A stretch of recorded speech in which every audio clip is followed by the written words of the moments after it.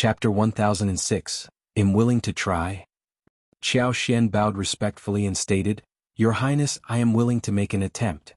Upon hearing Shao Yunduan mention the peony flowers in the palace, a shadow crossed the crown prince's eyes. Although Shao Yunduan referred to them as peony flowers, it was evident to everyone what specific peony flowers he was alluding to. The crown prince harbored no desire for the royal family's affairs to become public knowledge. A tinge of disgust toward Shao Yunduan flickered within him. However, the crown prince's demeanor changed upon hearing Shao Yunduan's words. What did you just say? His brows furrowed, a mix of anger and amusement dancing in his eyes. It's all right if you say such things in front of me, but let's pretend I didn't hear it. Remember not to utter a word about this outside. Matters concerning the royal family should not be taken lightly, understood? Xiao Xian spoke up, Your Highness, I am willing to attempt it. The crown prince fell silent, studying Xiao Xian intently before speaking with seriousness. Do you comprehend the gravity of what you are suggesting? Even the most skilled and experienced gardener in the palace has been unable to tend to the flowers. Mrs. Shao, where do you find the confidence to believe that you surpass them? Xiao Xian and Shao Yunduan felt a sense of relief. The crown prince possessed a benevolent heart, as evidenced by his persuasive words. If I may be so bold, may I inquire, Your Highness, whether the peony flower is completely lifeless? Xiao Xian asked. The crown prince furrowed his brow, giving her a brief glance before responding, Not yet, but the situation is far from favorable. That is good, Xiao Xian responded. As long as it has not completely withered, I am willing to give it a try. During my time in the province, I managed to revive an orchid for the Xie family, so I do have some experience in this field. Shao Yunduan provided further explanation to the crown prince. Understanding dawned upon the crown prince, and he nodded. He was aware of the Xie family as well. The eldest son of the Xie family was a remarkable individual, and the crown prince held great admiration for him. With this knowledge, the crown prince's confidence in Xiao Xian grew. After contemplating for a moment, he spoke, How about this? Tomorrow, or perhaps even today. Do you require any preparations? Xiao Xian hurriedly replied, I am prepared and ready. We should not delay any further. The crown prince nodded, placing even greater trust in her. In that case, I will have the crown princess consort accompany you to the palace today. You may first inspect the flowers. If you succeed in curing them, the crown princess consort will report it to father, and you can openly attend to them. However, if it proves futile, do not utter a word and simply leave the palace with the crown princess consort. Touched by the crown prince's consideration, Xiao Xian and Shao Yunduan stood up and expressed their heartfelt gratitude. Deeply troubled by what she had witnessed, Xiao Xian couldn't help but feel a sense of unease about the future. She pondered whether paying more attention to those visions could have the power to alter the course of events. Following the crown prince's instructions, Princess Consort Fu did not object. She instructed Xiao Xian to disguise herself as a maid and accompany her. Together they made their way to the imperial court. The news of the peony flower predicament had caused quite a stir in the court. It was only natural for the crown prince and princess consort to show concern for the flowers, thus justifying princess consort's visit to the court. Upon entering the court, princess consort sent her maid to greet the queen and informed her of their intention to visit the flowers in the imperial garden. Leading Xiao Xian, they proceeded towards the imperial garden. Within the imperial garden, a vast expanse of peonies flourished, featuring a variety of exquisite and rare blooms. The cluster of flowers held immense value and was even enclosed by white jade railings. Carefully tended to by dedicated gardeners, every precaution was taken to prevent any mishaps. The winter frames provided warmth, while the summer shade offered a cool respite. If you find any errors, ads pop up, ads redirect, broken links, non-standard content, etc., please let us know reports so we can fix it as soon as possible. Chapter 1007, She Trusts Princess Consort. Unexpectedly, an unforeseen incident occurred, adding to the already tense situation. At this moment, not only was the entire peony garden off-limits, but the entire imperial garden was deemed a forbidden area. The emperor was seething with anger. Who would dare to venture into the imperial garden at such a time? Did they have a death wish? Only the queen, noble consort Mei, princess consort, and a select few noble family members dared to display their concern for the peonies in the imperial garden. No one else possessed the qualifications to show such concern. Accompanied by her attendants, Princess Consort arrived, and the two eunuchs who appeared visibly distressed immediately prostrated themselves, bowing deeply. Acknowledging their presence, Princess Consort turned to Dao Seeking and inquired, "Where is Qin gone?" Respectfully, the young eunuch replied, "Princess Consort, Master was here just moments ago. He went back to retrieve something." The hearts of the two young eunuchs were heavy, yet they dared not reveal their sorrowful expressions in front of their master. They kept their heads slightly lowered. The gardeners responsible for tending to the flowers and trees in the imperial garden had exhausted every possible method, but the flowers continued to wither day by day. They were unsure how much longer they could persevere. Within the Qinqing Palace, a group of individuals arrived each day to apply pressure and conduct interrogations. However, it was a flower, a living entity incapable of speech. How could it convey discomfort? What could a flower do? If it couldn't be healed, then it couldn't. However, the stakes were high. If they couldn't find a solution, none of them would be able to escape the consequences. Princess Consort nodded and casually found a pretext to dismiss the others, then turned to Qiao Xian and asked, "Take a look and see if there's a remedy." Qiao Xian could sense that the peony flowers still clung to life. Although their condition was dire, there was still hope. Qiao Xian carefully inspected the roots, adopting a professional demeanor.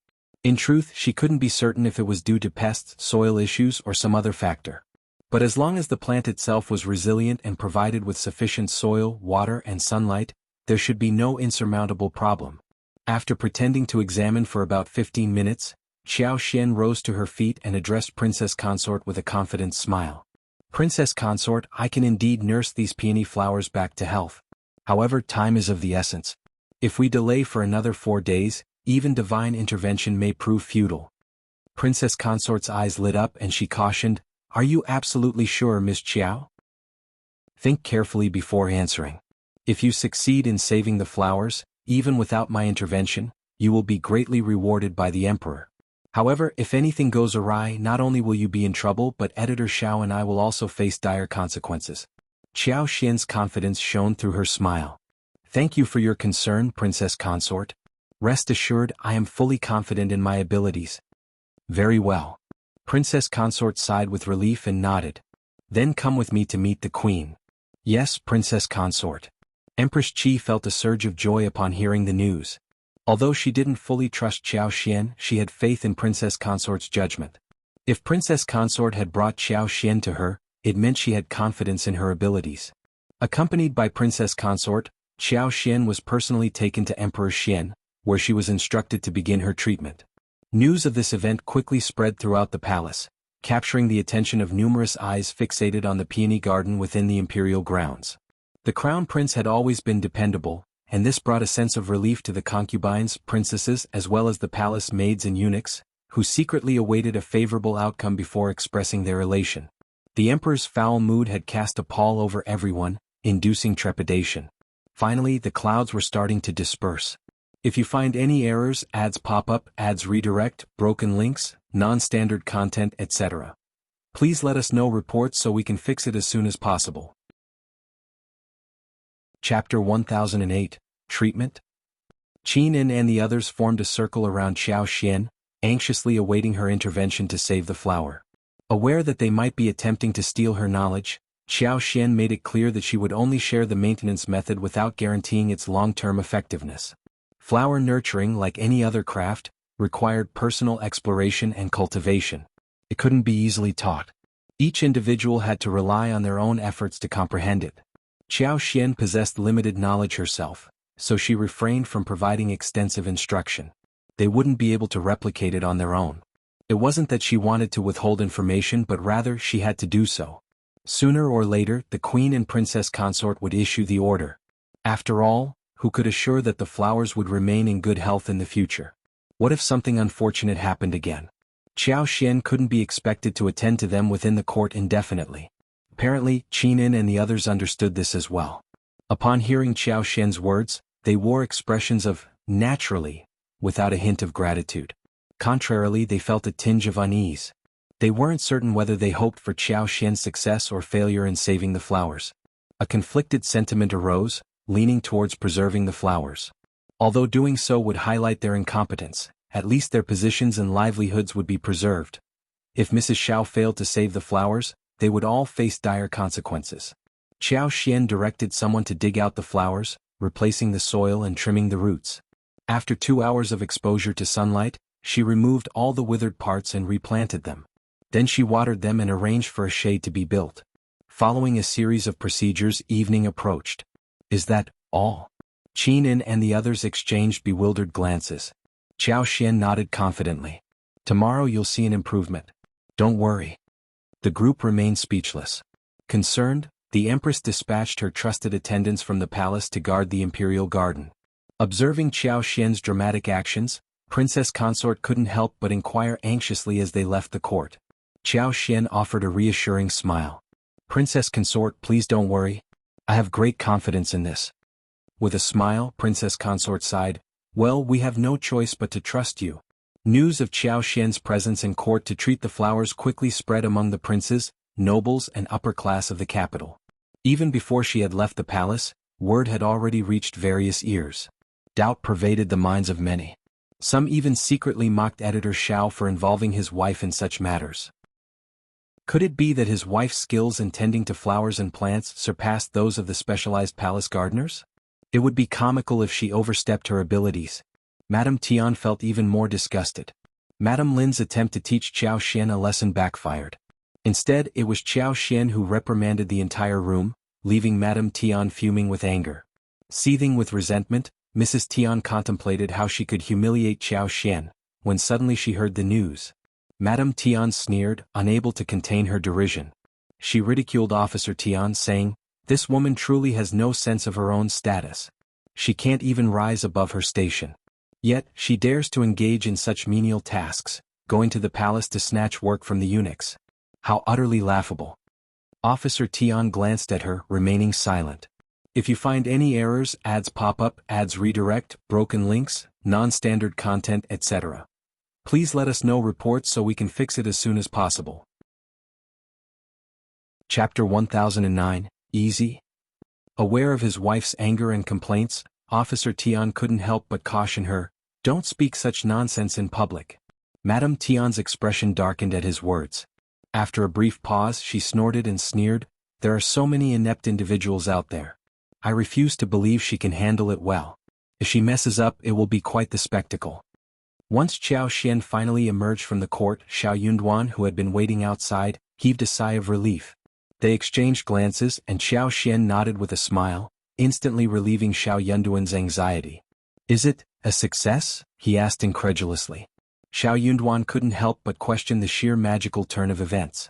Many had been at a loss when faced with the same problem, and even the Crown Prince had treated it as a major issue. Yet, his wife had resolved it effortlessly without uttering a word. Too easy. He couldn't flaunt it so arrogantly, knowing how much others would struggle. Xiao Xian smiled. Different professions exist in different worlds. While others might not understand, you know me. Their eyes met, and Shao Yunduan burst into laughter. Indeed, how could he not know? His wife had a green thumb. Back at home, crops, fruit trees, and even the vegetables in their garden thrived under her care. She had made significant contributions. The peony flowers in the palace were merely another type of plant. What couldn't she achieve? He had to believe in her. "You must be exhausted from your time in the palace today. Let's go back and rest early." "All right." 2 days later, the rewards from the palace arrived. The Empress attendants immediately noticed the rejuvenation of the flowers. The once yellowing leaves were no longer deteriorating. Instead, fresh new foliage sprouted forth, and the stems exhibited a healthy fading of color. Furthermore, the flowers emitted a different aura than before. Standing before them, one could sense the dense vitality pulsating within. Though it hadn't fully regained its former splendor, a unanimous thought echoed in everyone's hearts. This peony bush is on the road to recovery. Emperor Shen of Qi was overjoyed. He commended the accomplishment several times over. This peony bush held the deepest connection and yearning between him and his late mother. Even after all these years, he never ceased to think of her. It was his mother's most beloved peony flower, which she had personally nurtured. Each year, he would accompany her in admiring its blossoms. If it were to perish just like that, the void in his heart would never be filled. Officer Shao is truly the exceptional individual I believed him to be. I did not misjudge him. I never anticipated his wife to possess such remarkable talent. I must bestow upon them generous rewards. Empress Qi's smile widened. When Princess Consort brought Miss Xiao to see me that day, I noticed her elegance and grace. She displayed no trace of fear and possessed a temperament that rivals that of a true noblewoman. Who could have imagined her remarkable capabilities? Women often indulge in cosmetics, pets and flowers, but finding someone like Miss Xiao is rare indeed. The emperor recollected his encounter with Xiao Xian the other day. While he hadn't paid much attention to her at the time, he was not one to shy away from recognizing merit. With a nod and a smile, he remarked, "Editor Shao, you have good taste." Empress Qi's smile grew even brighter. Miss Xiao healed the flowers, bringing joy to the emperor's heart and mind. "I wish to reward her as well." Empress Xian of Qi burst into laughter. "You should give the rewards as well. It is a reflection of your filial piety. If you find any errors, ads pop up, ads redirect, broken links, non-standard content, etc., please let us know reports so we can fix it as soon as possible."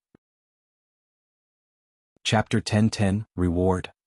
The flower held immense sentimental value for the former Empress Dowager, and Emperor Xian of Qi's recognition was well placed. Empress Qi playfully teased him, bringing an even greater smile to the emperor's face. Soon the rewards arrived at the Shao family's residence. They received 20 bolts of exquisite brocade, 300 liang of gold, and a pair of rui scepters adorned with gold and jade. The emperor's rewards were typically modest, making it quite exceptional for him to bestow such lavish gifts upon foreign ministers. Shao Yunduan and Xiao Xian expressed their gratitude with kowtows and accepted the gifts humbly. Shortly after, rewards from the empress, noble consort Mei, consort Da, and concubine Wan also arrived. The empress presented them with a complete set of Magnala-patterned clothing embellished with pearls, along with 2 handcrafted palace fans. Noble consort Mei gifted them a pair of jade bracelets and pearl earrings. The other concubines contributed with various pieces of jewelry or playful trinkets. As the empress and the imperial consort had given their rewards, the other concubines naturally followed suit. Xiao Xian and Shao Yunduan received a multitude of valuable rewards. With these precious pearls and vibrant embroideries, they were set for a lifetime. In any future banquets or gatherings, Xiao Xian would surely be the envy of all. Even the residences of many marquises and earls, who were already in decline, paled in comparison to the splendor and dignity they now possessed. Initially the knowledge about the flowers was limited, but now the news had truly spread far and wide. Upon seeing Shao Yunduan, the Hanlin Academy workers approached him, offering their congratulations with folded hands and beaming smiles. Regardless of their personal thoughts, they all wore expressions of joy and camaraderie. Shao Yunduan's emotions were not complex. Comparing his wife to theirs, the difference was stark. Was it because he held the esteemed position of Primus that his wife possessed such remarkable abilities? TSK, now they understood why editor Shao would rather face the Tian family's wrath than divorce his wife. His wife had made such a monumental contribution. Who would dare to provoke her? With the emperor's generous rewards as well as those from the empress, other princesses and the crown prince, the 300 taels of gold alone would allow editor Shao and his wife to live a luxurious life in the capital for several years. The scholars from the Hanlin Academy were known for their modest means. But look at editor Shao now. Madame Lin and the others who had gathered that day were feeling dejected, envious and resentful. Xiao Xian was an audacious woman who seemed to disregard the rules. How could she be so fortunate? It was exasperating. Particularly the lady who had shared the information about the 8 trigrams of peony flowers in the court. Xiao Xian must have heard the news from her when she went to the court the next day. And there she was, reaping all the credit without saying a word. The more she dwelled on it, the more she seethed with indignation. She believed she deserved a portion of the credit no matter what. Unable to contain herself, she confided in her husband. He too felt envious and furious. He couldn't help but admonish her, "Don't speak of this matter outside anymore.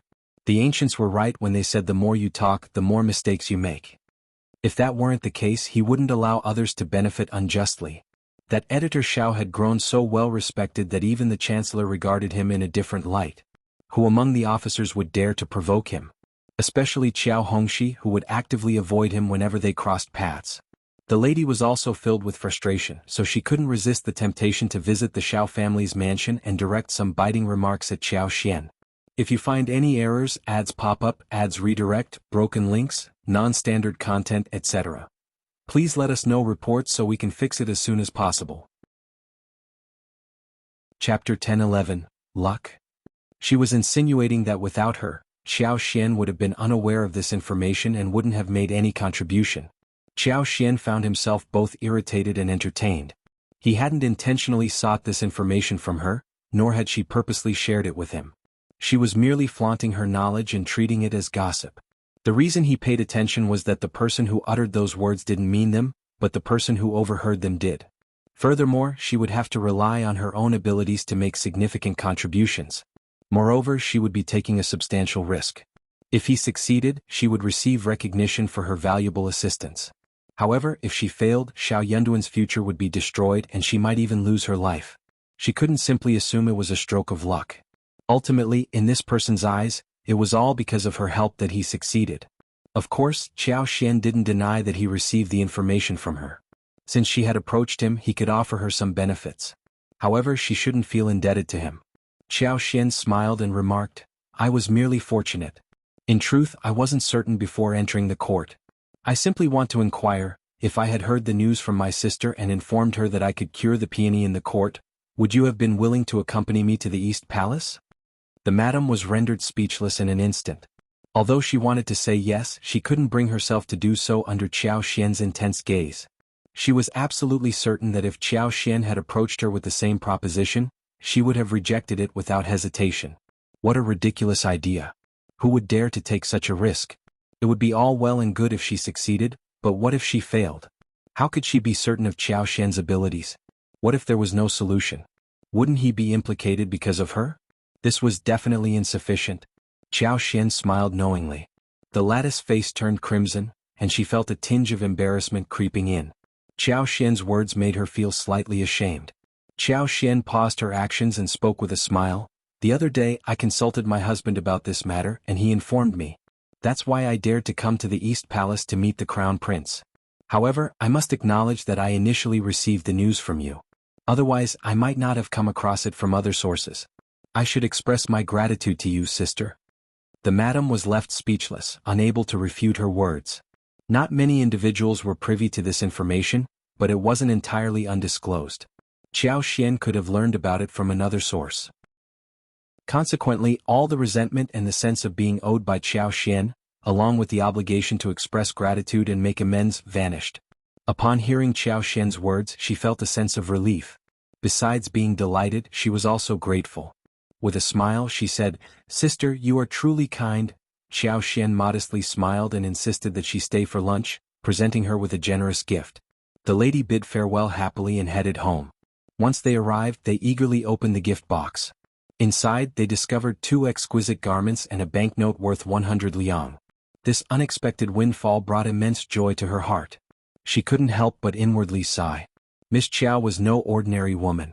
With just a few words, she had rendered her speechless and granted her enough respect to prevent any animosity. Well, let bygones be bygones. In the future she should strive to grow closer to her. If you find any errors, ads pop up, ads redirect, broken links, non-standard content, etc., please let us know reports so we can fix it as soon as possible. Chapter 10-12, It's All for Me. She had a strong intuition that getting closer to Qiao Xian would be beneficial, not a loss. As for the Qiao family and the Tian family? Definitely not. Qiao Xian didn't need to ponder over it to realize that. They weren't the only ones. Even noble consort Mei, residing in the palace, felt a sense of ennui. Tian Shanshan was her own niece, and witnessing her endure such grievances pained her deeply. Initially, she believed that Qiao Xian had taken the initiative to marry Shao Yunduan, resulting in Tian Shanshan losing her opportunity. In her eyes, Qiao Xian wasn't worthy enough to even lace her shoes. However, she never anticipated that Qiao Xian would be praised and rewarded by the emperor and the queen. Listening to the empress' words, claiming that Qiao Xian possessed dignity and magnanimity, and was in no way inferior to a legitimate daughter. What did she mean by that? Wasn't she openly and covertly targeting Shanshan? To put it bluntly, they were indirectly talking about her. Nevertheless, since the empress had rewarded Qiao Xian, noble consort Mei had no choice but to begrudgingly follow suit. The mere thought of it left her feeling incredibly stifled. Noble consort Mei couldn't let it slide. She urged her son, the 4th prince, to teach Miss Qiao a lesson no matter what. Shao Yunduan didn't have to lift a finger, but Miss Qiao couldn't escape so easily. Otherwise, Shanshan would be left in utter misery.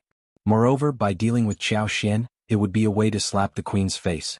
Contemplating the queen's remarks about Qiao Xian, noble consort couldn't help but feel a surge of anger. The fourth prince was also growing restless. Editor Shao had escorted Miss Qiao to meet the crown prince. Over the past couple of days, his father had been heaping praises upon the crown prince, emphasizing his kindness and filial piety, which had left an impression on the fourth prince. He had clearly sent someone to establish a connection with Editor Shao and extend goodwill, but Editor Shao feigned ignorance and rejected his father's kind intentions. Instead, he turned around and sought favor with the crown prince. It was truly despicable. Given the circumstances, the fourth prince didn't mind teaching Editor Shao a lesson. Weren't they on the verge of leaving the capital to return to their hometown for ancestral rites? Once they departed, there would be ample opportunities. Soon enough, Hanlin Academy withdrew Shao Yunduan from his position and instructed him to return to his hometown for the ancestral rites. That was precisely what Shao Yunduan desired, so he departed from the capital alongside Qiao Xian. As the Primus, he was returning to his hometown to pay respects to his ancestors. Following the established protocol, the Ministry of Rites arranged for an escort of honor, horses and guards. A grand procession of over 30 individuals embarked on their journey. The Ministry of Rites had provided for the expenses of the trip, relieving Qiao Xian and Shao Yunduan of any concerns. However, the allocation provided by the Ministry of Rites was just sufficient, leaving no room for surplus. On the day of their departure from the capital, Qiao Xian handed 500 liang to the manager responsible for the logistics, instructing him to enhance the quality of everyone's meals and accommodations throughout the journey. Additionally, each individual received a red packet containing 10 liang. Initially, the members of the escort team had reservations about undertaking such a demanding task. However, now they expressed their gratitude wholeheartedly. They took great pride in escorting the Primus back to his hometown for ancestral rites.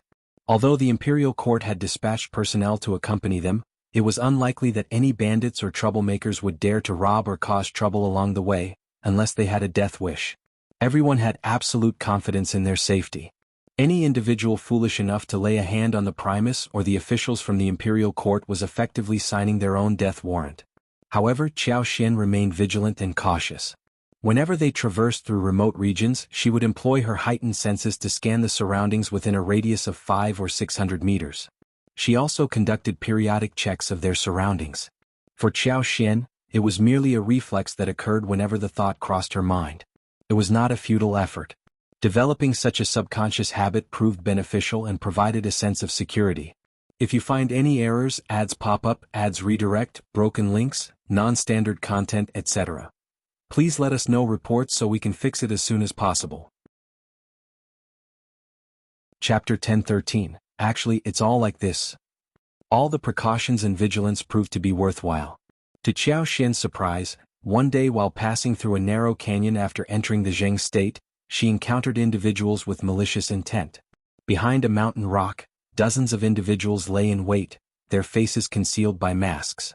They donned worn-out combat attire, with some wearing tattered head coverings and others having disheveled hair and dirt-streaked foreheads. Their appearances were reminiscent of a group of mountain bandits. However, that was far from the truth.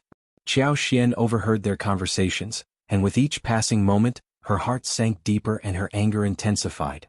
They weren't genuine bandits. Instead, they were trusted guards dispatched by the fourth prince. Their purpose was to exact revenge for Tian Shanshan. At that moment, Qiao Xian recollected that the fourth prince was elder Miss Tian's cousin. It was only natural for a cousin to stand up for their kin.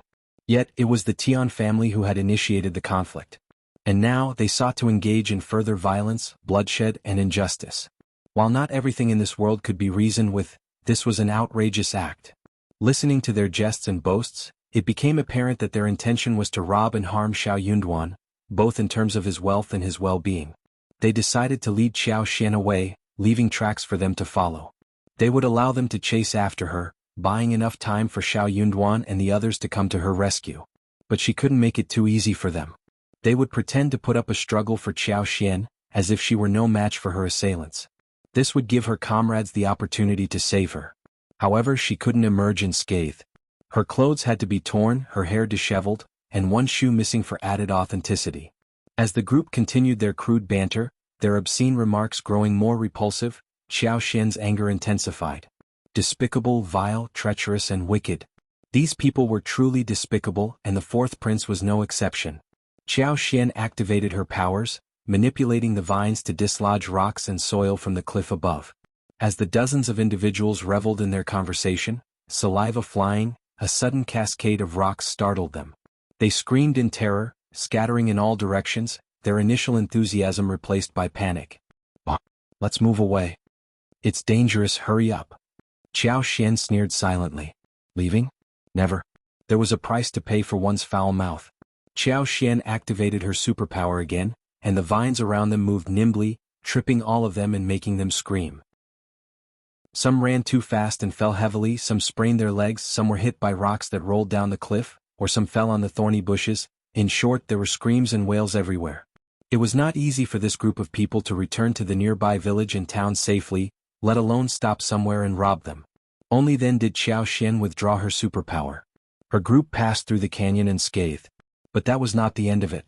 When she went to the capital again, she would definitely find an opportunity to get back at him. That fourth prince seemed so free, right? She was going to get him busy. They would spend the night in Lingzhou and travel before dawn the next day. If they hurried along the way, they would be able to return to the province before sunset tomorrow afternoon. When they returned to the province, they would be able to return home the day after tomorrow. The two of them could not conceal their excitement. Shao Yunduan looked at Xian with a very bright and deep look. He had even offended the Tian family for her sake. She should be able to see clearly how he treated her and never feel any worries. If you find any errors, ads pop up, ads redirect, broken links, non-standard content, etc. Please let us know reports so we can fix it as soon as possible. Chapter 10:14. Embarrassed? Since that was the situation, they decided to consummate their marriage. While they were still in the capital, Shao Yunduan asked Xian when they would consummate their marriage. Xian was taken aback and nearly fled in fear. She didn't want to escape, but Shao Yunduan caught up to her swiftly. Despite his seemingly gentle demeanor, he gradually pressured her without giving her any room for ambiguity. Her face turned red and she felt anxious. Eventually, she reluctantly nodded in agreement, but a consummation of their marriage was not appropriate within the capital's confines. The bustling city demanded their attention with numerous responsibilities. Shao Yunduan had to remain vigilant every day, unable to find peace. It was better to postpone such a matter. Moreover, she wasn't truly prepared for it. Shao Yunduan was well aware of this, but if he didn't push her, he might have remained single for the rest of his life. After returning to Shaoding village, he would wait. He had waited patiently for so long. Waiting for a little over a month wouldn't make a difference. He had done everything he could, and she had no choice but to agree.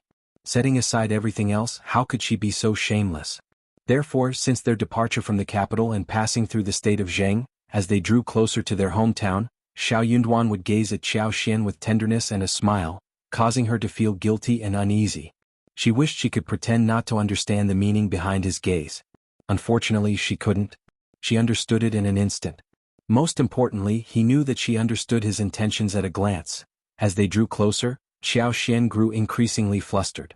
Shao Yunduan found amusement inwardly but maintained a composed demeanor, as if nothing had happened. Observing this, Xian became even more nervous. Since it was still early, Shao Yunduan suggested they take a stroll together and have dinner outside before returning to the inn. Coincidentally, they nearly ran into County Magistrate Qiao and Madame Qiao, who were on their way to the capital. As County Magistrate Qiao's entourage passed by, they began searching for an inn to stay at. Sensing their presence, Shao Yunduan and Xian quickly hid, wanting to avoid meeting County Magistrate Qiao's family at this time. When Xian noticed their family entering a medium-sized inn not far away, she couldn't help but feel a twinge of excitement. I really want to follow them.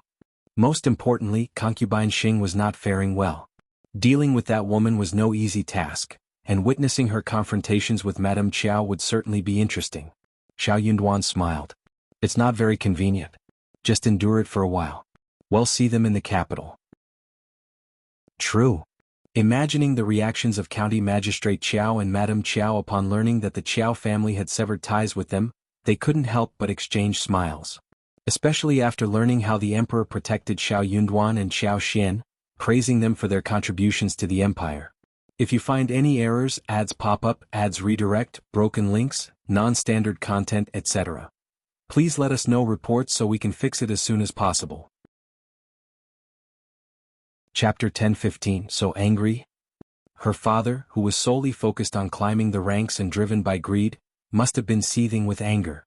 Wait, the news of Shao Yunduan's promotion to intermediate Primus must have spread like wildfire, right? Her despicable father and Madame Qiao must have been filled with anxiety upon hearing the news. Indeed, that was exactly the case. County Magistrate Qiao had no knowledge of the misdeeds committed by his mother and two brothers. However, when news of Shao Yunduan's promotion reached the county, he couldn't contain his excitement, sporting a constant smile. With concubine Xing's praises about Shao Yunduan, County Magistrate Qiao's joy knew no bounds. This was his son-in-law. If his son-in-law became an intermediate Primus, he would feel immense pride. Moreover, the timing was perfect for his return to the capital. As the father of an esteemed Primus, he could seize this opportunity to gain more attention, forge valuable connections, and perhaps even stumble upon unexpected benefits. Fueled by concubine Xing's persuasion, County Magistrate Qiao made up his mind to return to the capital, paying little heed to Madame Qiao's condition. Madame Qiao was infuriated. The news of Shao Yunduan's promotion stirred a storm of anger within Madame Qiao. So what had she accomplished? Qiao Xian's former fiancé had passed the examination, while her true husband had ascended to the position of intermediate Primus. What had Madame Qiao achieved by attempting to ruin Qiao Xian's marriage? That despicable concubine Xing even had the audacity to praise Qiao Xian as a fortunate woman, and the old master seemed to agree. Madame Qiao loathed her even more, and her health, which had been improving, took a turn for the worse. Qiao Wei's anger only fueled Madame Qiao's growing irritation, leaving her with a profound ache in her heart. Auntie Ling offered comforting words to Madame Qiao. So what if Shao Yunduan is the Primus and second Miss is the wife of the Primus? They will still have to show you respect. I hold filial piety in high regard, so let's see if they dare to be unfilial. If Madame declares them as such, second son-in-law will lose his position. I doubt they would dare to defy that. Madam, you must take good care of yourself. As long as you're present, they won't be able to cause any trouble. Madame Qiao felt slightly reassured. That's right. Shao Yunduan had obtained an official position, and he couldn't afford to disregard filial piety, or else he would risk losing his position. Qiao Xian would be taught a lesson if she dared to challenge Madame Qiao. Surprisingly, Madame Qiao let out a sigh of relief and resolved to regain her health. She wanted to live a long life and make trouble for Qiao Xian and Shao Yunduan. However, before she could act, concubine Xing and Officer Qiao caused her further trouble. Officer Qiao suggested leaving Madame Qiao and Qiao Wei behind to recuperate while they returned to the capital first. Madame Qiao grew annoyed once again. Of course, she refused and insisted on accompanying them. On that day, she coincidentally encountered Shao Yunduan and Qiao Xian, who were returning to pay respects to their ancestors. However, they were unaware of Madame Qiao's presence. The following day before dawn, Qiao Xian, Shao Yunduan and the others set off. Their journey went smoothly, and they arrived at the province before sunset. The establishment of the new Primus ceremonial entourage naturally drew attention in the province. The magistrate's office promptly responded and warmly welcomed the group, inviting them to rest at the courier station. While Shao Yunduan entrusted Songshi with delivering greetings to the Xie family, he himself went to meet the magistrate. He displayed politeness and good manners, greatly pleasing the magistrate. If you find any errors, ads pop up, ads redirect, broken links, non-standard content, etc., please let us know reports so we can fix it as soon as possible. Chapter 10:16, Province.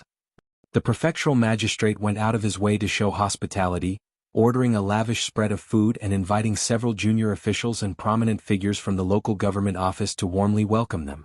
Although Shao Yunduan held the rank of a 7th-grade official, his potential for a promising future was evident. Being a capital official, he naturally commanded more respect than local officials. Furthermore, as the province's primus, he brought pride to the magistrate, who was more than willing to extend him courtesies. The magistrate had initially intended for his wife to entertain Qiao Xian, but Shao Yunduan graciously declined, informing him that Qiao Xian would be visiting First Madam instead. Therefore the plan was abandoned. Word had spread throughout the province about Shao Yunduan's ascent to the position of Primus.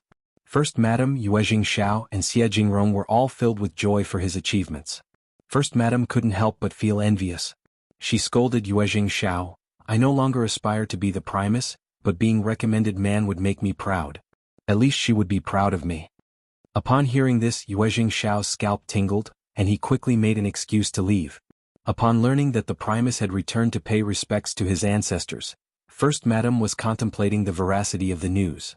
She was about to send someone to gather more information when Xiao Xian arrived at her doorstep with Lixia and Liqiu. First Madam was elated and personally greeted her. Xiao Xian felt a warm connection with First Madam, as if they were mother and daughter. Xiao Xian also paid a visit to Madame Yuezhing, presenting her with a gift. Madame Yuezhing was equally delighted and engaged her in a friendly conversation. Madame Yuezhing had to admit that the Qiao family had a knack for making friends. Upon arriving at First Madam's residence, Ms.Yan welcomed them warmly and engaged in pleasant conversation.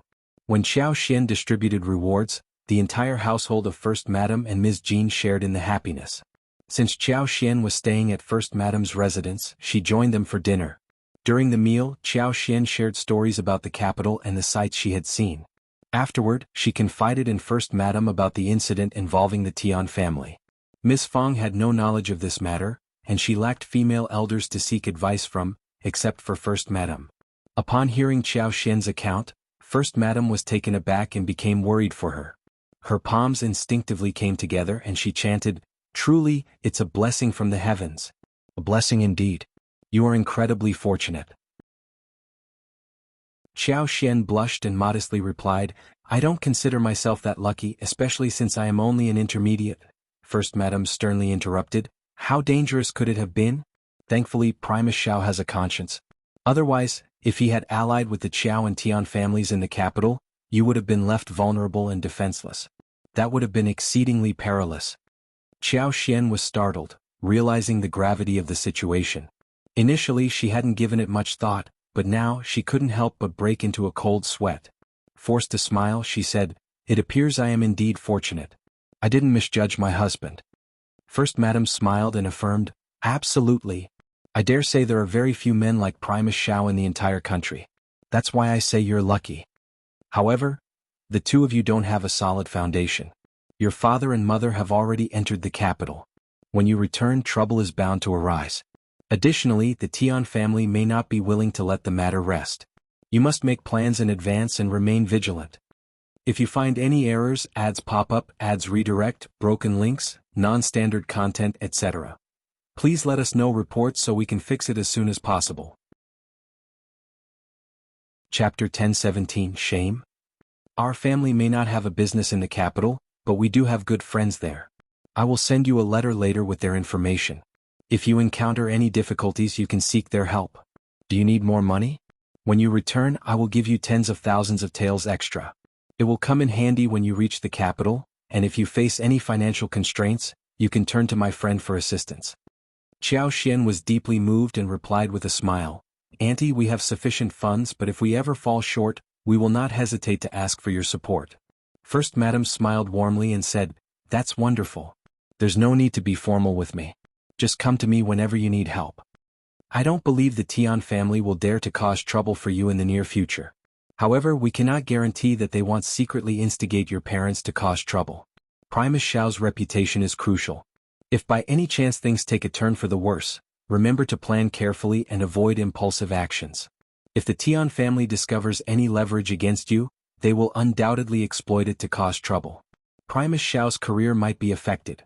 Since the Emperor holds Primus Shao in high regard and you have made significant contributions, you should not have to rely on anyone. It's important to maintain your integrity. If you find yourself backed into a corner, you must be reasonable. And if there's no other choice, you can seek assistance from the Crown Prince. In short, we must be cautious and tactful. We need to have clever strategies and adaptability. Money should not be a major concern." First Madam was deeply concerned for Xiao Xian and kept reiterating her advice. Xiao Xian nodded earnestly, taking it all to heart. In hindsight, she felt a sense of shame. After smoothly winning 2 rounds, she had become somewhat arrogant, thinking that it was all manageable. Little did they know how wrong they were. So what if the Tian family lost? They would find a way out, or someone would create one for them. But for Xiao Xian and Shao Yunduan, it was a different story altogether. They knew they wouldn't have another opportunity. If they failed, their reputation would be ruined, and their lives could even be at stake. Therefore they had to remain on high alert and couldn't afford to be careless. It was already late at night when Xiao Xian finally left First Madam's residence and returned to the station. She promised to come back and stay for a few more days once they returned to the capital. The following day Shao Yunduan set off for home, so he didn't drink much during the evening gathering. He arrived back after Qiao Xian had returned home. They chatted for a while, and as they were about to go to bed, Shao Yunduan suddenly smiled at Qiao Xian. "Wife, in 4 days, it will be an auspicious day." Yawning, Qiao Xian opened her eyes in confusion. "What? Are you planning to host a feast for the villagers on that day?" "Sure, we can do that." Shao Yunduan chuckled and shook his head. "No, my dear. It's an auspicious day for a wedding, my wife." Qiao Xian was taken aback, and her face instantly flushed. She instinctively touched her face and turned inward without saying a word. Shao Yunduan didn't know whether to laugh or cry. He couldn't help but hold her shoulders and give her a gentle squeeze. "Darling, did you hear me?"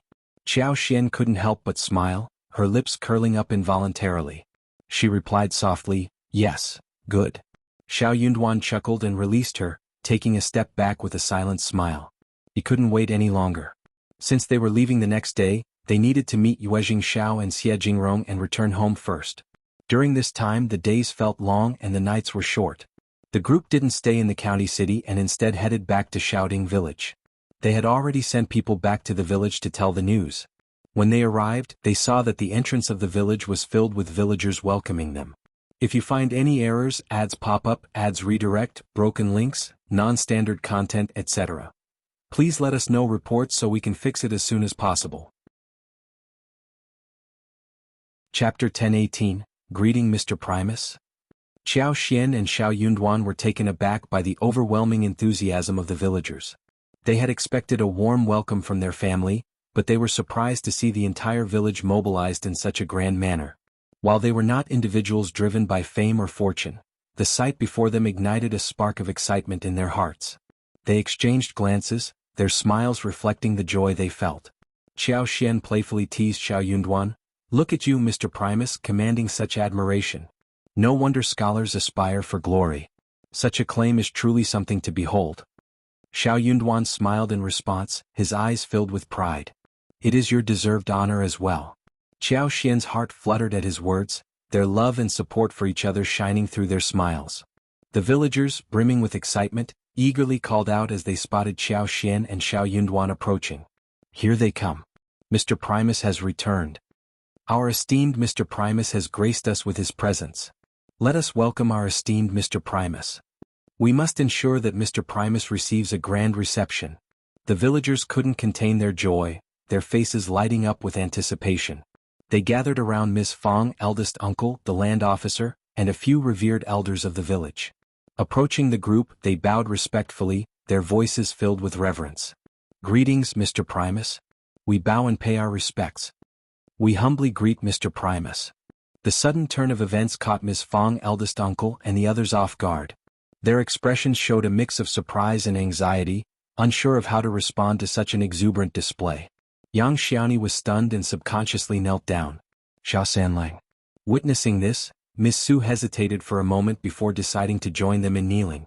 Shao Yunduan and Qiao Xian were dumbfounded by the sight before them. "No!"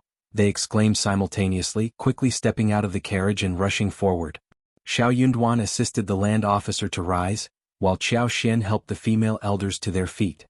Calling out, "Dad, Mom," she addressed Miss Su and Yang Xiaoni, caught between laughter and tears. "Sister-in-law, third sister-in-law, please stand up. This is unnecessary." Upon seeing her 2 daughters-in-law kneeling, Miss Fang grew infuriated. "What are you doing? Eldest son, third son, have you lost your minds as well?" Shao Dalong and Shao Sanlang swiftly helped their wives to their feet. Yang Xiaoni chuckled in embarrassment. "Oh, my legs simply gave out. I saw everyone else kneeling, so I followed suit." Laughter filled the air as the tension dissipated. The family elders shared in the mirth, wiping away their tears. They then proceeded back to the village with Shao Yunduan, while Qiao Xian accompanied the esteemed female family elder and Ms. Fang. The villagers gathered around, joining the celebratory procession as they returned to the village. The gates of the ancestral hall swung open, and Shao Yunduan, accompanied by the land officer, entered to pay their respects, offering kowtows and incense as a means of conveying the auspicious news to their ancestors. Afterward they made their way back home. Due to the suddenness of the news, preparations had been made hastily. Fortunately, the spacious first section of the Shao family could accommodate the influx of guests, and every room was filled with joy and celebration. Xiao Xian and Ms. Fang instructed the servants to prepare tea for the elders and arranged for the ceremonial team to temporarily settle in Xiao Zioqi's yard, ensuring they had provisions and seating arrangements. Meanwhile, Shao Yunduan swiftly took charge of the cooking duties. With an array of meats available, he quickly set up 2 tables. However, the kitchen alone was insufficient, so he sought assistance from their generous neighbors. Just as Xiao Xian was about to join in the cooking process, Ms. Fang and Ms. Su intervened. No, you don't need to do this. 5th sister-in-law, please return to your room and rest. 3rd sister-in-law and I will handle it. Xiao Xian was taken aback, only comprehending the situation after a moment. If you find any errors, ads pop up, ads redirect, broken links, non-standard content, etc. Please let us know reports so we can fix it as soon as possible. Chapter 1019, Still a Family. Ms. Fang said with a smile, "You are the wife of the Primus and the official's wife now, so you are not allowed to do such menial work. You are making them lose their lifespan. Go and rest." Xiao Xian. However, she couldn't help but find it amusing. Bursting into laughter, she replied, "Don't worry, Mom, I will cook 2 dishes for my husband and 2 dishes for my parents. Besides, I need to eat too." What? Ms. Fang was delighted to hear Xiao Xian's response. She thought her daughter-in-law was sensible and filial, and with her by her son's side, she had nothing to worry about. It's rare for you to be so filial, but you don't have to go through the trouble today. Rest for a bit. You can be filial to your parents any other day. They won't miss a meal with Yun Duan around. Feeling touched, Xiao Xian smiled and said, "Mom, since you care about me, I will listen to you." All right. Now go and rest.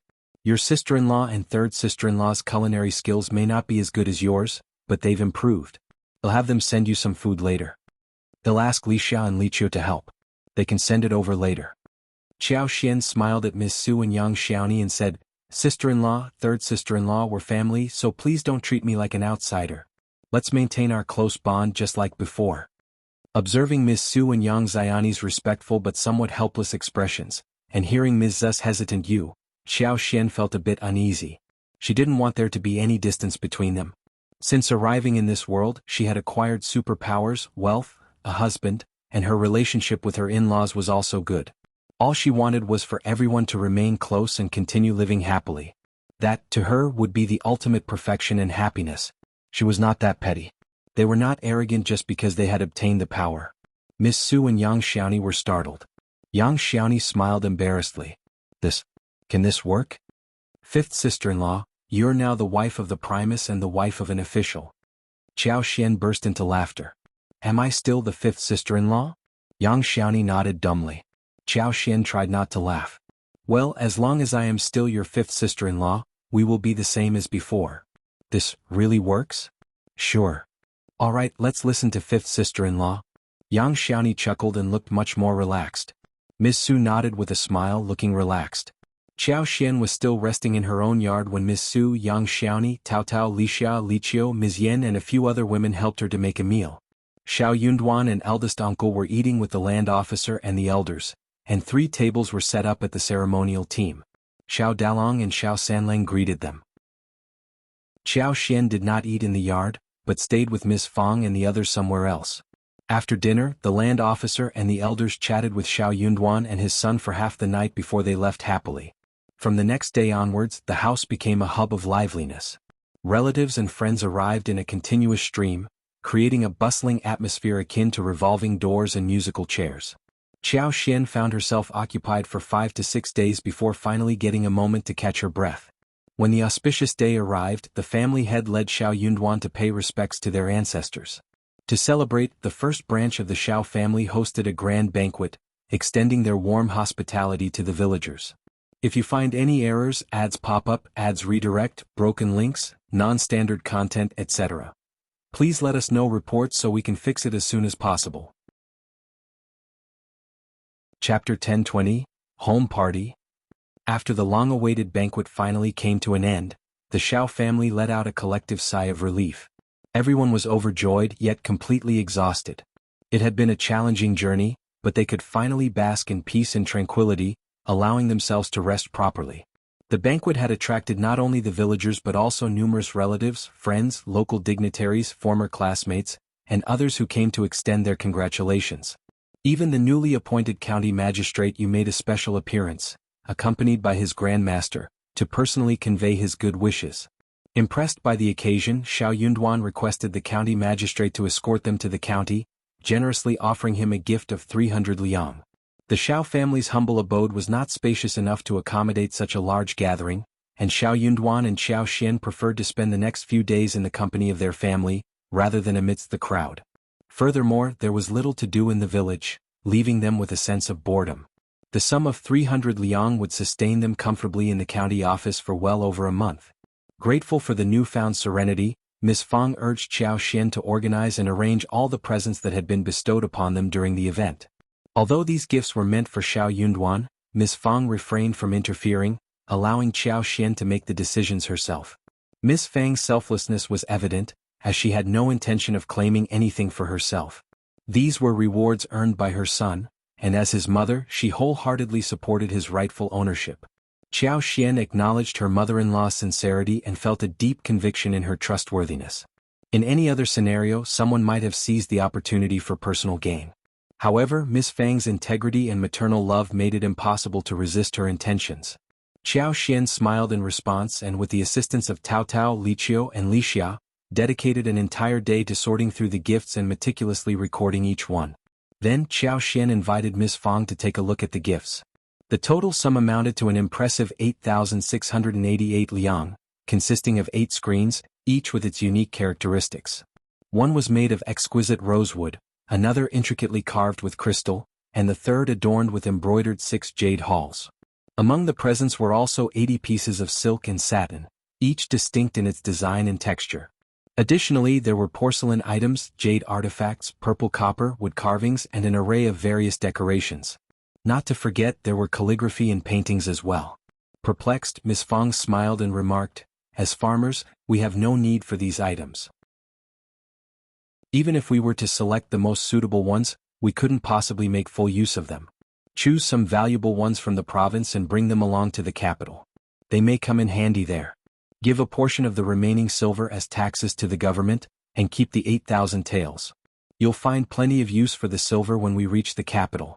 Xiao Xian nodded in agreement and proceeded to enlighten Ms. Fang about the value of the various items, ensuring she wouldn't make any mistakes when presenting gifts in the future. Afterwards, Xiao Xian requested 6,000 liang from Shao Yunduan. Xiao Dalong, San Lang, Tao Tao and the others also received their share. Although Qi wasn't present, his portion was set aside, while the rest was added to their shared savings. Following a discussion with Ms. Fang, Xiao Xian carefully selected some clothes, packed them up, and distributed them to Xiao Dalong, Xiao Sanlang, Qi Tao Tao and others. Tao Tao's gift was particularly valuable and exquisitely crafted, making it suitable to be preserved as a future dowry. The servants had worked hard these few days, so they were rewarded heavily as well. This time everyone was happy. It was a family dinner tonight, and Xiao Xian was going to cook a good meal for everyone. That made everyone so happy that they took the initiative to help Xiao Xian as if it were the new year. While they were happy, everyone could not help but think of Qi and sigh sadly. If you find any errors, ads pop up, ads redirect, broken links, non-standard content, etc., please let us know reports so we can fix it as soon as possible. Chapter 1021, Cooking. If only Qi were at home too. Qi would undoubtedly bring back the best game from the mountains and take everyone to the river to catch the plumpest, freshest fish. That would be wonderful. Regrettably, they had no knowledge of which military camp Qi was stationed in the northwest. How was he faring? Did he endure hardships? Did he long for home and his loved ones? The uncertainty of his return weighed on their minds. Despite missing him dearly, they were all mature individuals who understood that while Qi served in the army, Shao Yunduan was flourishing with the assistance of the Xie family. Qi himself was capable and resourceful, so they refrained from dampening the festive atmosphere with worries. They continued to chat and laugh, cherishing the joyous occasion.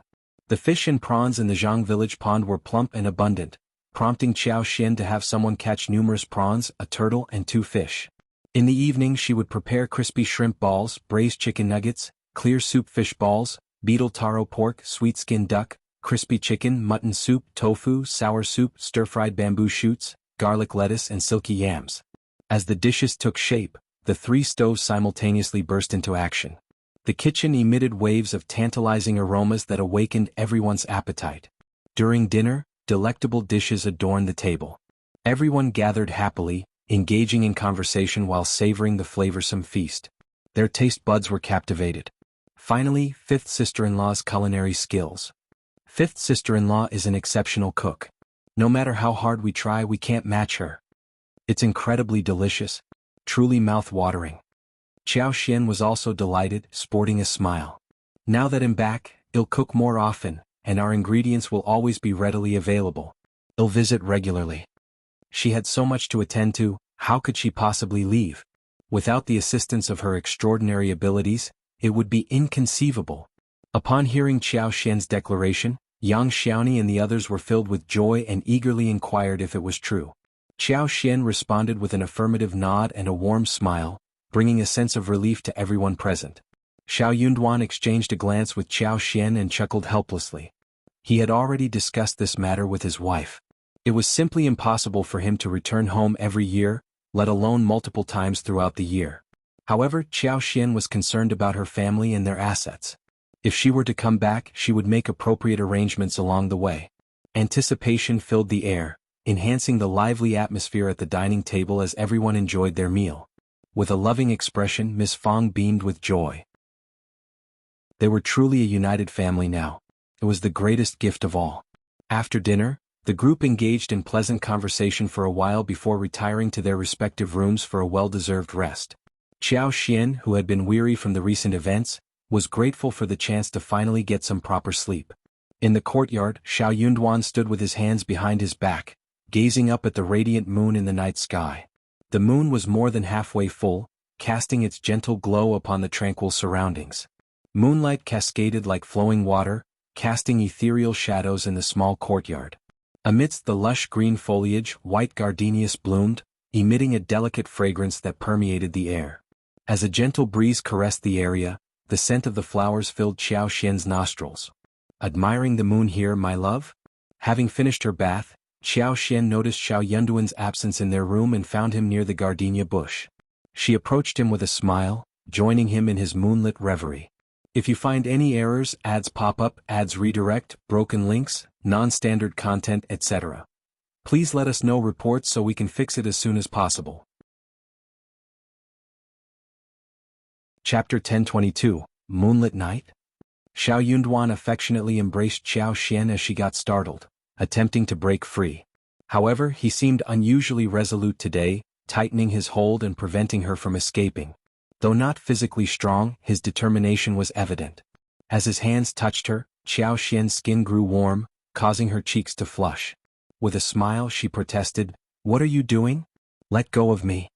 Wife, let us consummate our marriage tonight," he whispered. "What?" Xian's eyelids twitched in surprise. "Are you unwilling?" His tone and expression softened, melting Xian's heart. Without thinking she replied, "Of course not." "Good, as long as you agree." Xian was left speechless. Shao Yunduan's eyes, filled with affection, sparkled under the moonlight. A charming smile graced his handsome face, making her blush. Confused, Xian stammered, But the auspicious day has already passed." Earlier, he had mentioned that they would consummate their marriage on an auspicious day, but his plans had been disrupted by the whirlwind of his return and busy days that followed. How could he find the time? That day had passed without anything happening, leaving Xian slightly disappointed. Naturally, she would never admit it to Shao Yunduan, or his ego would soar. However, Shao Yunduan was already quite proud of himself. He chuckled and said, "So, you've been thinking about the auspicious day. My apologies. But don't fret. Today is also an auspicious day." Xian grew startled and blushed. Playfully she landed a punch on his arm. "What nonsense are you talking about? I am not thinking about it." Shao Yunduan burst into laughter. Yes, you are not thinking about me, but I am as well." Xian said proudly, "That is more like it." As Xian felt weightless, she realized that Shao Yunduan had already scooped her up into his arms. Startled, she instinctively wrapped her arms around his neck. Their proximity brought their gazes together. In each other's eyes, their reflections appeared both clear and hazy. Their entwined gaze blurred their vision, stirred their hearts, and left their minds in a whirl. Feeling overwhelmed, Xian feigned composure and averted her eyes, her face and ears turning crimson. Shao Yunduan smiled, lowered his head and planted kisses on her cheeks, forehead, eyebrows and finally her lips. Qiao Xian's mind went blank, her body growing limp. Her heart raced in a flurry, causing her to panic. However, Shao Yunduan only bestowed gentle kisses upon her. Chuckling softly, he carried her towards the bedroom. Thick curtains concealed their intimate moments, keeping them hidden from prying eyes. Qiao Xian drifted into a deep, restful sleep, surrendering herself to the comfort of the bed. When she finally woke up, it was already afternoon. Sunlight filtered through the window veils, casting diagonal beams on the light green tiles. The rustling of leaves could be faintly heard as the wind brushed past.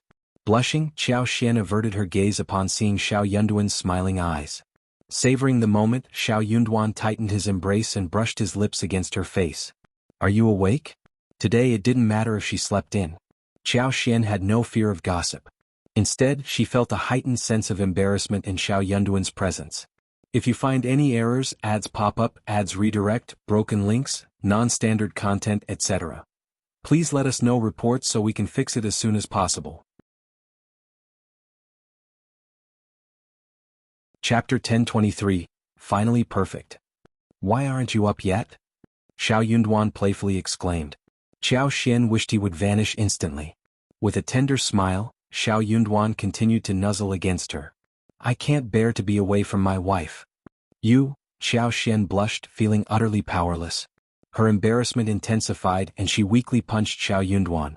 "What do you mean you can't bear to be away from me? I don't believe it. You're just trying to make me happy." If he truly couldn't bear to be apart from her, why didn't he stop when she pleaded and cried? Therefore, no matter how gentle and refined a man appeared, he was still the same. Especially in certain circumstances, he couldn't be trusted. Anyone who believed him would be a fool. Shao Yunduan chuckled and pinched her cheeks. "I'm not trying to coax you." Qiao Xian snorted, closed her eyes and buried herself under the blanket. She didn't feel like talking to him at the moment. "Wife." Shao Yunduan's voice sounded as he was carried away. "Sleep a little longer. I'll get up first. He'll ask Li Xia to stay in the outer room. When you're ready, just let her know and he'll bring you hot water for a bath." "That sounds reasonable." Qiao Xian felt a hint of satisfaction and nodded from beneath the quilt. Shao Yunduan smiled and got up. His wife was finally his. His heart finally found peace. He had always been afraid she would leave, fearful that she would disappear if he wasn't careful. He couldn't bear such an outcome no matter what. As footsteps faded, Qiao Xian lifted her head from the blanket and let out a sigh of relief. She relaxed on the bed, limbs sprawled. Absently, she stared at the canopy above, allowing her mind to wander freely. Suddenly, the memory of last night flooded Qiao Xian's mind, causing her face to flush. She felt even more tender and vulnerable. Biting her lip, she rolled over with the blanket, letting out a soft sigh. However, a gentle smile tugged at the corners of her lips, and her eyes brimmed with affection. They were truly husband and wife now. From this point forward, they would stay by each other's side, supporting and cherishing one another for the rest of their lives. There was no turning back. And she didn't want to turn back. This man would eventually be hers. It had been worth the wait until now. No matter what, in this moment she could see and feel how good he was to her. If she let him slip away, she would deeply regret it. In the first section of the family, everyone sensed that something had changed. Yet no one could put a finger on it. Even young Xiaoni, not known for her keen perception, couldn't help but lean into Shao Sanlang and whisper, "Brother Sanlang, don't you think fifth brother and fifth sister-in-law have grown so much closer? Look at them, they're inseparable and so affectionate." "Oh my, it's embarrassing to witness." Shao Sanlang, being even more clueless, scratched his head and replied, "Really? I hadn't noticed. But now that you mention it, they do seem quite close. Well, it's not surprising. They must be thrilled to finally be home. Think about it, even though Old Master is highly respected, there's always so much to handle. They must feel more at ease here." Young Xiaoni pondered for a moment and nodded in admiration. She came to a realization. "You're right, Brother Sanlang. That makes sense. That's it. If you find any errors, ads pop up, ads redirect, broken links, non-standard content, etc., please let us know reports so we can fix it as soon as possible." Chapter 1024, Inspecting the Industry. Qiao Xian and Shao Yunduan were oblivious to this amusing situation. Otherwise they would have burst into laughter. However, Ever since the couple tied the knot, an unspoken closeness developed between them. Their shared understanding and the sweet aura of exchanging smiles couldn't be concealed. In the past few days they had become incredibly affectionate, almost like newlyweds. Shao Yunduan preferred to have no one else around except his beloved wife. They were truly inseparable. Witnessing their intimacy, Miss Fang couldn't contain her happiness. Her fifth son had finally realized the importance of cherishing his wife. Previously there had always been a slight distance between them, but now he had learned how to dote on his wife. Ms. Fang attributed this change to her son's newfound official position, as if his long-cherished wish had finally been fulfilled. After taking a few days of rest, Xiao Xian began organizing their belongings. Of course, lipstick held the highest priority. As planned, the flower field was expanding this year. As expected, the newly planted flowers weren't thriving as well without the assistance of superpowers. However, it didn't matter. After all, she was back now. With a few more applications of superpowers, she would be able to catch up in no time. Thankfully, the dozens of acres were still flourishing. The flowers were large, vibrant, and in pristine condition, producing the same excellent quality lipstick. This year they had distributed a total of 80 beehives. Though they would require feeding sugar during the winter to ensure the bees had enough food, it was a worthwhile investment. After all, their bees were primarily raised for beeswax, with honey being just a byproduct. No matter how much sugar was fed during winter, they wouldn't be at a loss financially. They needed to increase the production of lipstick. The bees would have to continue multiplying next year. When Xiao Xian and Shao Yunduan were absent, the silver fungus, covering an area of over 8 mu, had been harvested twice. The quantity was modest, but the quality remained excellent, so Yang Xiaoni and Xiao Sanlang took charge of it. Xiao Xian pondered the possibility of expanding the scale even further. This year, cassava had also been planted on a large scale. The plant was incredibly resilient and vigorous, growing vigorously from any cut made. The abundance of leaves made it an excellent source of feed for cows, chickens, ducks, and pig pens.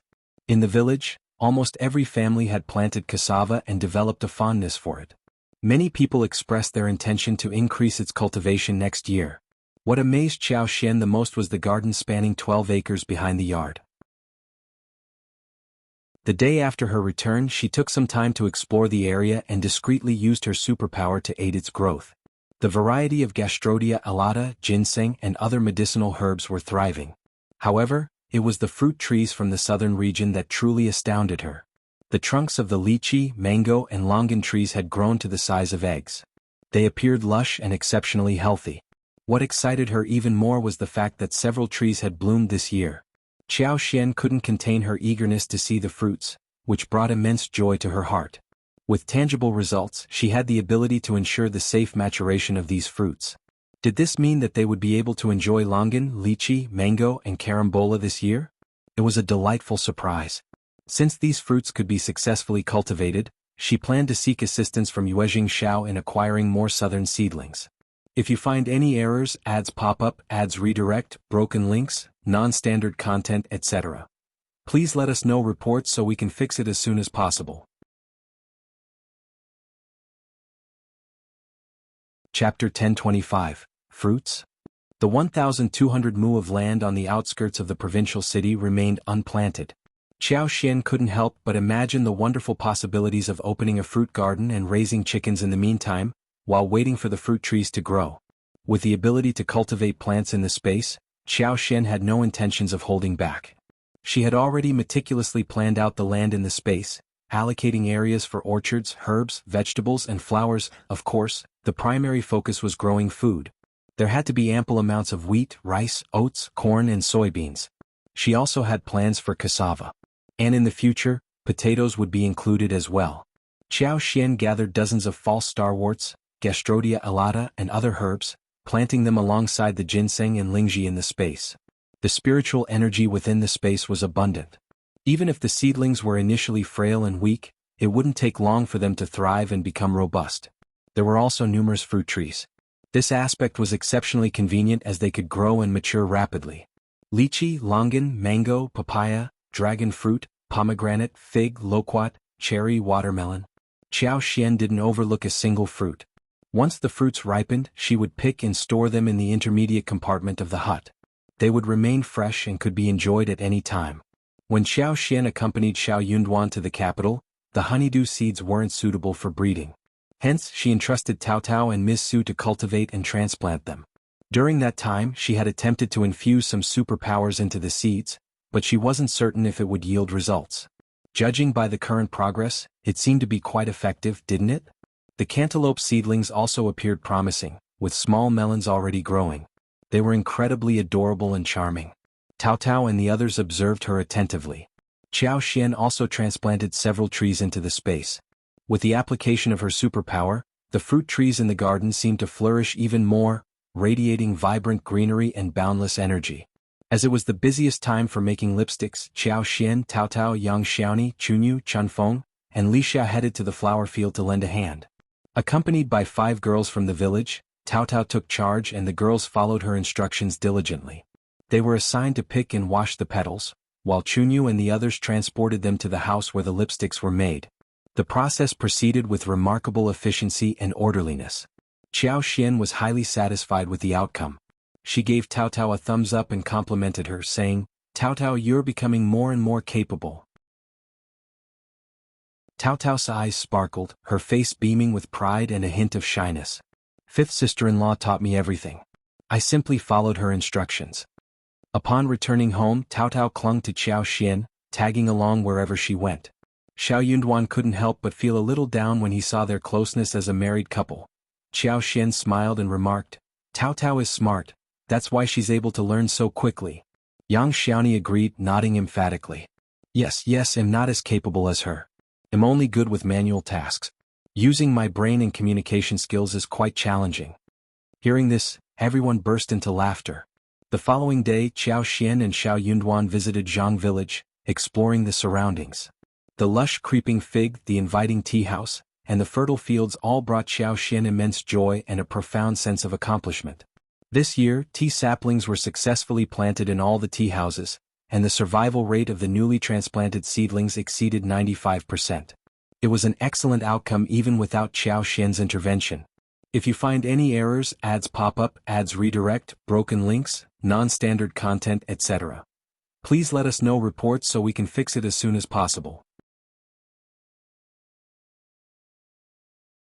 Chapter 1026, The Pool in the Space. After the tea trees sprouted, Xiao Xian planned to gradually replenish the scattered seeds. The previously planted tea trees had been harvested this year, thanks to Manager Mu's efficient arrangements. With the assistance of Yuezhing Shao and Ding Erju and his wife, the tea leaves were successfully produced and sold, causing quite a stir in the provincial city. Yuezhing Shao, as usual, kept the source of the exquisite tea a secret, leaving the tea merchants perplexed and eventually giving up their inquiries. As long as they could obtain the goods and verify their authenticity, they were satisfied. As for how long they could maintain this secrecy, time would tell. Delighted by the success, Xiao Xian discussed with Xiao Yunduan and decided to purchase an additional 1,000 mu of land in Jianghu village, intending to gradually establish a larger tea house. With the vast expanse of Great Qin, the demand for tea leaves was insatiable every year. The higher the quality of the tea leaves, the more sought after they became. Even if the supply increased in the future and the prices of golden sprouts and lavender decreased, the tea house would still yield substantial profits. It was a venture that wouldn't go wrong. Such exceptional tea leaves deserved recognition and appreciation from around the world. Xiao Xian carefully stored away the tea tree as well. As they were preparing to leave, Ding Erju presented Xiao Xian and the others with more fish and prawns from the pond, urging them to take them back home. Xiao Xian attempted to transfer the prawns into the intermediate pool within the space, but to her surprise they ended up in there too. Overjoyed, she couldn't contain her excitement. This was even better. It meant that in the future fish and prawns could be self-sufficient. Upon returning home, Xiao Xian went to the backyard to assess the situation. She scooped up mandarin fish, eel, Chinese perch, carp and other fish from the pool and placed them in the designated fish pond within her space. To her surprise, the pool in the space automatically split into 2 sections, a pristine spring pool and a fish pond. The fish and prawns she transferred entered the designated area seamlessly. Xiao Xian couldn't help but feel amazed at the incredible functionality of the space. She pondered whether this meant that during her travels to different locations, aside from collecting various crops, fruit trees, flowers and herbs, she could also gather local fish, prawns and other aquatic products. If the seafood space could accommodate them, she would be overjoyed. Later that night, Xian prepared a delicious feast. The menu included tea-flavored prawns, stir-fried eel shreds, fish and goat pot, steamed meat with lotus leaves, stir-fried shredded bamboo shoots, garlic eggplant, century egg mixed with tofu, stir-fried wolfberry sprouts, and asparagus slices. Today Ms.Yan delivered tofu along with smoked bean jerky, oil skin, and deep-fried tofu, which they planned to enjoy the next day. It wouldn't be appropriate to invite Ms.Yan for dinner alone, so they decided to invite her to join them for a barbecue in a few days. Ever since Xian and Shao Yunduan returned home, the house had been bustling with activity, and Ms.Yan often came to lend a helping hand. Although she appeared ordinary, she possessed remarkable intelligence, poise, and organizational skills, earning praise from everyone. Behind closed doors, Ms. Fang secretly felt sorry for Ms. Niu and second uncle. Fortunately, the Yin family was also prosperous. With their thriving bean product business, they were making substantial profits. It was rumored that they planned to build a large house and courtyard by the end of the year and acquire some fields. With such backing, Ms. Niu dared not flaunt her status as the mother-in-law. If you find any errors, ads pop up, ads redirect, broken links, non-standard content, etc., please let us know reports so we can fix it as soon as possible.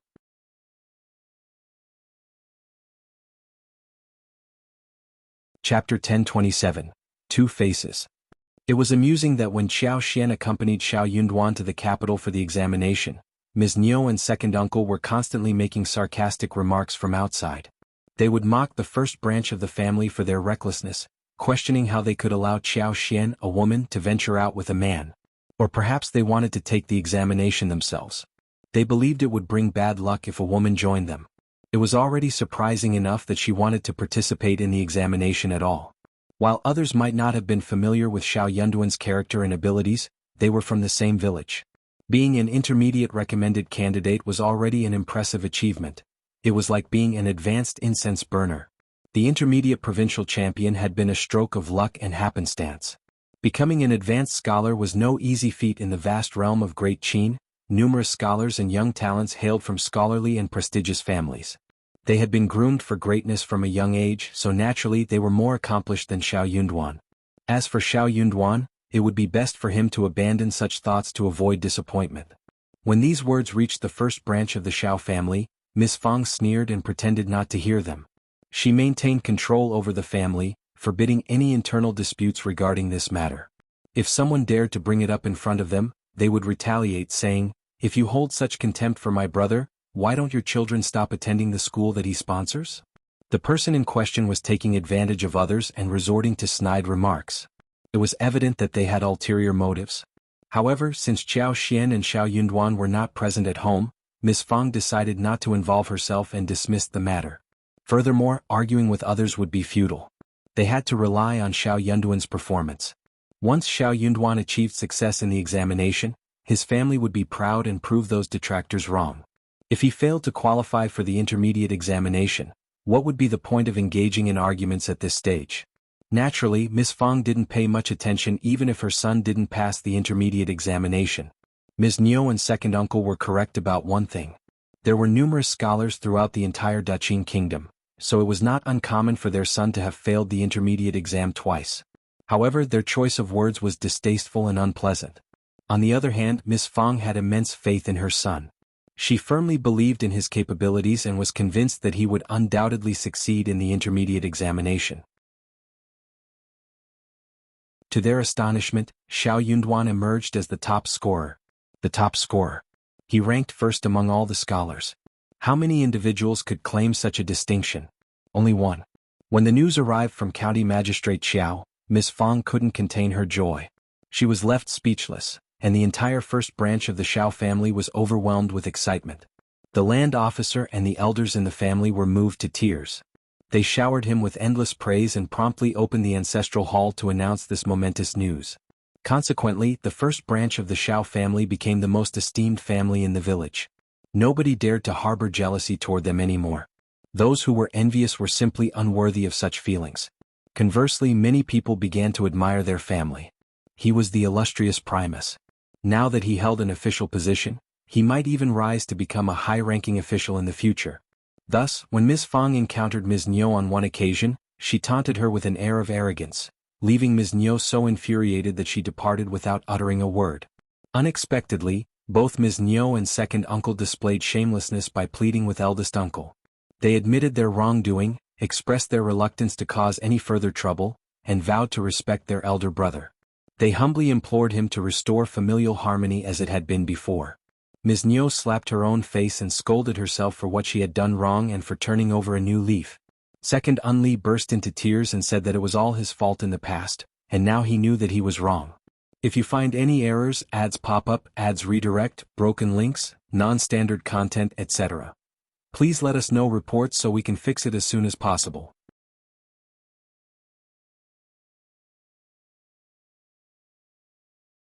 Chapter 1028, Reject.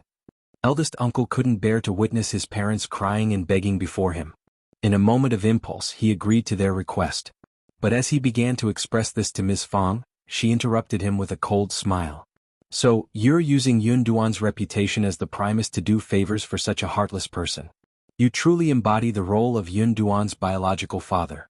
Just take a look at their faces if Yun Duan hadn't made it into the intermediate exam. Don't pretend you didn't hear anything. Eldest uncle furrowed his brow, torn and conflicted.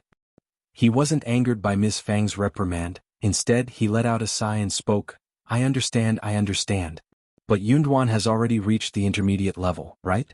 Second brother and the others won't dare to repeat their actions. They merely wish to salvage their reputation. Yes, they're not merely seeking to salvage their reputation. Ms. Fang sneered. They also want to continue their bullying. Eldest uncle choked on his words. Well, you can't, it's not up to you. Ms. Fang retorted coldly. When the time comes, what will you do? Let me make it clear, I won't allow you to use Yunduan's name for this purpose. You'll have to wait for Yunduan's return. You can ask him yourself. If he agrees, I won't object. But if he disagrees, don't even think about it. In my opinion, Ms. Nyo and her husband are two-faced and deceitful. They are excessively greedy. With the support of the Yen family, their two sons are working there and earning a considerable amount of money. Shouldn't they be satisfied? What more do they want? Ms. Fang had worked hard to distance herself from the second branch of the family, and she had no intention of allowing them to enter her home and spew nonsense. She reveled in her freedom and refused to acknowledge their existence. To do so would only invite disaster. Eldest uncle grew slightly irritated. Yunduan listens to you at all. If you want to ask him, go ahead and ask him yourself. But Ms. Fang had no intention of allowing that. Then why don't you reflect on why Yunduan listens to me? Look at what you've done. You're truly praiseworthy. Just ask Dalong, Sanlang, Chi Taotao. None of them have any fondness for Ms. Nyo and her husband. Not only did the second branch of the family wish to break away, but they even contemplated severing ties with the third branch. You. Eldest uncle grew even angrier. Ms. Fang sneered in response. Yunduan is the Primus and he has the final say in our family. Don't bother running to the land officer and the rest of the family. It's futile. If Yunduan doesn't agree, they'll disregard you. If you truly have no regard for our family and are so heartless, then let's divorce and divide the family. You can go with Ms. Nyo and her husband. With those biting words, Ms. Fang stormed off angrily, paying no heed to eldest uncle's thoughts. She was genuinely infuriated. Didn't he understand the true nature of the second branch of the family? He did. Yet he remained soft-hearted. His heart softened, clouding his judgment. He dared to engage in all sorts of shameless acts. She saw right through him. Ms. Fang grew so exasperated that she visited Ms. Nyo and second uncle's home the next day, accompanied by her two daughters-in-law. She openly taunted the couple, leaving them greatly vexed. Ms. Nyo wished to scold her, but she didn't dare, resulting in her blushing with anger. It was quite amusing to Ms. Fang as well. She had been seething with anger, searching for an outlet to vent, and now she found herself venting it on Ms.Yan. But was Ms.Yan someone who would tolerate such mistreatment? She hadn't done anything wrong, so she couldn't fathom listening to Ms. Nyo's insults and weeping to the point where she sought solace at her mother's house. Ms. Nyo was so anxious that she couldn't prevent her departure at all. If you find any errors, ads pop up, ads redirect, broken links, non-standard content, etc., please let us know reports so we can fix it as soon as possible.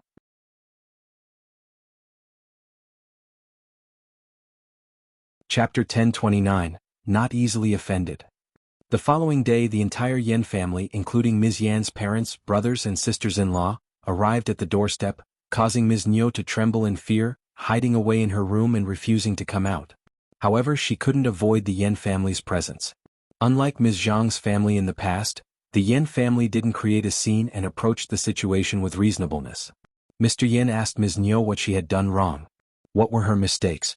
She also acknowledged that her family held some responsibility, and it would be best if they could point out their errors so that they could guide Ms. Yan in the right direction. After all, Ms. Yan was their daughter and they would never abandon her. Nevertheless, this matter couldn't be postponed any further. As it stood, only the Yan family had come today. Shao Erlang and Shao Xilang were still diligently working at the tofu store's workshop, unaffected by the situation. It had to be acknowledged that the Yan family possessed remarkable tact. They took this opportunity to mention Shao Erlang and Shao Xilang. Ms. Niu and second uncle were dumbfounded. Truly, the Yan family was extraordinarily magnanimous. Their business thrived, and the salaries they provided to Shao Erlang and Shao Xilang continued to increase. Each of them now earned 5 liang per month, totaling 8 liang combined. In the past, their family couldn't save such a substantial amount of money in an entire year, but now they could achieve it in just 1 month. Without this income, Ms. Niu would go insane, let alone second uncle. Second uncle grew increasingly anxious, even praising Ms. Yan while reprimanding Ms. Niu. Ms. Niu felt a mix of anger and fear, but she had no choice but to admit her mistakes.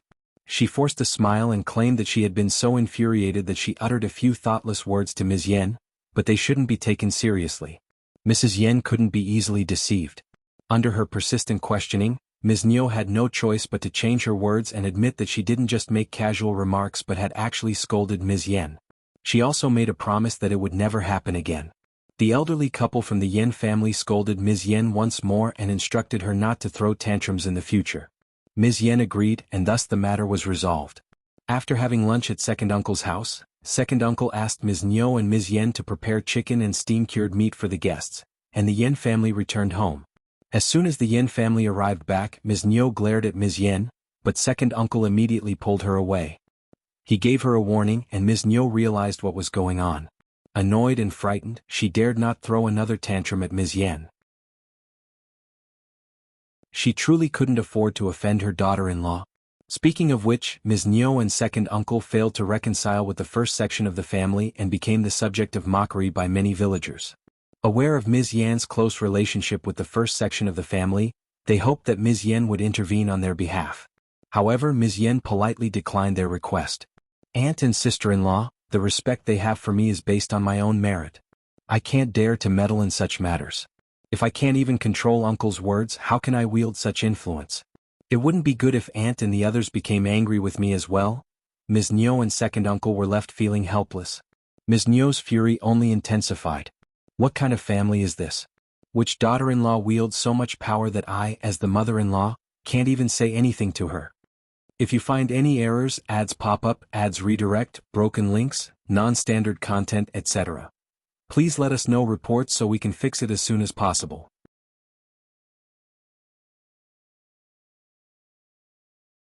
Chapter 1030. She's so precious. What do you mean by right or wrong? Do you think your daughter-in-law can argue with her mother-in-law?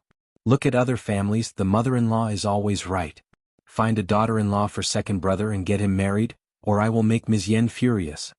Second uncle shot her a stern look and snapped, "Shut up. You're the one who talks too much. Ms. Yan did nothing wrong, so why are you scolding her? I've told you that the Yan family is not to be messed with." Ms. Niu remained unconvinced. So what if she did something wrong? I am her mother-in-law. So what if I scolded her for no reason?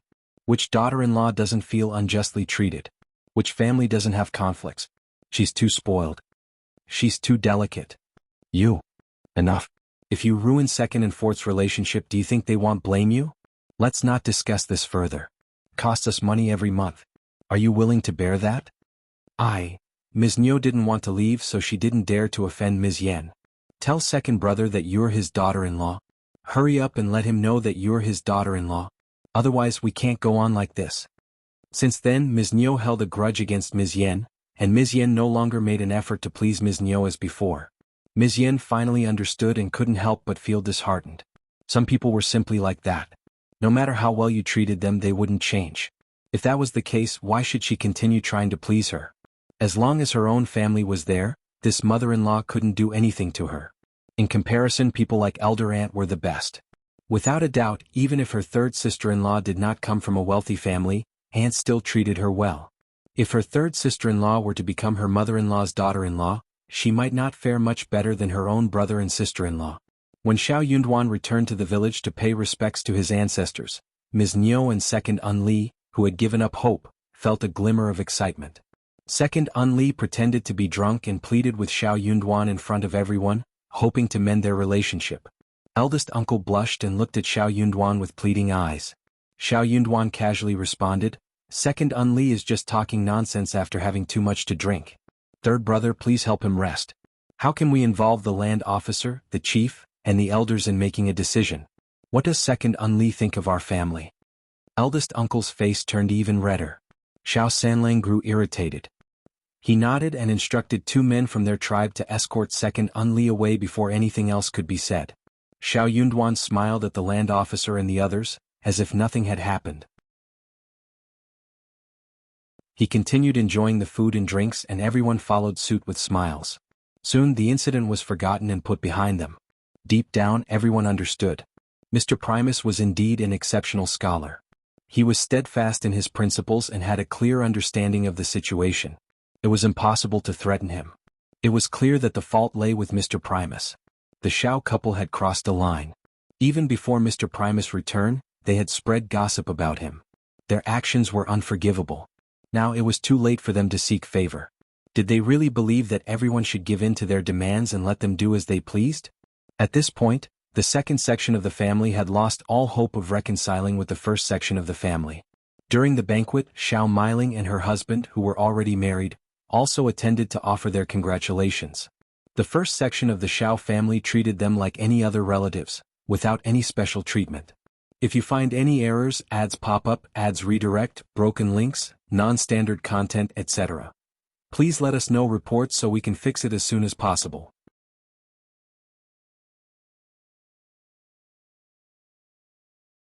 Chapter 1031, Fighting? It was ridiculous that Shao Miling still hadn't realized her position. She felt neglected by the first section of the family, and her face darkened throughout the event. She had expected someone from the first section to acknowledge her after making such a scene. However, not even a servant like Chunyu bothered to pay her any attention. Chunyu simply pretended not to see her and warmly greeted other guests with a smile. Shao Miling felt even more aggrieved. She wanted to create a scene but didn't dare to do so on such a significant occasion. If she dared to cause trouble, the first section of the family would undoubtedly kick her out. That would be even more embarrassing. Furthermore, with Shao Yunduan as the Primus, she felt a sense of fear. In frustration, Shao Miling stomped her feet and returned home in a fit of anger, thinking that ignorance is bliss. Upon seeing her, Ms. Nyo exclaimed, "What are you doing here? Did someone bully you?" Her expression hinted at causing trouble. Shao Miling burst into tears and cried, "The first section of the family looks down on me. They all look down on me and ignore me." Ms. Nyo cursed and sighed, "That family is so snobbish. They treat poor relatives with disdain once they achieve success. Don't feel wronged, it's not worth it. Let's go over there. If they don't care about us, let's eat more. It's better to feast until they're left with nothing." Meanwhile, Shao Miling was extremely frustrated. When she returned to her in-laws' house, nosy women would inquire about the first section of the family. What could she possibly say? The tension between the two families was widely known in the village. She even suspected that the first section had deliberately spread the matter. This resulted in people offering sympathy, making snide remarks, and even her mother-in-law treating her in a similar manner. It was infuriating.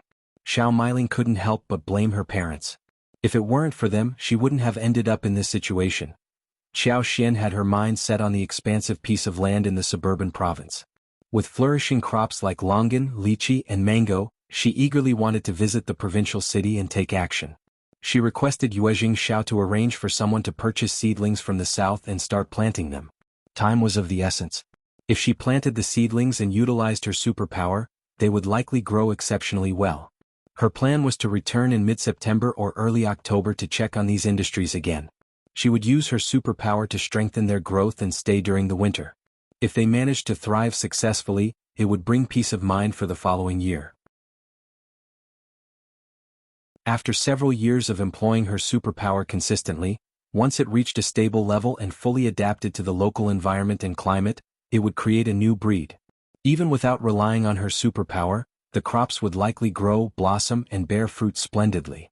This was the most desirable outcome. Qiao Xian had a strong belief that it could become a reality. Qiao Xian and Shao Yunduan decided that the entire family should accompany them to the province, making the trip lively. Shao Yunduan also agreed, recognizing the convenience of having a house in the province where they could stay. The whole family cheered up upon hearing their decision. The province was a distant place filled with prosperity, vibrancy, and an abundance of delicious food and exciting activities. Although they had been there once before, they longed to experience it again. The prospect of shopping brought great joy. This time all of us will go. Eldest brother and sister-in-law will come along as well. Li Xiao and Li Qiu will stay behind to take care of the house. Qiao Xian's words delighted Chunyu and the others. Packing up was a simple task. They only needed a few sets of clothes. There was no need to bring anything else. They had everything they needed at their residence in the provincial city. If you find any errors, ads pop up, ads redirect, broken links, non-standard content, etc., please let us know reports so we can fix it as soon as possible.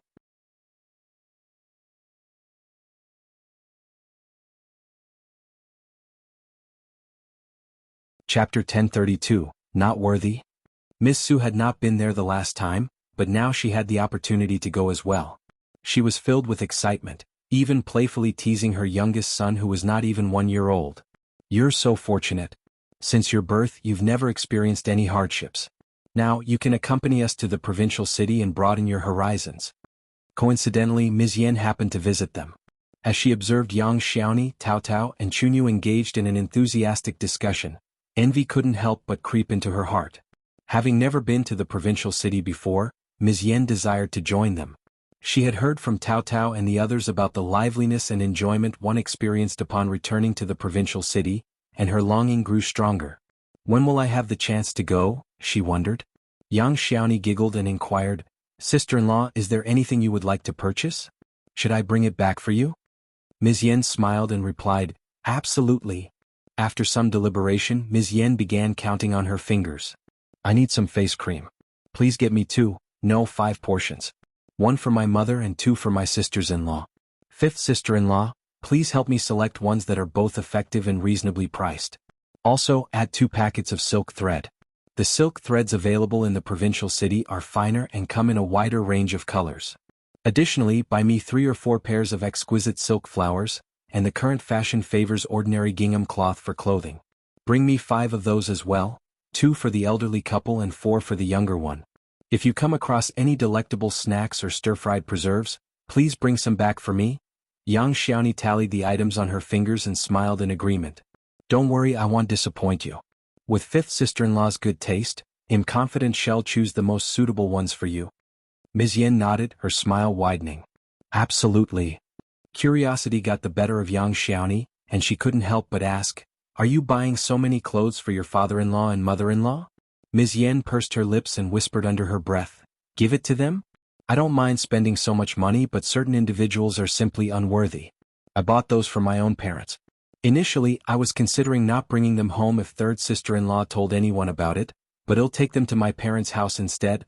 Yang Xiaoni was aware of the recent events concerning the 2nd branch of the family. Additionally, she had experienced mistreatment from her own family in the past, so she could empathize with the situation. Letting out a sigh, she remarked, You're right. There are all kinds of people. Some individuals simply don't deserve to be cherished. Fortunately, your family is capable and can handle any situation without fear. Ms.Yan smiled and exchanged a knowing glance with Qiao Xian. If it weren't for 5th sister-in-law, their family wouldn't be in such a favorable position now. She would always remember this kindness. Having purchased the food, Ms.Yan intended to keep what she needed for herself. Ms. Niu wouldn't dare to snatch the food from her own family, at most they would share it. Besides the dividends, her husband's monthly salary had reached 7 liang. The couple deducted 2 liang and saved the remaining 5. With money in their hands, they didn't have to rely on anyone to fulfill their needs. Naturally, they had no fear of unreasonable demands from their mother-in-law. Not only her husband and 2nd brother, but Shao Meiling's husband and father-in-law also worked at the Yan family's bean production workshop, earning 2 liang each month. There was no justification for her to be unjustly treated. After discussing their shopping plans, Ms. Yan exchanged a meaningful look with Qiao Xian, conveying her intentions. Xiao Xian called her over with a smile, and they began conversing under the shade of the loquat tree in the yard. If you find any errors, ads pop up, ads redirect, broken links, non-standard content, etc. Please let us know reports so we can fix it as soon as possible.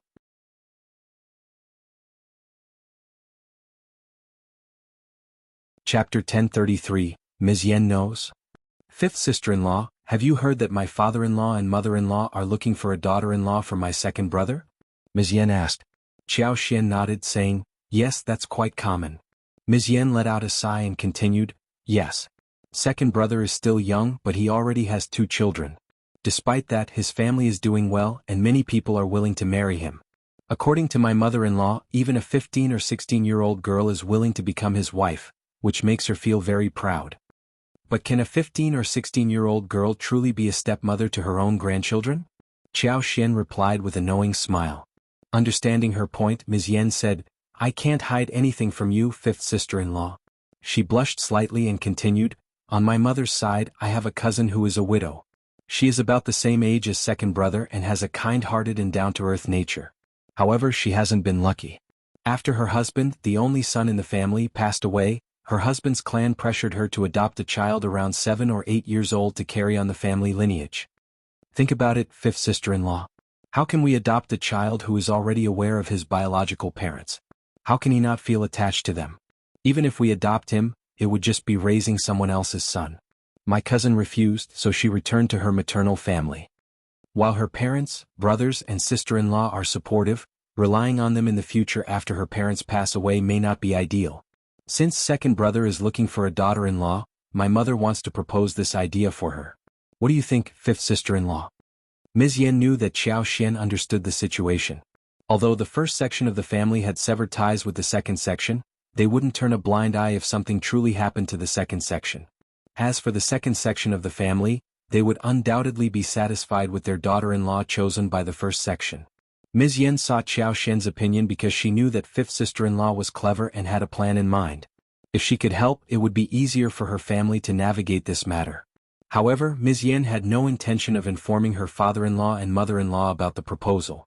While her father-in-law might be accepting, her mother-in-law would certainly react with anger. If she were to suggest it, it would be met with immediate rejection. On the other hand, second brother was currently occupied with his work in the workshop, and his father and brothers treated him well. If they were to approach him and suggest meeting his potential daughter-in-law, he would likely agree without much hesitation. Once he gave his approval, there would be no issues with their father-in-law and mother-in-law. Xiao Xian hoped that the second section of the family would marry a reliable woman to avoid any potential troubles. After the incident with Ms. Zhang, they couldn't afford to let their guard down. Is your cousin truly a good person? Xiao Xian inquired. Ms. Yan nodded, a smile gracing her face. Of course I can vouch for her. Xiao Xian smiled, finding reassurance in Ms. Yan's response. It made sense that Ms. Yan wouldn't accept her cousin if she wasn't genuinely good-hearted, considering she would become her sister-in-law upon marriage. I will discuss it with my mother-in-law first and then I'll let you know, Xiao Xian assured. All right, I'll wait for you, fifth sister-in-law, Ms. Yan replied with a smile. Don't worry, I'll come again this evening. When Xiao Xian relayed the proposal to Ms. Fong, she also believed it was for the best. Ms. Yan desired a good match for Shao Erlang more than anyone else, so she was likely to support the idea. After delivering the message to Ms. Yan, the first section of the family set off for the province the following day. The villagers couldn't help but feel envious. The first section of the Shao family had achieved great success, and everyone in their family had gained recognition. Many villagers had never dared to dream of going to the province in their lifetime, yet the Shao family went there so effortlessly. Concerned that Ms. Niu might divulge the engagement plans to Shao Erlang, Ms. Yan decided to tell her mother straight away. If you find any errors, ads pop up, ads redirect, broken links, non-standard content, etc. Please let us know reports so we can fix it as soon as possible.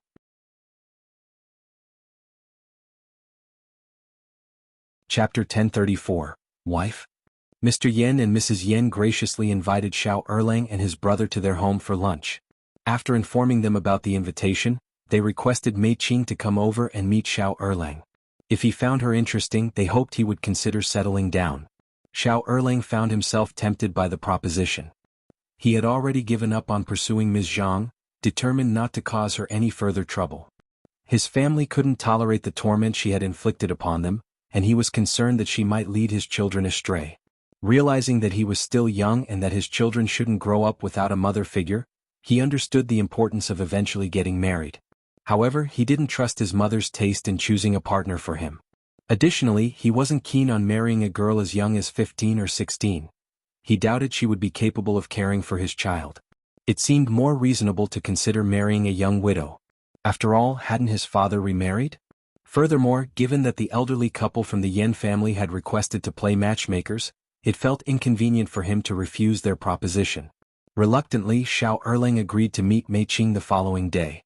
On the designated day, Mei Qing arrived at the Yan family residence. To Shao Erlang's surprise, he found himself quite taken with her and immediately agreed to proceed. Upon returning home, he informed his father, who initially expressed discontent, wondering why his son with such a privileged background would choose to marry a widow. He pointed out that there were many suitable young girls available. Hearing Shao Erlang's explanation, his lack of trust in his mother's judgment and concerns about his own youth and ability to care for a child, his father, second uncle, hesitated. Second uncle also had doubts about Ms. Nyo's judgment, fearing that another woman like Ms. Zhang would cause chaos in the household.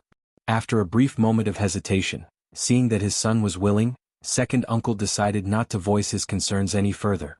However, when Shao Erlang relayed the news to Ms. Nyo, she exploded in anger. "What did you say? You're going to marry a widow. You disappointing child, you'll be the death of me with your thoughtless decisions."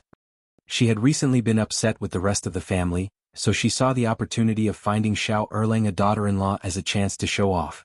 In fact, because of her, many daughters-in-law and women in the village had been currying favor with her and introducing her to their relatives in the past few days. She felt incredibly smug and proud. Therefore, she had been eager to be selective until now. But then, her son actually came and told her that he wanted to marry a widow. A widow? Ms. Nyo felt as if she had been slapped in the face. However, the more she resisted, the more determined Shao Erlang became. He patiently explained to his mother that he already had 2 children, and marrying a widow would make him more capable of caring for them. It was better than marrying a young girl who was 15 or 16 years old. How could she possibly know how to be a mother? Moreover, at 25 years old, he didn't want to marry someone much younger than him. Furthermore, he had seen Mei Qing before and believed she was a genuinely good person. She was the perfect match for him. But no matter what, Ms. Nyo refused to accept it. Shao Erlang became irritated and decided not to explain any further. In short, he wanted to marry Mei Qing. If his mother didn't help him, he would find a matchmaker and make it known that he definitely wouldn't marry the girl his mother chose.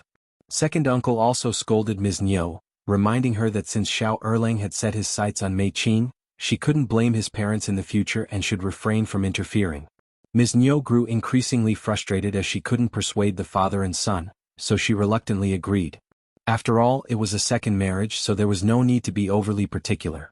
Moreover, Shao Erlang urgently needed a daughter-in-law to come back and take care of the children, handle household chores and so on. Mei Qing was eager to leave her mother's house as soon as possible, so it truly would be inconvenient for her to stay there any longer. The two sides hit it off immediately. There was a good day at the beginning of next month, so the wedding was set at that time. If you find any errors, ads pop up, ads redirect, broken links, non-standard content, etc., please let us know reports so we can fix it as soon as possible.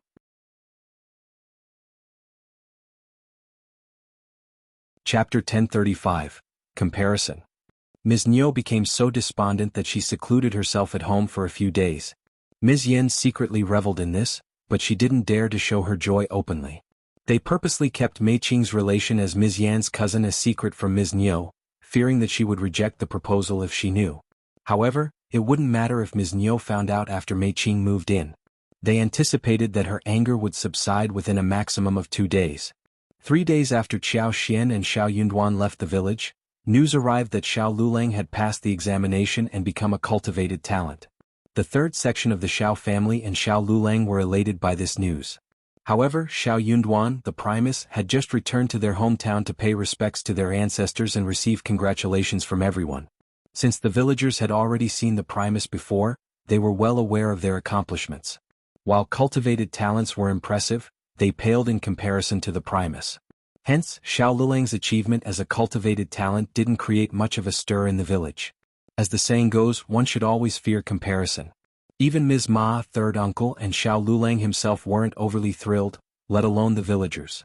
Had Shao Lulang achieved this feat earlier, the entire family would have been ecstatic, causing even Ms. Ma to tremble with joy. But now, when she praised the villagers, their reactions were so tepid that some even remarked, "The fifth son of your first section is still the Primus. It will be challenging for your Lulang to make a name for himself." Ms. Ma was infuriated to the point of near collapse. Her anger was so intense that she lost all interest in boasting. She stormed back home and vented her frustration. "They are so conceited that they don't even care about cultivated talent masters.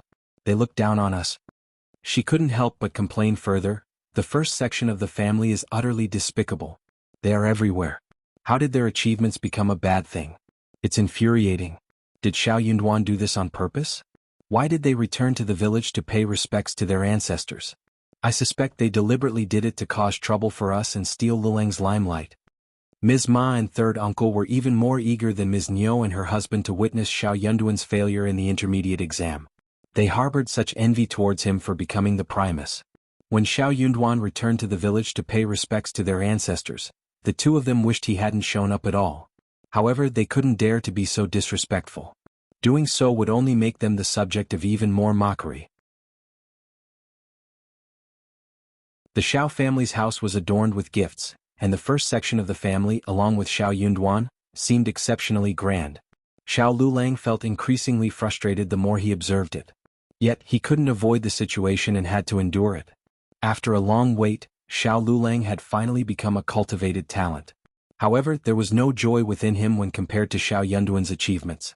Hearing his mother's complaints, Shao Lulang grew even more irritated, his face darkening. Enough talking about them. If Shao Yunduan can become an intermediate cultivated talent, then so can I. If he can become an intermediate advanced scholar, then so can I. He vowed that one day he would surpass Shao Yunduan and trample him underfoot, making him kneel down and beg for mercy. Ms. Ma, caught up in the excitement, exclaimed, "Absolutely right. Let's not waste our words on them. Lulang is truly talented, far superior to Shao Yunduan, who relies solely on luck. Lulang, you must earn me the title of Primus too. Let's see who would dare to make sarcastic remarks in this village then." Shao Lulang's face grew even darker. He shot a cold glance at Ms. Ma and silently retreated to his room, refusing to say another word. If you find any errors, ads pop up, ads redirect, broken links, non-standard content, etc., please let us know reports so we can fix it as soon as possible.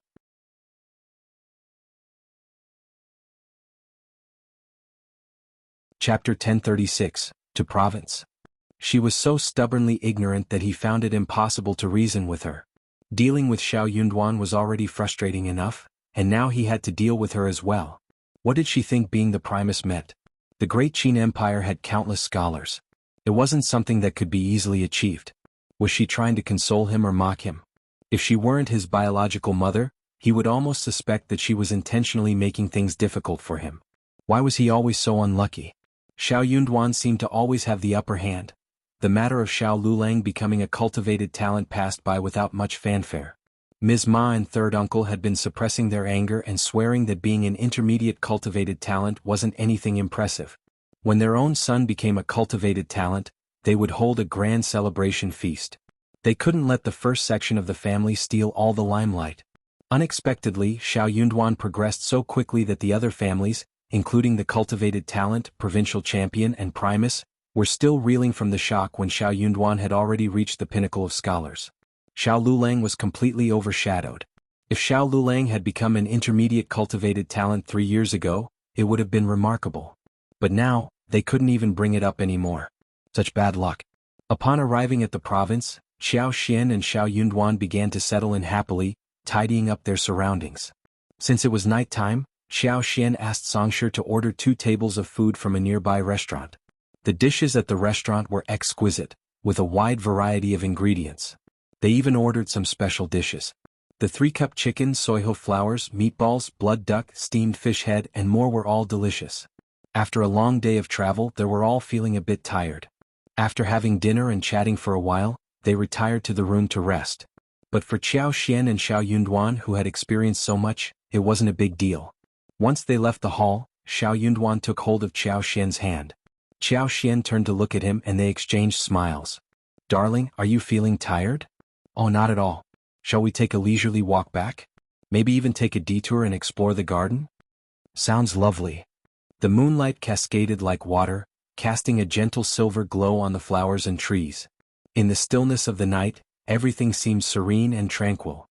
With her newlywed partner by her side, this serenity and quietness only amplified. Her heart inexplicably soared as if she were immersed in a sea of honey.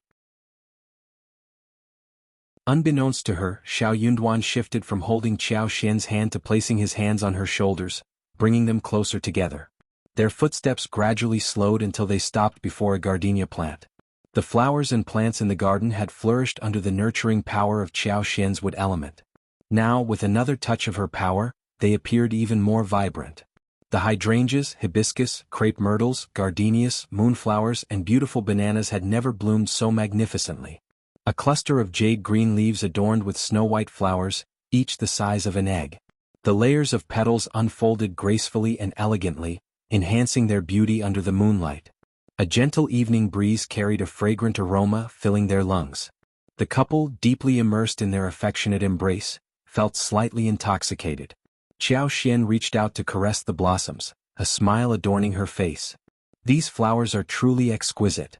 She felt a sense of accomplishment. Having superpowers was truly a blessing. Shao Yunduan's excitement grew. He leaned down, planting a tender kiss on Qiao Xian's cheek, then gently captured her lips, chuckling. No flower could ever compare to my beloved wife. If you find any errors, ads pop up, ads redirect, broken links, non-standard content, etc. Please let us know reports so we can fix it as soon as possible.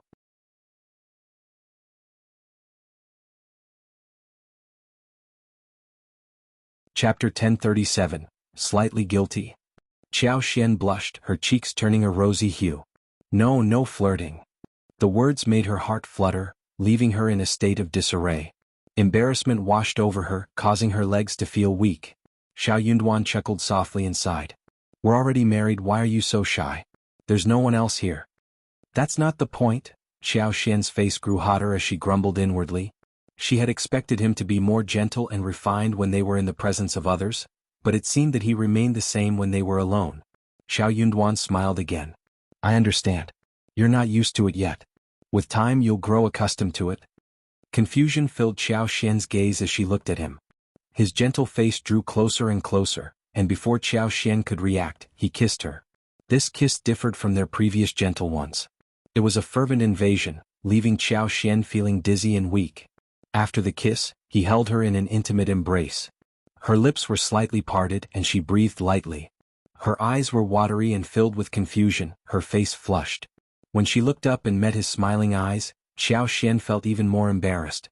There was nowhere to hide, so she sought solace in Shao Yunduan's arms, burying herself like an ostrich. Shao Yunduan couldn't help but laugh. Why are you suddenly so enthusiastic? Qiao Xian huffed. Let's go back to the room. Staying any longer would only deepen her embarrassment. She didn't want to hear what else he might say. She wanted to escape. Shao Yunduan's smile widened. All right, let's head back to the room. Don't worry, my dear wife. I'm not in a rush. Stop saying silly things. Qiao Xian squirmed in embarrassment, trying to free herself.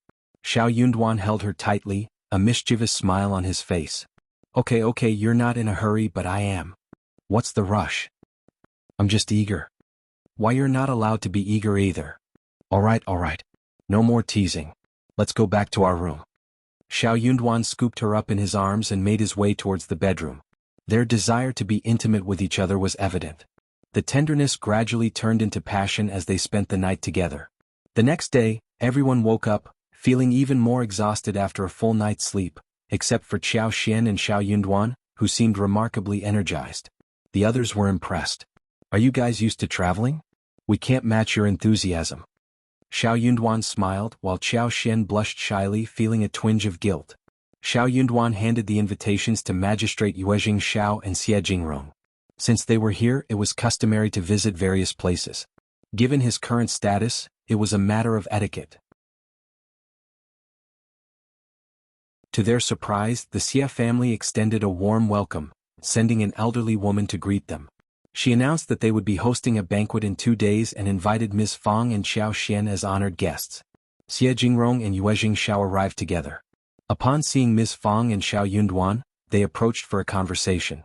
Xiao Xian sent word for them to meet later, and both of them agreed with a smile, clearly intrigued. What Xiao Xian wanted to talk about was definitely about how to make money together. The two of them had witnessed her ability to earn money and were filled with admiration.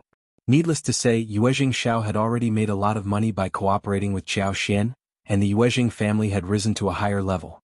If you find any errors, ads pop up, ads redirect, broken links, non-standard content, etc., please let us know reports so we can fix it as soon as possible.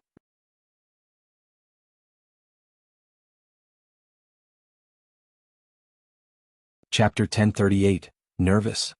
The second-in-command in the provincial business world had always been ambitious and filled with a competitive spirit. He had hoped to one day surpass the Yuejing family and take over their position. But now, it was clear that the Yuejing family had far surpassed him. If the second-in-command wanted to catch up with the Yuejing family, he would need the same stroke of luck as them, meeting people like Xiao Xian and Shao Yunduan. Speaking of which, even Madame Yuejing had to acknowledge that the first section of the family was exceptionally fortunate. One was Xiao Xian, the other was Shao Yunduan, and the third was brimming with countless business ideas. With one becoming the Primus, their future was promising, so it was wise to maintain good relations with them. Ms. Fang felt anxious as she discussed with her daughters-in-law. I've never been to the Xie family before. They seem very dignified. Is it appropriate for me to attend? I don't know much and I don't want to embarrass myself. How about? I don't go. Miss Chow, you can go. Take Tao Tao with you and let her have the experience. Miss Su and Yang Xiaoni nodded in agreement. The sisters-in-law were initially nervous, afraid that their mother-in-law would insist they come along. To be honest, although they were curious about the wealth of the Xie family and wanted to see it for themselves, they were also apprehensive. It would be terribly embarrassing if they were ridiculed. They believed it would be better if they didn't attend.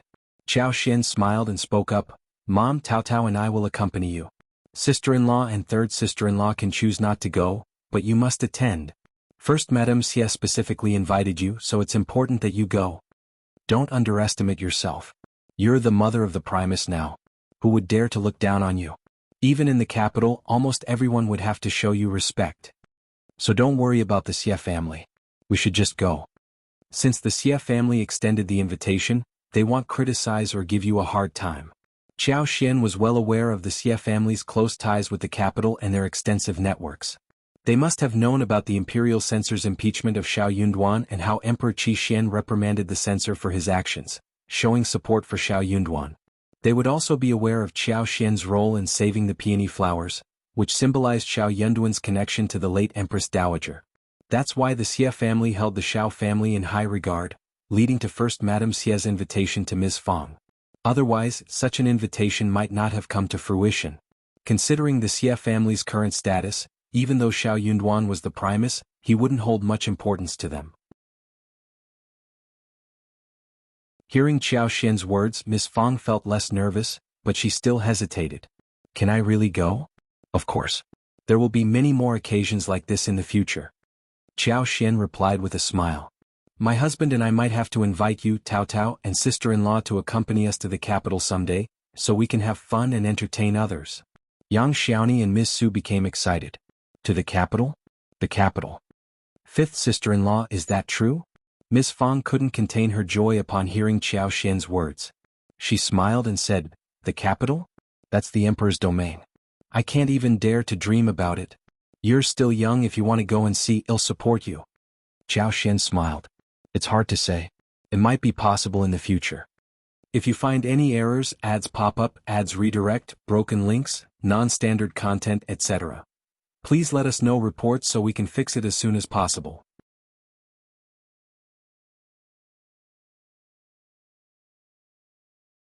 Chapter 1039.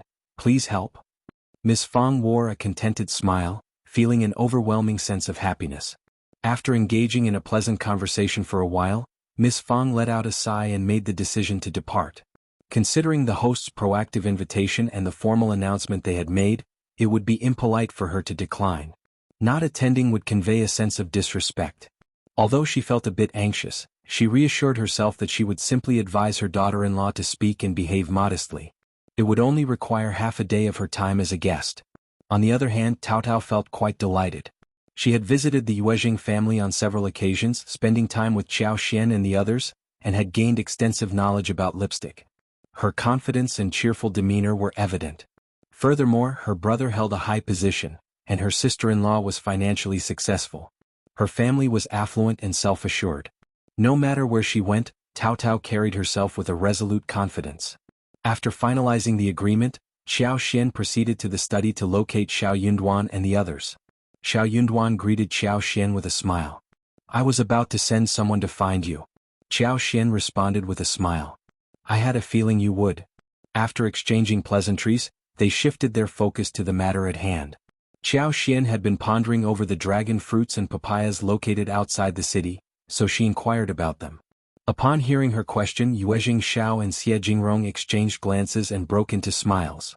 Xie Jingrong chuckled and replied, "The fruit trees in the southern region are quite remarkable. Brother Yuezhing invited me to take a look, and I must say the dragon fruits and papayas are thriving and distinct." "Indeed." Their laughter filled the room. Xiao Xian comprehended the stark contrast between the papayas and dragon fruits and the fruit trees in the northern region. One grew tall with abundant fruits at its top, while the other thrived with an extensive network of roots. Those who had never witnessed it before might not find it particularly rare or novel. Yuezhing Shao spoke with a smile. "The papayas and dragon fruits have grown remarkably large and they should ripen soon. I've deployed patrols in the area, and many business owners have requested reservations." Xiao Xian felt a twinge of embarrassment. "I apologize for the trouble I've caused. Third brother, please find a trustworthy manager and hire some workers for us." The orchard was unrelated to the Yuezhing family, it belonged solely to Xiao Xian. Yuezhing Shao nodded and replied with a smile, "That's reasonable. I'll make the arrangements promptly. If you ever need anything in the future, just come to me." Xiao Xian nodded and smiled, saying, "Of course, I will definitely seek your assistance." As straightforward individuals, they swiftly settled the matter. Xiao Xian expressed her desire to plant not only papayas and dragon fruits but also lychees, longan, mangoes, citrus fruits, grapefruits, bananas and other saplings in the south before they entered the capital. She personally covered all the expenses.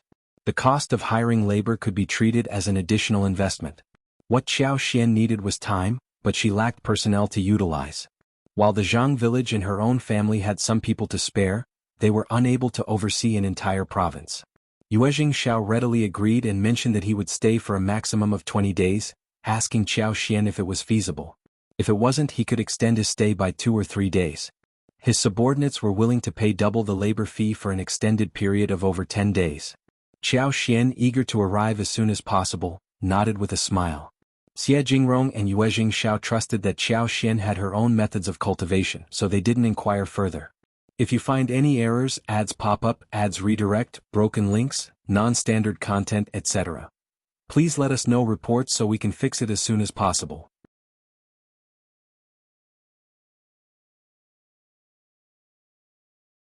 Chapter 1040, Plan. This fell under the category of exclusive and confidential manuals, not to be easily shared. Both of them held a great interest in the local fruits that could be grown, particularly lychees, longan fruits and the like. As long as they could be planted and casually savored, they were content. Xie Jingrong mentioned to Xiao Xian, "By the way, my servant obtained some seedlings recently. They say the fruits are both sour and sweet, and they're not available anywhere else. I wonder what they are. Would you like some tomorrow?"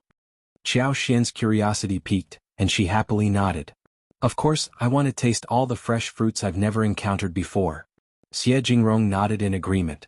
Once the suburban fields were secured, Xiao Xian wouldn't need to worry about anything else. There was an ample supply of cassava powder and creeping figs. Yuezhing Shao and Xie Jingrong always managed to acquire various fresh fruits and milk. Nearly 10 dessert shops were flourishing and running smoothly. Yuezhing Shao initially believed it was just a small venture with limited earning potential, but he was in for a surprise at the end of the month. During the peak season, the monthly profits of the shops exceeded 50,000 liang. That meant they would earn at least 400,000 liang in a year. He and Xiao Xian each received 40% of the total income, amounting to over 150,000 liang, while Xie Jingrong received 20%, roughly 70,000 to 80,000 liang. The primary reason was that the raw materials didn't account for a significant portion of the costs, and not everyone possessed the skill to create these delicacies. Since they were the sole proprietors without any other branches, they reaped the profits. It was a shame that obtaining milk wasn't easy. To acquire milk, they would need to establish a dairy farm. However, various sugary desserts relied on milk, as it enhanced the flavor. Otherwise, Shao would have considered opening a branch in another city. Even so, the Xia family had expanded their ranch and were actively discussing the possibility of opening 2 or 3 shops in a bustling city that could be reached within a day. Shao contemplated the idea of running to the south in the future to establish a ranch or open a shop elsewhere. This business was remarkably lucrative and required low investment. It would be foolish not to pursue it.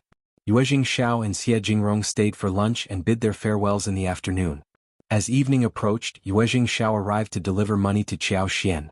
Payments for tea leaves, lipsticks, silver fungus and sugar water shops were still pending. However, every time she acquired goods from the first section of the Shaoding village family, she would leave a written note and take as many items as possible, duly signed and acknowledged by the Shao family. The actual value of these goods remained unknown to the first section of the Shao family. The amount of money involved was substantial, prompting Shao to keep it a secret from the rest of the family. Coming from a merchant family, he had been involved with money from a young age. He had witnessed how wealth could influence people's intentions and desires. He understood the allure of riches better than most. A sum of 100 or even 1,000 liang might not be significant, but 10,000 liang would likely test one's limits.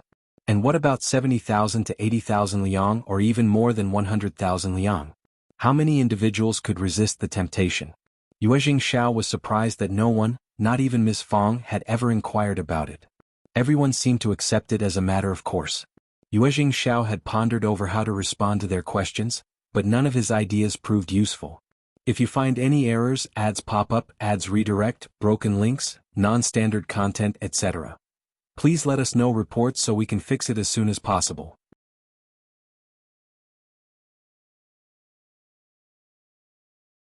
Chapter 1041. Wealth. Shao held great admiration for the Shao family. They truly deserved it. They were a good family and their character was commendable. If it had been anyone else, how could they resist asking? Who in the world wouldn't be interested in silver? As Shao, Qiao Xian and Shao Yunduan went through the accounts, they discovered that Qiao Xian had amassed a total of 78,000 liang, not including the 10% of the tea bricks that the Yuezhing family would provide at the year's end to be paid later. So Qiao Xian now possessed 340,000 liang. It was an immense fortune. There was a high probability that many impoverished duke mansions in the capital would not be as wealthy, let alone the ancestral mansion that had been passed down through generations. Qiao Xian's joy overflowed and she beamed at Shao Yunduan. Darling, we're wealthy once again. Let's purchase more land when we arrive in the capital. Shao Yunduan smiled and replied, certainly. Qiao Xian had essentially been the one earning the money. His family's assistance was limited, so he naturally wouldn't interfere. Shao chimed in with a smile, buying land in the capital isn't easy. There are numerous noble families and prominent business clans. Since you're new here, it's best to keep a low profile and not draw attention to yourselves. He chuckled helplessly. From my perspective, sister-in-law's ability to earn money is truly remarkable. She's truly outstanding. It hadn't been easy for the Yuezhing family to enter the business scene in the capital. They had attempted it but failed.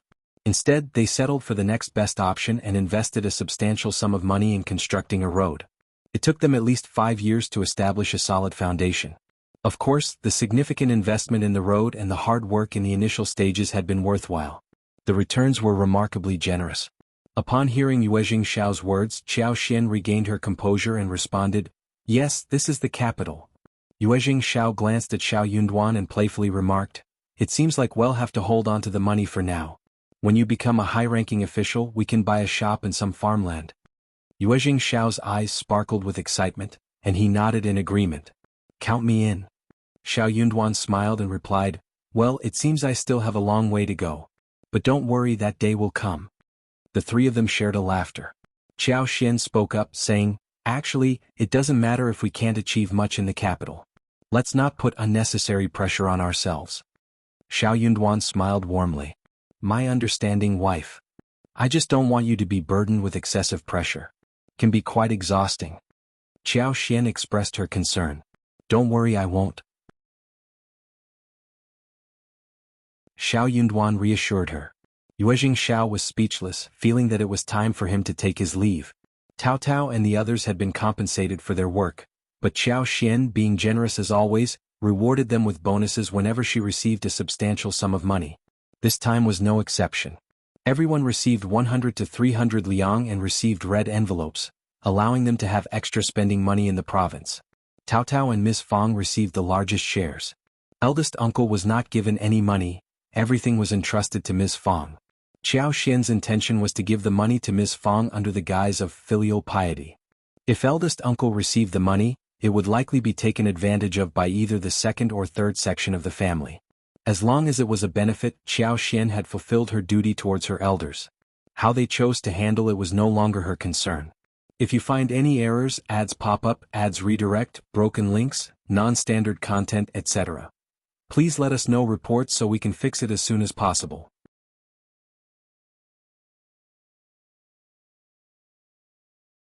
Chapter 1042, Getting Strawberries. However, there was a concern that eldest uncle might reveal the source of the money to the second and third sections of the family, which could lead to trouble. Although Xiao Xian was not afraid of trouble, she preferred to minimize it. Currently, the second and third sections of the family, as well as other families in the village, knew that their family had earned a significant amount of money, but the exact amount remained a mystery. In the eyes of the villagers, it might be a few hundred liang, and the bolder ones would guess it to be over 1,000 taels. They did not dare to imagine the true extent of their wealth. If they knew that Xiao Xian had tens of thousands of liang in income and already possessed hundreds of thousands of liang, it would surely astonish them. Miss Fang was taken aback by the generous red packet from Xiao Xian and insisted, "This is too much. Both you and Yunduan need the money, and we have already started paying them for their work, so the salary is not low either. Just give them 10 liang." Upon hearing this, Miss Su and Yang Xiaoni hesitated to accept it. Xiao Xian smiled and reassured them, "Mom, I know what I'm doing. The Yuezhing family has paid me a substantial amount of money, more than enough for our expenses in the capital. Don't worry about it. You can keep these and use them to buy more food and new clothes. We have enough money, so we should enjoy a better life." Laughter filled the room. Miss Fang smiled and said, "What are you saying? We're so wealthy. Are you really not short on money?" Xiao Xian nodded, her smile unwavering. "Of course." Miss Fang sighed with a smile. "Both of you are capable individuals and I rely on you. Well, since you're so kind, go ahead and let them accept it. But don't make it a precedent that you won't give it to anyone else in the future, and don't blame anyone either." Miss Su and Yang Xiaoni happily expressed their gratitude and accepted the red packets. Chunyu and the others were also thrilled to receive their own red packets. Yang Xiaoni agreed with Xiao Xian's suggestion, so she and Shao Sanlang brought 50 liang with them, intending to indulge in delicious food. However, they were pleasantly surprised when Xiao Xian gave each of them 200 liang, totaling 400 liang. Yang Xiaoni immediately planned to spend 200 liang solely on satisfying her appetite. Since they had come this far, they wanted to enjoy a hearty meal. The following day, to Xiao Xian's delight, she received a surprise from Xie Jingrong, dozens of strawberry seedlings. Although the strawberries were still small and inexperienced, with careful nurturing, they might not grow as large as the varieties found in the modern world. Nevertheless, Xiao Xian believed that her space power would expedite their growth and enhance their flavor. Eager to begin, she decided to plant half of the seedlings in her space. As for the remaining ones, she would find a couple of flower pots to temporarily house them, bringing them back home to transplant into the garden. Having spent a long time at home with Shao Yunduan, Xiao Xian anticipated that with a few more superpowers, these seedlings would grow robustly. By the end of the year, some of them might be ready to cover half an acre of land. Though Tao Tao didn't know what they were, if fifth sister-in-law called them strawberries and saw their value, they must be something exceptional. Xiao Xian entrusted Tao Tao with the care of the seedlings. If you find any errors, ads pop up, ads redirect, broken links, non-standard content, etc., please let us know reports so we can fix it as soon as possible.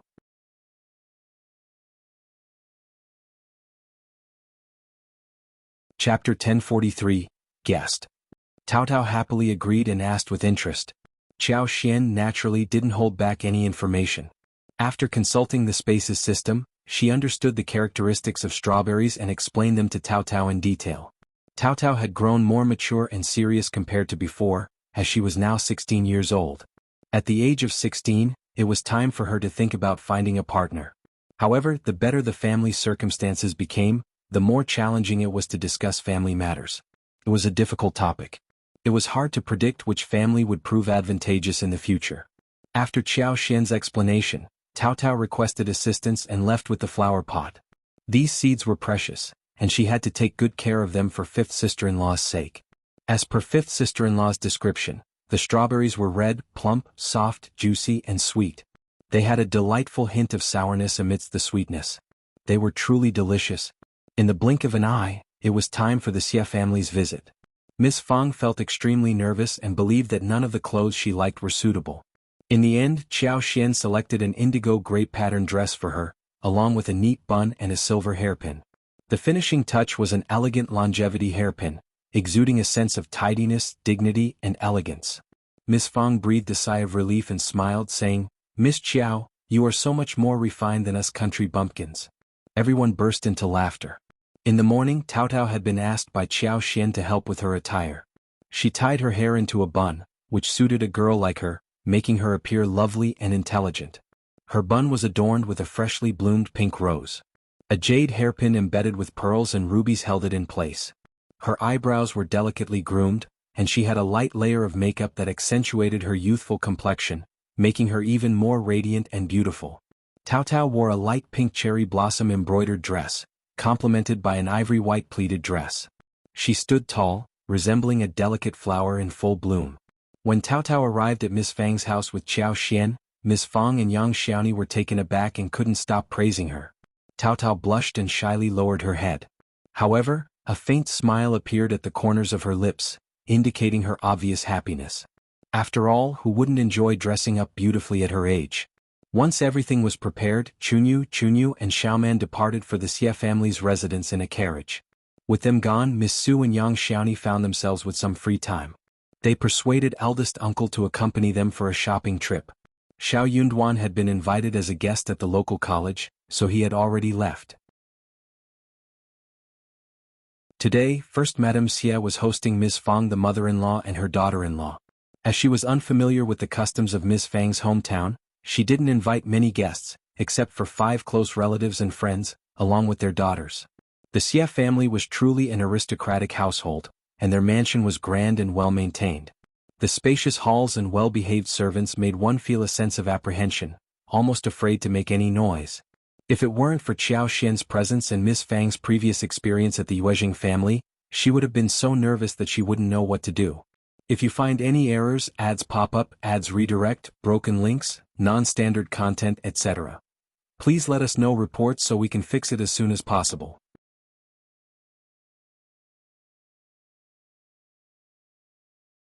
Chapter 1044. That's not all. Cao Cao was also feeling a bit nervous, so she closely followed Qiao Xian. Recalling Qiao Xian's words, she refrained from looking around, despite her curiosity. The maids leading the way could sense the nervousness in everyone, including themselves and the 3 maids. However, this reaction was not surprising. They had never witnessed such an extravagant setting nor visited a family of such high status, so their behavior was understandable. As instructed by First Madam, they refrained from mocking or making fun of anyone. Upon arriving home, Miss Fang let out a sigh and voiced her concerns to Qiao Xian. That mansion is truly impressive, and the servants are extremely well-mannered and courteous. Yet I can't shake the feeling that something is off. Maybe I'm overthinking it? Qiao Xian responded with a smile. You're mistaken, my dear. This is simply the norm in wealthy households. You'll grow accustomed to it as you encounter more of them. Ms. Fang chose to believe her words, finding solace in them. She smiled and said, That's reassuring. Perhaps I've been overanalyzing things. I'll adjust to it in due course. After all, families like the Xie family are few and far between. Qiao Xian felt relieved upon calming her down. However, that wasn't entirely the truth. The servants of the Xie family indeed held a sense of superiority. It was evident in their subconscious demeanor, conveying a message that said, You're unfamiliar with the customs and etiquette of the affluent, and we understand your lack of exposure. Though their politeness remained intact, it did create a slight unease. It was no wonder Ms. Fang sought Qiao Xian's opinion on this matter. Consequently, Miss Fang found the overwhelming politeness of the Xie family's servants somewhat discomforting. She even regretted not finding an excuse for Qiao Xian to accompany Tao Tao instead, as she herself felt slightly unnerved. Upon meeting the first madam of the Xie family, she warmly greeted her daughter-in-law and niece-in-law and politely introduced the other ladies to Miss Fang. Miss Fang gradually found herself becoming more comfortable in her surroundings. First Madame Xie was aware that Miss Fang was unfamiliar with the conversations and topics typically discussed among the elite families in the province. It was safest for Miss Fang to observe the interactions and drama unfold. Before long, First Madame Xie extended an invitation for everyone to enjoy a show at the opera house. Upon hearing this, Miss Fang, who had been contemplating how to spend the entire day, felt a surge of happiness. It was a wonderful idea. She could simply sit back and watch the performance, saving herself the trouble of engaging in conversation. Even if there were discussions, they would likely revolve around specific scenes, making it an easy task. Qiao Xian couldn't help but admire the Xie family. They were undoubtedly a prominent family, skilled in managing social interactions. The only distinction lay in whether they were willing to employ their intelligence. As long as they were willing, there was nothing they couldn't handle. The young girls showed little interest in the show, so the young ladies from the Xie family kindly invited them to explore the garden. With a smile, First Madame Xie turned to Tao Tao and Qiao Xian saying, "Let's go to the garden and have some fun. Don't get bored sitting here." She then entrusted the care of Tao Tao and Qiao Xian to the Miss of the Xie family. Qiao Xian expressed gratitude with a smile and accompanied Tao Tao and the others. Chuanfin and Xiaoman followed suit. The ladies were well aware of how to entertain and engage with Miss Fang, a carefully chosen guest of First Madame Xie. The approach with the young ladies, however, was different. If you find any errors, ads pop up, ads redirect, broken links, non-standard content, etc., please let us know reports so we can fix it as soon as possible.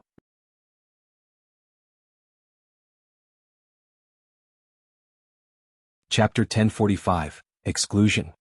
The young ladies, ranging from around 14 to 16 years old, were indulged and spoiled by their families, lacking a certain moral compass. Furthermore, they possessed limited worldly knowledge and were accustomed to their own group of close friends and playmates. Consequently, they sought out their familiar companions and engaged in conversation, disregarding Tao Tao and Qiao Xian. Some of them even held the belief that the Xie family was excessively arrogant, considering the Shao family to be insignificant newcomers. What if the man from the Shao family became the Primus? Rumor had it that he could only attain a low-ranking position even if he obtained the title. Without a prestigious background, he would forever remain a low-ranking official. In their lifetimes, they could never hope to compare themselves to the Xie family or penetrate their exclusive social circle. The actions of the Xie family perplexed them greatly. Additionally, since Qiao Xian and Tao Tao did not actively seek favor from them, the young girls grew even more disdainful of their presence. Fortunately, being guests of First Madame Xie, they displayed proper etiquette. They were unlike the Zhao family or Ms. Mi Jr. and her mother from the county, understanding that as guests they should not overstep their boundaries. They neither liked nor found it troublesome. Nevertheless, Tao Tao felt deeply embarrassed. The young girl possessed a shy nature and had arrived at the Xie family as a guest with apprehension, fearing the potential ridicule if she made any mistakes. How could she endure such treatment? Qiao Xian firmly grasped her hand, attempting to console her. Pay no mind to them. They are guests of the Xie family just like us. They hold no significance in our lives. We do not belong to the same social circle, so we merely need to show them some respect. They can play amongst themselves and we need not engage with them. We have no obligations to flatter them. Don't worry, they won't dare to cause trouble for us. If they do, the Xie family won't let them off easily. They will be forever barred from marrying into the Xie family. They are not foolish. Tao Tao beamed with a smile, feeling much better. She looked at Qiao Xian with admiration and exclaimed, "Fifth sister-in-law, you're the best. You always make perfect sense. I'll listen to you." Qiao Xian found her words amusing and gently tapped her forehead with her index finger. She replied with a smile, "You have such a way with words." Tao Tao blushed and covered her forehead, saying, "No, I truly mean it from the bottom of my heart." Qiao Xian chuckled happily. What did Qiao Xian mean by most fatal? That was it. Why was Tao Tao so adorable? While the aunt and sister-in-law continued their conversation and laughter, Xie Ruifang, the fourth daughter of the Xie family, and her cousin He Jiqing approached and invited them to the pavilion for tea. Recognizing their graciousness, Xiao Xian accepted with a smile and left with Tao Tao. Observing the prosperity of the Xie family, Tao Tao let out a sigh of relief. She then recollected Xiao Xian's words. Yes, she wasn't here to seek assistance, so why should she feel ashamed?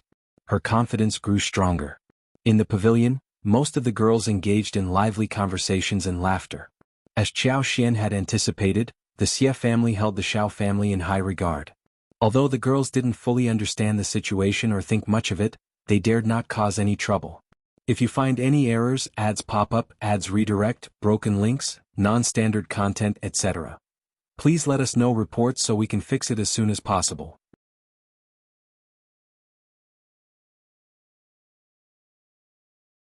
Chapter 1046, Looking for Someone? Some of the girls even smiled and greeted Xiao Xian and Tao Tao. Xiao Xian noticed that Tao Tao was doing well and engaging in conversation with the miss of the Xie family and her two sisters. Tao Tao seemed a bit shy, but she was managing fine, which relieved Xiao Xian. However, when she glanced back later, Xiao Xian realized that Tao Tao was no longer in the pavilion. Xiaoman, who had been following Tao Tao, was also nowhere to be seen. Surprised, Xiao Xian inquired with a smile when she spotted the fourth daughter of the Xie family playing chess with someone else. Ms.Yan was engrossed in her competitive chess match and paid little attention to Xiao Xian. She threw a glance in Xiao Xian's direction while still focused on the chessboard and replied with a smile, "Did they go to the garden? Sister Lin and the others mentioned wanting to play games on the lawn, so they might have gone together. Don't worry, our garden is safe and there are servants everywhere. If they get lost, they can ask for help." The man playing chess with Ms.Yan sneered and cast a disdainful look at Xiao Xian. Indeed, it would be impossible to lose someone in the Xie family. Internally frustrated, Xiao Xian remained composed and calmly responded, "She's not familiar with this place, so I hope she's okay." Then she left. The woman playing chess with fourth Ms.Yan was taken aback. She sneered softly and commented, "What's so impressive about the Shao family? They seem incapable and lack proper manners. Quite arrogant, I must say." Fourth Ms.Yan smiled but didn't say anything. This guest had been invited by the senior members of the family, while she belonged to the junior branch. It wasn't her place to intervene, although she shared similar thoughts. Xiao Xian realized that every family was alike in some ways. Some connections were destined while others were not. Tao Tao had never experienced such a family before, and it seemed that the miss of the Xie family was unaware of it as well. Well, Tao Tao would find her own way. Just how vast was the Xie family's estate? Could it span over such a large radius? If Tao Tao truly wanted to find someone within the premises, she would be able to locate them. Xiao Xian activated her heightened senses and quickly located Tao Tao. She found her behind a vine-covered rockery not far from the lake, which she hadn't noticed before due to the obstruction of a flowering tree and the rockery itself. As Xiao Xian approached, she realized that Xiaoman was nowhere to be seen, and even He Jiqing's maidservant was absent. With a sense of urgency, Xiao Xian hastened her steps.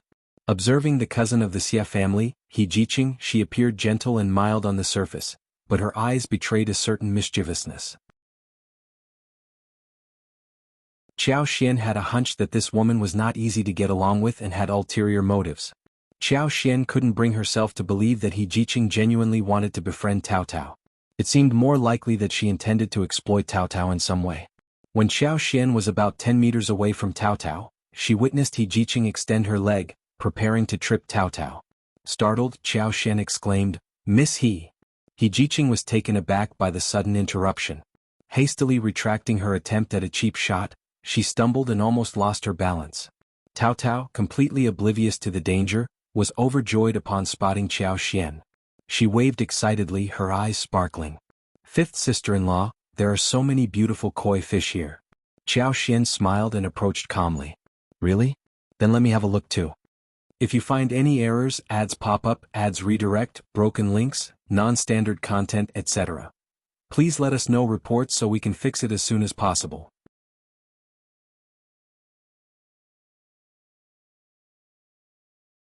Chapter 1047, You're Mistaken.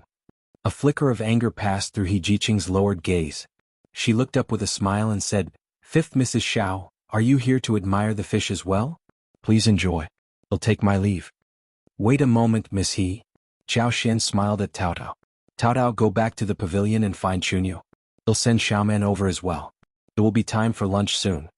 Tao Tao was puzzled, but she always followed Xiao Xian's instructions, so she nodded with a smile and obediently left. Qiao Xian directed a sharp gaze at He Jiqing. Initially composed and gentle, He Jiqing slowly grew increasingly irritated and embarrassed. She asked in a gentle tone, "Fifth Mrs. Shao, what's with that look in your eyes? I am unaware of how I have offended you." Qiao Xian stated, "Tao Tao did nothing to offend you, Missy, so why did you try to trip her just now?" "Fifth Mrs. Shao, be cautious with your words." He Jiqing retorted indignantly. "I didn't do such a thing. You must have seen it incorrectly." Qiao Xian smiled. "There is no one else present, so there is no need for pretenses, Miss He. I saw it clearly, so I am not mistaken." "Fifth Mrs. Shao, you need evidence to support your claims. If you continue to slander me like this, you can deny it, but I have a habit of getting to the bottom of things. Since you refuse to speak the truth, I can only bring this matter to eldest young Master Xie's attention. I believe someone as astute as him can address my concerns." Qiao Xian discerned that He Jiqing was quite calculating, and so was Xie Jingrong. In other words, He Jiqing was skilled in manipulating the emotions of Madame Yuejing, the other madams and the ladies, but she would find it difficult to manipulate someone like Xie Jingrong. Qiao Xian was merely attempting to intimidate her. She mentioned Xie Jingrong because he was the person she was most familiar with in the mansion and was known for his intelligence. She had no intention of blowing this minor incident out of proportion. However, for some reason He Jiqing's expression changed upon hearing those words. Despite returning to her composed demeanor, Qiao Xian still observed He Jiqing closely. "You're accusing me falsely. Cousin isn't present, so why are you using him as a basis to criticize me?" Qiao Xian chuckled. "Oh, I understand him quite well, and he is remarkably intelligent. As I mentioned before, I can't afford to overlook any details. It doesn't sit well with me if I don't have a clear understanding of everything. I genuinely want to know what my sister-in-law has done to offend you. It would be easier to make amends if I know the reason, wouldn't you agree?" "I haven't done anything of the sort. Miss He am not blind." He Jiqing unconsciously tightened her grip on the embroidered handkerchief in her hand, seething with anger. This was why she disliked engaging with individuals from smaller families who lacked proper etiquette. They were shameless and ignorant of their boundaries. Any other young miss or young madam would be left speechless in such a situation without any evidence. No matter how indignant they felt, they could only endure it. However, this impudent person didn't care about such norms. A person like her was capable of anything, solely concerned with her own happiness while disregarding everything else. Since Qiao Xian had made that statement, He Jiqing believed that she would indeed follow through. She had been keeping a close eye on this cousin, which allowed her to learn that he was on friendly terms with the third son of the Yu Zheng family and the Primus of the Shao family. Moreover, he had visited the Shao family multiple times, making him quite familiar with Qiao Xian. If you find any errors, ads pop up, ads redirect, broken links, non-standard content, etc., please let us know reports so we can fix it as soon as possible.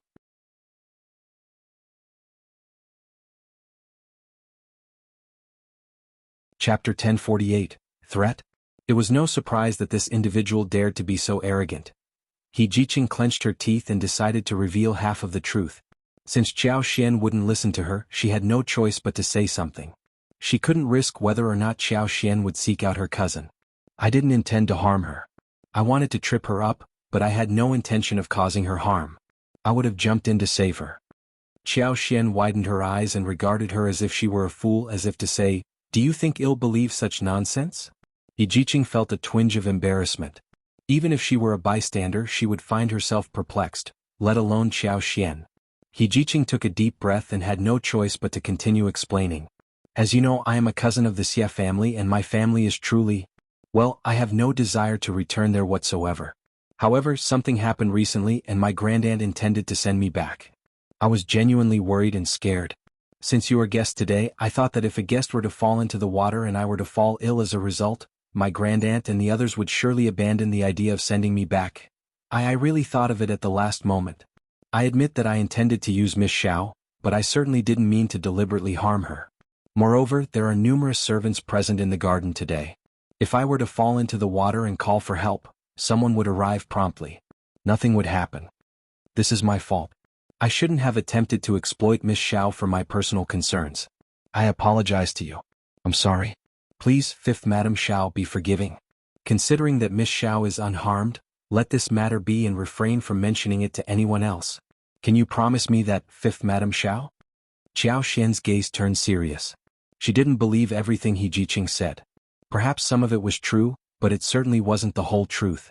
If her relationship with Xie Jingrong were ordinary, Xiao Xian might have chosen to turn a blind eye to the situation. But that was not the case. There was something amiss with He Jiqing. Why did Madame Lady Xie of the Xie family want to send her back home? Why was it necessary for her to stay within the Xie family? The moment Xiao Xian mentioned Xie Jingrong's name, He Jiqing couldn't contain herself, revealing her deep concern for him. Could it be? Xiao Xian's eyelids twitched. Could it be that Madame Lady Xie of the Xie family wanted to send He Jiqing away because she held an interest in Xie Jingrong? It wasn't an implausible notion. Xie Jingrong was an elegant young master, and it was natural for his cousins to be fond of him. Therefore, it seemed unlikely that He Jiqing's intention was to make Tao Tao fall into the water, save her, and feign sickness. She was likely targeting Xie Jingrong. By saving a guest of the Xie family from drowning, she prevented a potential disaster within the Xie family. As the sister of the Primus, her act had safeguarded the reputation of the Xie family and averted trouble. From this perspective, she appeared deserving of marrying Xie Jingrong. If He Jiqing pursued marriage with Xie Jingrong for this reason, how could the Xie family refuse? To refuse would be seen as ungrateful and callous. Xiao Xian couldn't be certain if her speculation was accurate, but even if it wasn't entirely accurate, it wasn't far from the truth. Perhaps this was only one aspect. Missy likely had other means of support. With these thoughts in mind, Xiao Xian felt a compelling need to inform Xie Jingrong. If Xie Jingrong were to be deceived by such a woman and coerced into marrying her, it would be an immense tragedy. If you find any errors, ads pop up, ads redirect, broken links, non-standard content, etc., please let us know reports so we can fix it as soon as possible.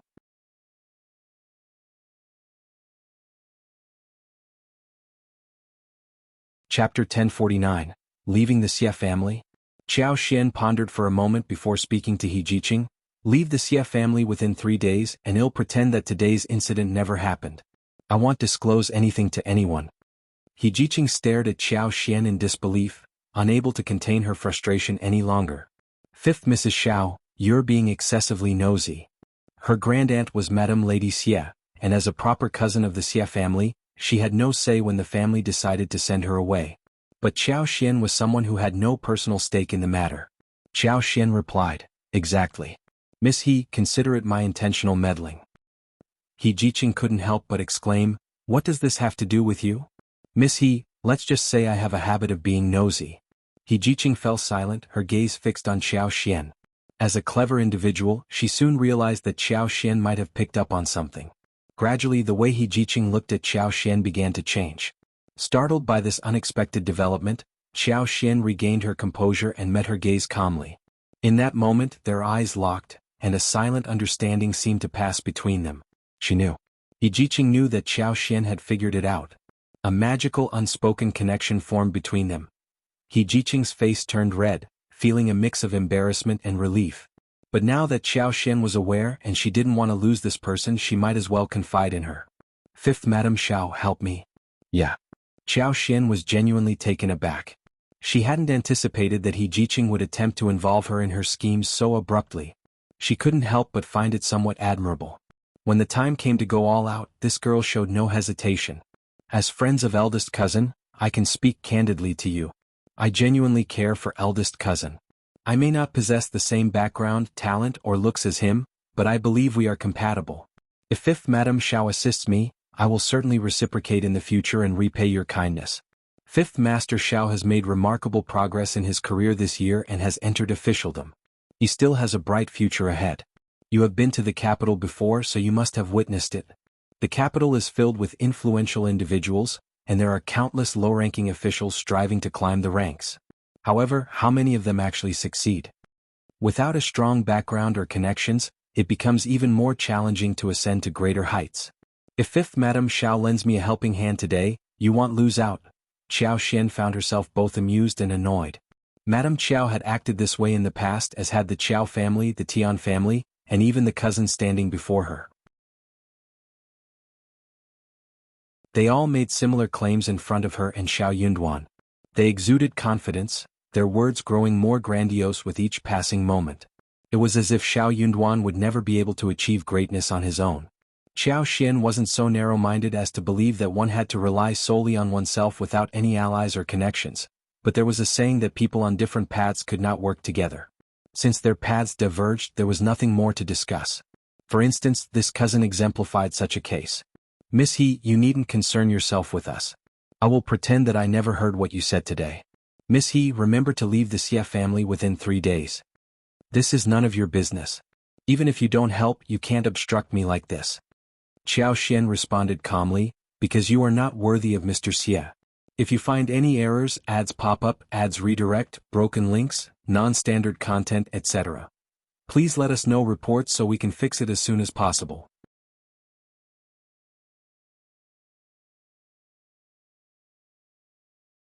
Chapter 1050. Why? He Jiqing felt a wave of dizziness and almost let out a curse. I'm not worthy of my cousin?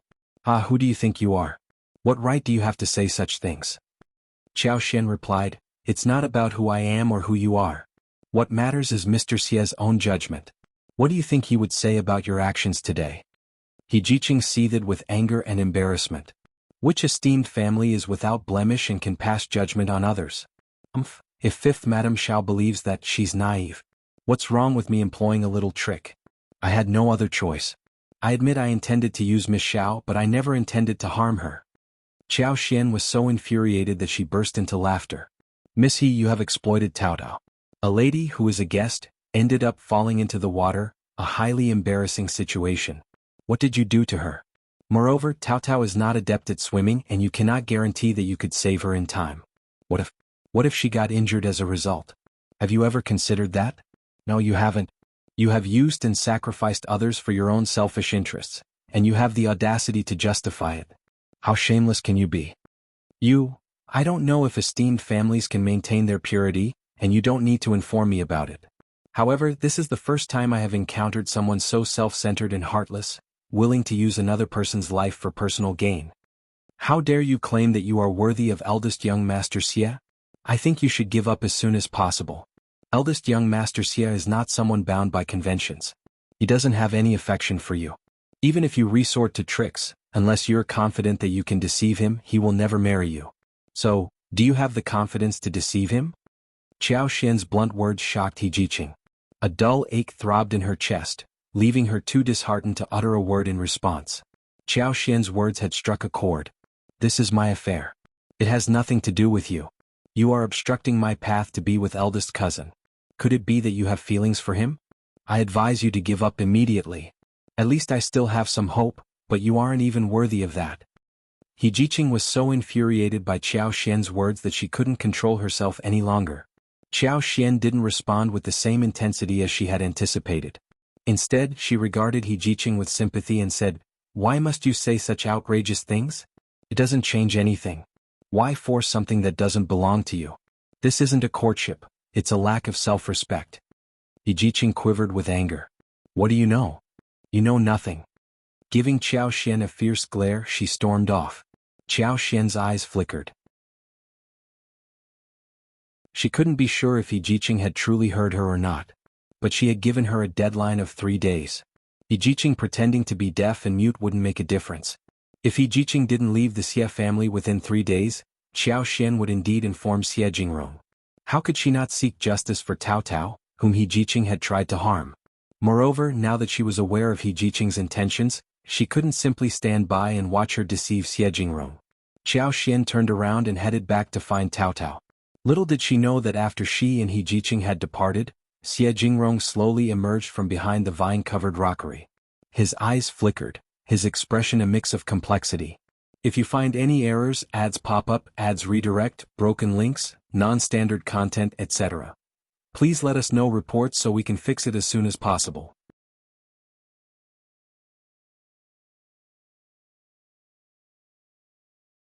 Chapter 1051, Speech?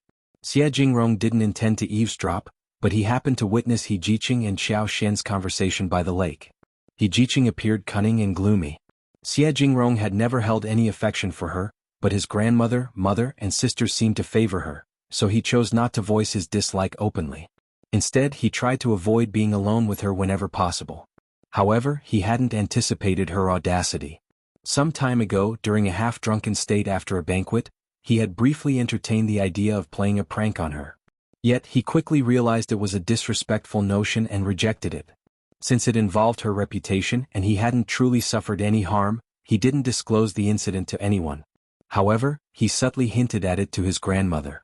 Being perceptive, his grandmother promptly decided to send Jiqing back to her own home. It wasn't that the Xie family couldn't provide for her, but they couldn't afford to support a wicked cousin. Jiqing kept stalling, taking advantage of her grandmother's fondness for her, attempting to delay her departure.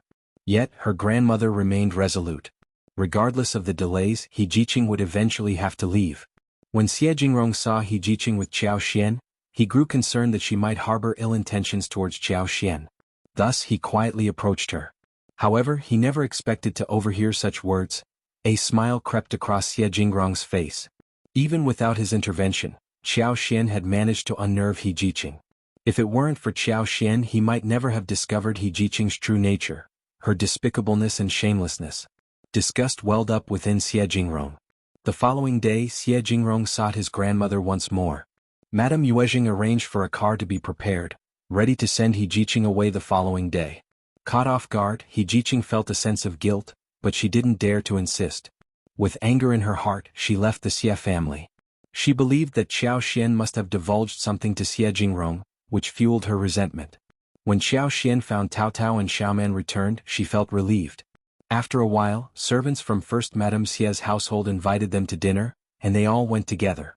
They spent the entire morning watching the show and discussing the 8 trigrams, which gradually warmed up the atmosphere. Miss Fang became less reserved and could respond with a smile now and then. After lunch they listened to 2 more scenes. As it neared 4 in the afternoon, everyone bid farewell one by one. As they left the Xie mansion and settled into the wagon, Miss Fang and Tao Tao couldn't help but relax, feeling quite tired once they let down the curtain. Miss Fang immediately turned to Qiao Xian and asked, "Ms. Qiao, what did you think of my performance today? Did I make any mistakes? Will people gossip about me?" Tao Tao too was anxious. "And what about me, 5th sister-in-law? Don't hesitate to tell me." Qiao Xian found their concern amusing and replied, "Don't worry about me or Tao Tao. I have always conducted myself appropriately, so who would dare to laugh at me? Tao Tao, you did wonderfully as well. There's nothing to worry about. We can continue doing the same in the future." "Really?" "Absolutely. That's good," Miss Fang said with a smile. "As long as we avoid mistakes, I can relax. But dealing with such matters is truly challenging, even more exhausting than working in the fields. Oh dear, the fewer such incidents, the better.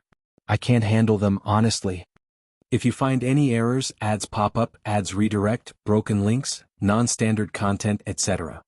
Please let us know reports so we can fix it as soon as possible."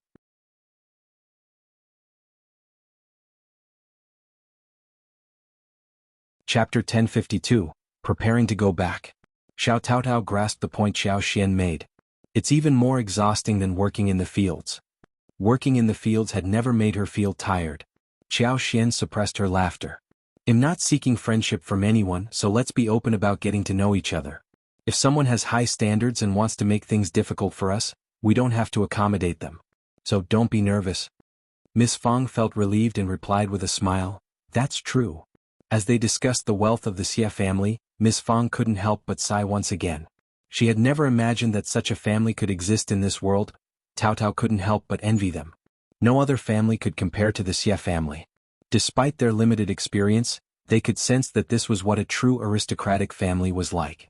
The following day, accompanied by Shao Yunduan, they visited the Yuezhing family as guests and spent half a day in the city.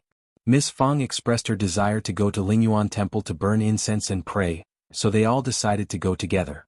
Miss Fang was concerned about her family and felt it was best to return home as soon as possible. After all, there were only 2 girls at home, and while staying for 3 or 5 days was fine, it wouldn't be ideal to prolong their absence. Everyone agreed. After a few days in the provincial city, they had eaten their fill, bought what they needed, and indulged in some shopping. They were content and it was time to return. After Qiao Xian and Miss Fang paid their respects at the temple, Shao Yunduan took Qiao Xian to explore the back of the mountain. The lush green pines and bamboo covered the mountains, while the spring water cascaded over rocks. Birds chirped and flowers swayed in the breeze. The 2 of them strolled, talking and laughing.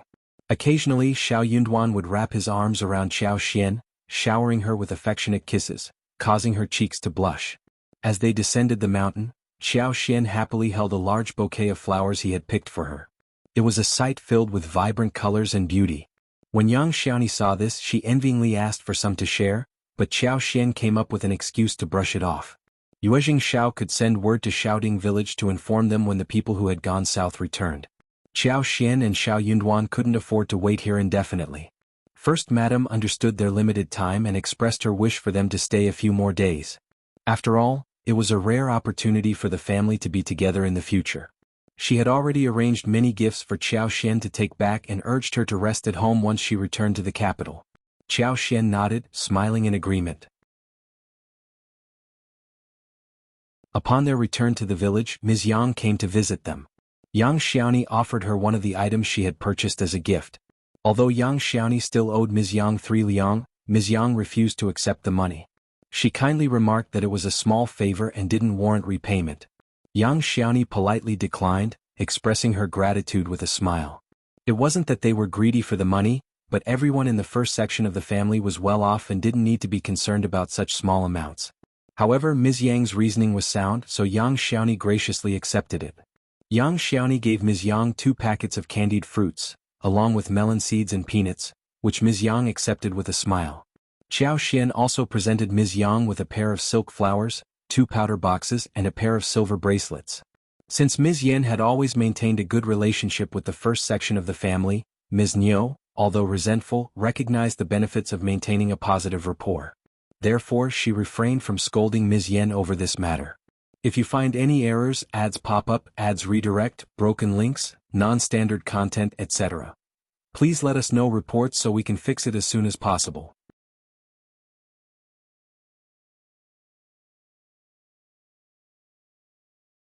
Chapter 1053.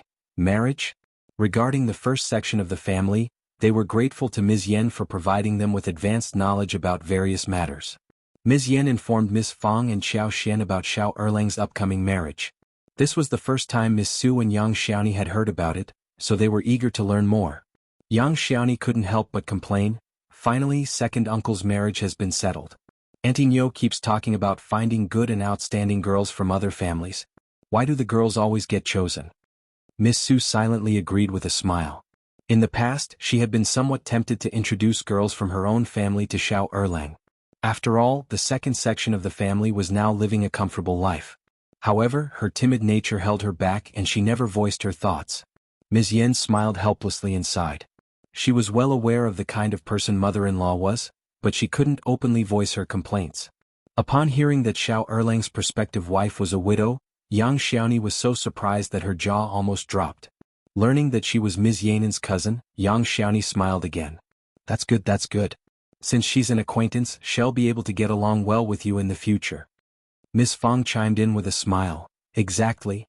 I believe this marriage is the best choice. If Shao Erlang had married a young girl, she would have been at the mercy of Ms. Niu's bullying. But widows were different. They had experienced the ups and downs of life. With Ms. Yan's support, it would be difficult for Ms. Niu to show off. The second section of the family kept Ms. Niu under control to ensure peace within the household. Observing their conversation, Ms. Su couldn't help but interject. "Well, Auntie Niu wasn't satisfied with many people, and she insisted on finding a good daughter-in-law for second brother Shao. Why did she agree in the end?" Ms. Yan smiled and replied, "It's fate. My cousin and my second brother met once and fell in love. Even my father-in-law liked her when my second brother expressed his desire to marry her. Mother-in-law initially refused, but she eventually gave in." That was indeed true. Ms. Su decided to let go of her concerns and allowed Ms. Yan to handle everything as she pleased. In Ms. Zu's perspective, what did it matter if the prospective bride was a widow? Was she truly worth her worries and labor? Not fully understanding the meaning behind Ms. Yan's words, Ms. Su simply nodded with a smile. "I understand." As she counted the days, she realized that the wedding date was drawing near, with less than half a month remaining. Ms. Niu had already distanced herself from the preparations. Since Ms. Yan had no prior experience with such matters, she felt a bit anxious and turned to Ms. Fang for assistance. She asked Ms. Fang to guide her and help her understand anything she found confusing. After a moment of contemplation, Ms. Fang agreed and advised, Just keep it hidden from your mother-in-law and ensure she remains unaware. She had no desire to provoke her further. Ms.Yan readily agreed. It was only much later that Ms. Niu discovered the extent of her daughter-in-law's assistance during Ms. Fang's wedding, which infuriated her to the point of falling ill. Ms. Fang was even more concerned about Cao Cao's family. That night, as she talked with Xiao Xian about Shao Yunduan, she couldn't help but sigh. Ms. Fang was at a loss about what to do regarding Cao Cao's family. Now that her daughter had grown so capable, she appeared more intelligent and resourceful. Seeing her like this, Ms. Fang couldn't bear the thought of pairing her with a simple-minded country bumpkin who knew nothing. She felt that she would have treated Cao Cao unfairly. If you find any errors, ads pop up, ads redirect, broken links, non-standard content, etc., please let us know reports so we can fix it as soon as possible.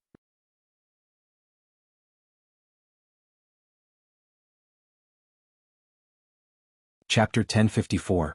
Troubled? It wasn't that no one from the affluent family had come forward to reveal their intention of marriage. Therefore Ms. Fang hesitated to respond, fearing that she might be wrongly accused. Who in such a family didn't have a suitor or a potential match? Although she could find a promising partner from an ordinary farming family, Ms. Fang still had reservations. While the family was respectable, there was a possibility that her daughter might not be pleased with her background when she attended high school in the future. Furthermore, if the man in question didn't have a stable job or didn't achieve success, her daughter would suffer as a result. What would be the point of marrying such a man? Given that most businessmen were often unscrupulous and driven by impure motives, Ms. Fang couldn't ascertain their true intentions and was apprehensive. As a result, Cao Cao's marriage became a quandary. When Ms. Fang voiced her concerns, Shao Yunduan and Xiao Xian exchanged glances. It was indeed a significant issue. Being Cao Cao's only sister, her family showered her with love and naturally desired for her to have a prosperous and trouble-free life through a good marriage. However, her maiden family worried about her living under someone else's roof. What Ms. Fang hadn't disclosed to Xiao Xian and Shao Yunduan was that during the period when they had left home and come to the capital, her eldest uncle had nearly revealed information about Cao Cao's prospective marriage. The couple from the third section had ulterior motives. They had invited her eldest uncle to a dinner and attempted to get him intoxicated. That's when they broached the topic of Cao Cao's family. Eldest uncle was so elated that he readily agreed. They were discussing a well-to-do family in the neighboring village of Ms. Ma's family. Ms. Ma had requested eldest uncle to alter the invitation before informing Ms. Fang, but eldest uncle wasn't foolish enough to disclose it to her the next day. He believed that there was nothing wrong with revealing it. The other party belonged to an affluent family and was an ideal match for Cao Cao. What could possibly go wrong? Besides, how could his third sister-in-law and brother deceive their family? They had made the introduction, so there surely wouldn't be any issues. When eldest uncle informed Ms. Fang about the matter, he boasted about it, emphasizing how well third brother and third sister-in-law treated Cao Cao and how much they cared for her. Ms. Fang, who had always been skeptical of them, was startled by these words. She hurriedly went to the third branch to confront Ms. Ma, and they engaged in a heated argument, eventually causing Ms. Ma to back down. She had no right to interfere in her own daughter's affairs. Regarding what Ms. Ma was referring to, eldest uncle refused to acknowledge it. If Ms. Ma liked it so much, she should just arrange for her own daughter to marry into that family. Ms. Fang wasn't concerned about whether the family was rich or not. What she knew was that Ms. Ma had ulterior motives, and whatever she had promised couldn't be anything good. As long as she understood this, it was enough for her to make the right judgment. Eldest uncle was merely engaging in casual conversation, and there was no involvement of a matchmaker or an exchange of formal invitations. Ms. Fang made her stance clear, and that should have been the end of the matter. However, that wasn't the case. Ms. Ma held a grudge and secretly wished for something unfavorable to happen. Yet, she still went to discuss the marriage with the Sun family. The Sun family was ecstatic and proceeded to invite a matchmaker to the first section of the Shao family for the exchange of invitations and marriage discussions. They were eager to marry off Cao Cao as soon as possible. This greatly infuriated Ms. Fang, and she promptly asked the matchmaker to leave, stating that it was all a misunderstanding. What marriage? Absolutely not. If you find any errors, ads pop up, ads redirect, broken links, non-standard content, etc., please let us know reports so we can fix it as soon as possible.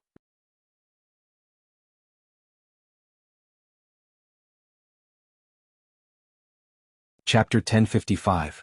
A mistake. Suppressing her anger, Miss Fang maintained a pleasant demeanor in front of the matchmaker. Cao Cao had to rely on the matchmaker to find a suitable match, so she couldn't afford to offend her. Who knew what the matchmaker might say otherwise? Initially, the matchmaker was perplexed about how the Sun family could arrange a marriage with the highly recommended Shao family. They might even become relatives of an advanced scholar in the future. She had approached the situation with skepticism. Upon hearing Miss Fang's words, the matchmaker breathed a sigh of relief and left without saying anything further. She wasn't foolish and could discern that Miss Fang was suppressing her anger. The Sun family, truly. This was the first encounter between the matchmaker and the Sun family, so they were taken aback and somewhat enraged. They insisted that they had reached an agreement regarding the marriage, so how could the first section of the family renege on their word? The matchmaker remained unconvinced and couldn't help but inquire, did recommended man Shao's parents genuinely consent to this marriage? The wife of the Sun family retorted, it was recommended man Shao's third aunt-in-law who personally informed us that her elder brother agreed. Otherwise we wouldn't have invited you. We can't back down now. Although our Sun family may not be as prestigious as theirs, we're not ones to be casually bullied or trifled with. The matchmaker understood everything. Being well acquainted with all the villages and familiar with the local customs, she couldn't help but chuckle. No wonder. You might not be aware, but the first section, second section, and third section of the Shao family have always had a strained relationship, particularly the second section, who have engaged in many inappropriate actions and severed ties with the first section. I suspect the third section of the family isn't heeding your wishes. They might be attempting to deceive you. The daughter-in-law of the Sun family grew displeased upon hearing this. But they're biological brothers. How can you say such things? Isn't what this brother-in-law's daughter-in-law said the truth? It doesn't make sense. Observing the tension, the matchmaker pursed her lips and refrained from further comments. As expected, Mrs. Sun was determined to go to Shaoding village and confront eldest uncle and Miss Fang. She even rallied some members of the Sun family to accompany her. Miss Fang chose to ignore their actions. Instead, she sought the assistance of the land officer and the village elders to mediate the situation with Ms. Ma and uncover the whole truth. Ms. Fang insisted on waiting for Shao Yunduan to return and make the final decision, as per Shao Yunduan's wishes before his departure. He had made it clear that he wouldn't consider marrying Cao Cao until his return. As Cao Cao's mother, Miss Fang was in the dark about the entire situation. However, Ms. Ma, being Cao Cao's aunt, had already made the promise. It simply didn't make sense. If Miss Fang wasn't present, eldest uncle might have given in to Ms. Ma and third uncle's demands. But with Miss Fang's presence, he couldn't side with his wife. Therefore, he decided that they would discuss the matter when Shao Yunduan returned. If Shao Yunduan had no objections, then the marriage would proceed. However, soon enough, Miss Fang discovered that epilepsy ran in the Sun family. Members of the Sun family, including Madame Sun's father-in-law, Madame Sun's husband, and the intended groom for Cao Cao, all suffered from this illness. When it flared up, they would convulse on the ground, foaming at the mouth and rolling their eyes. It was a frightening sight. If Cao Cao were to marry into the Sun family, there was a high probability that her son would also inherit this illness. Even if her son escaped it, her grandson would likely be affected. There was no known cure for this condition. Enraged by this revelation, Miss Fang scolded eldest uncle and dragged him to the third branch, where she slapped Ms. Ma twice. The following day, she arranged for the village representatives to confront Ms. Ma at the Sun family and bring the truth to light. The wedding arrangements were no longer going to proceed. If you find any errors, ads pop up, ads redirect, broken links, non-standard content, etc., please let us know reports so we can fix it as soon as possible.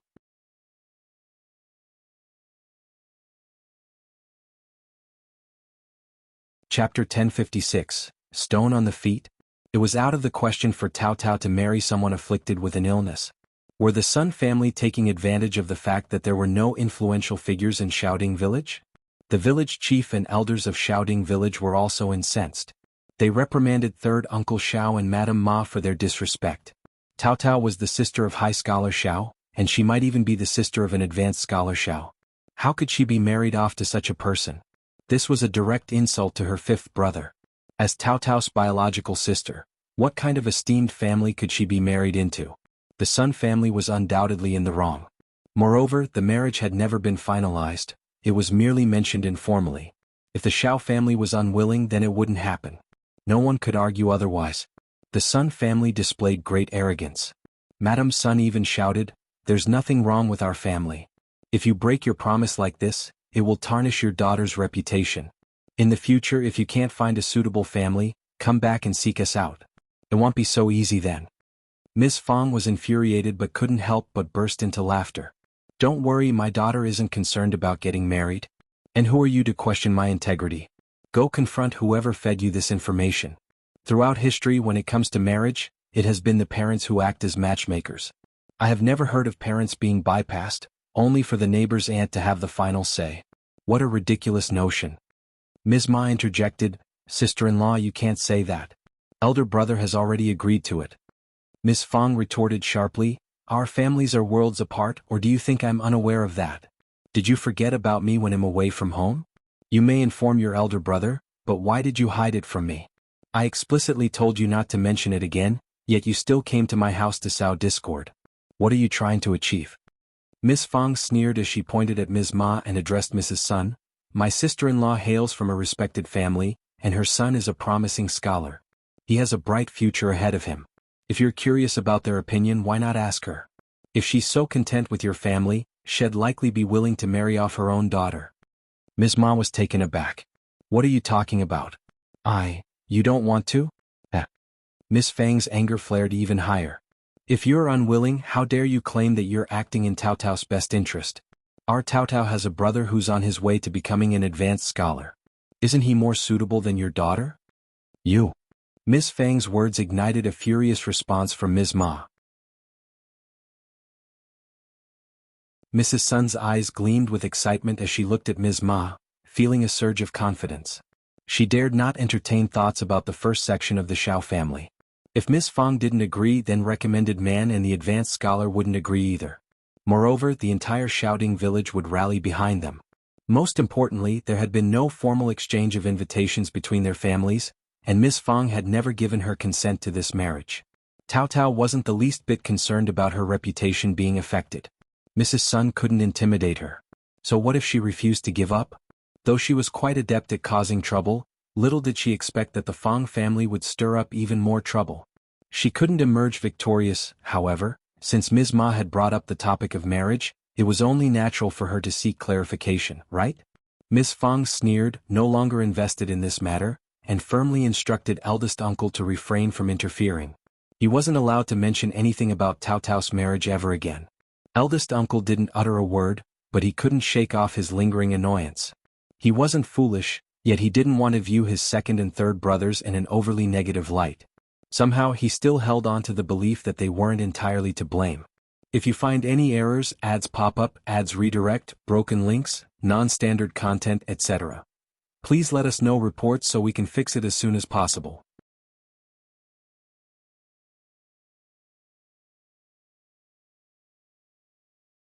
Chapter 1057. Sad and disappointed. Every time something occurred, eldest uncle convinced himself that his brothers didn't intend it, that they must have had their reasons. Perhaps they were unaware of how things would escalate and didn't mean any harm. After all, despite women being known for their pettiness and scheming, the three of them were blood relatives. In their youth, second brother and third brother had respected and listened to him so much. Though they often quarreled, they never dared to lay a hand on him. He would always step in to mediate. Those were good times. How did it all change? He refused to believe it, or rather, he didn't want to believe it. Yet, with each passing event, his confidence teetered on the brink of collapse. He relied on his own convictions and support, but his two brothers repeatedly undermined him. He could no longer contain his emotions. As much as he wished to trust them, he had no choice but to surrender to the truth. The harsh reality hit him the hardest. He wanted to avoid it, but it was impossible. This matter involved his children. How could he evade it? Eldest uncle was overcome with disappointment and anguish, rendering him unusually quiet. Misinterpreting his silence as guilt, Ms. Fang, infuriated, paid no attention to him. She desired nothing more than his silence. Only when he promised not to interfere in the family affairs concerning the children did Ms. Fang find some solace. Ms. Sun proved to be clingy indeed. While Ms. Fang observed the unfolding drama from the sidelines, she gathered her composure and made sure Ms. Ma faced the consequences. Ms. Ma was filled with anger, regret, and fear. How could she not be frightened? Tao Tao had Shao Yunduan to protect her, so her reputation was of little concern.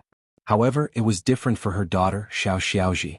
She had attempted to use Shao Lulang to intimidate the Sun family's wife, but how could a mere student like Shao Lulang possibly intimidate the wife of the Sun family? In a state of desperation, Ms. Ma contemplated following Ms. Fang's lead and seeking assistance, only to be scolded by the land officer and the village elders. The land officer, elders, and others were not present to resolve trivial matters for everyone. Interfering in such affairs would only burden them with endless trivialities in the future. They would be utterly exhausted.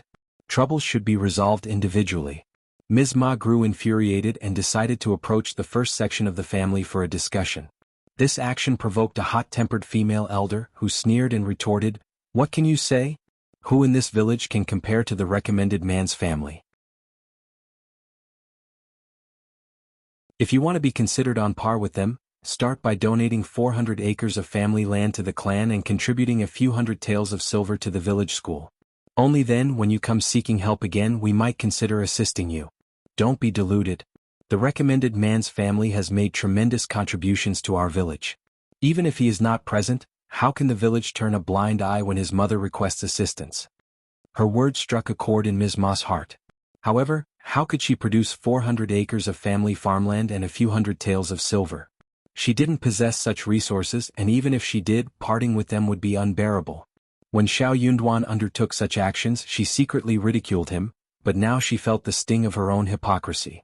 Left with no choice, Ms. Ma reluctantly compensated Mrs. Sun with 30 liang and left the matter unresolved. She felt immense remorse for the money spent and, along with third uncle, approached eldest uncle in private to express their grievances, hoping he would make amends.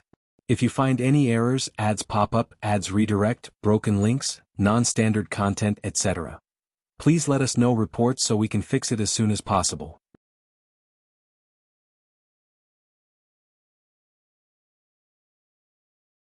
Chapter 1058. Waiting? But eldest uncle informed them that he had no money and that all the money in the household belonged to Ms. Fang. As a result, they hesitated to ask Ms. Fang for it, fearing they might face physical retribution. Ms. Ma and third uncle grew even more frustrated. They didn't dare to approach Ms. Fang for the money. They would likely end up enduring a few slaps instead. Ms. Fang, aware of their loss of 30 liang, coldly smiled and felt a sense of relief. Since she had recently severed ties with the second section of the family, it wasn't the right time to cut off her relationship with the third section. Thus Ms. Fang chose not to mention it. In short, the third section had brought trouble upon themselves, and they were the ones suffering the consequences.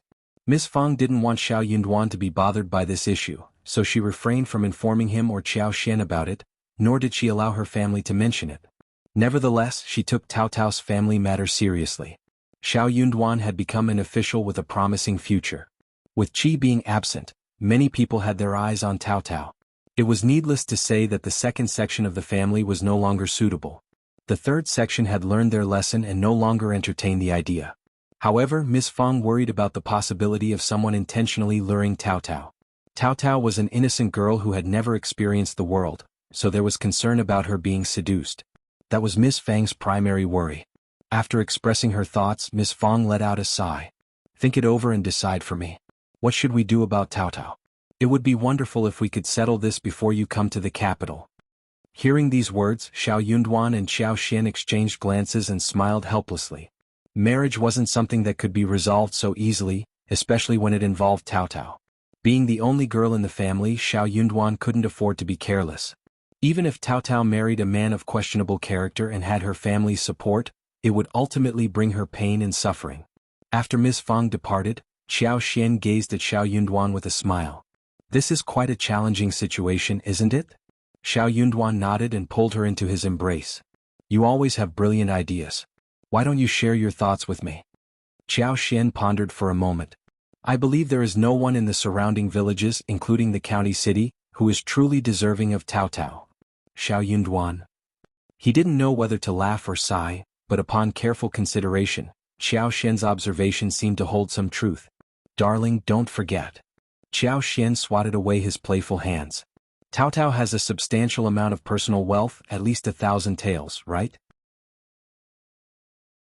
When she gets married, her family will provide a generous dowry, and we will contribute significantly as well. So, who else in the countryside can measure up to her?" Qiao Xian continued, "Furthermore, look at how skilled Tao Tao has become. She knows everything, especially when it comes to making lipstick. She has mastered the entire process. I only shared with her the ratio of beeswax and flower juice. Even after she marries, she should remain in control of this matter. However, she needs to be cautious about the family she marries into. What concerns me the most is whether her husband's family might attempt to secretly learn the process when they see the money involved, or even exploit it to harm Cao Cao. But if we forbid her from intervening in this matter because she's married, won't she feel miserable? Xiao Xian's decision to pass down the entire process to Cao Cao stemmed from her lack of trust in Ms. Su. Ms. Su and Yang Xiaoni were sisters-in-law, and if Yang Xiaoni were the one to inherit the knowledge, Ms. Su would become the sister-in-law. How could she accept that? Conflicts within the family were bound to arise. If you find any errors, ads pop up, ads redirect, broken links, non-standard content, etc. Please let us know reports so we can fix it as soon as possible.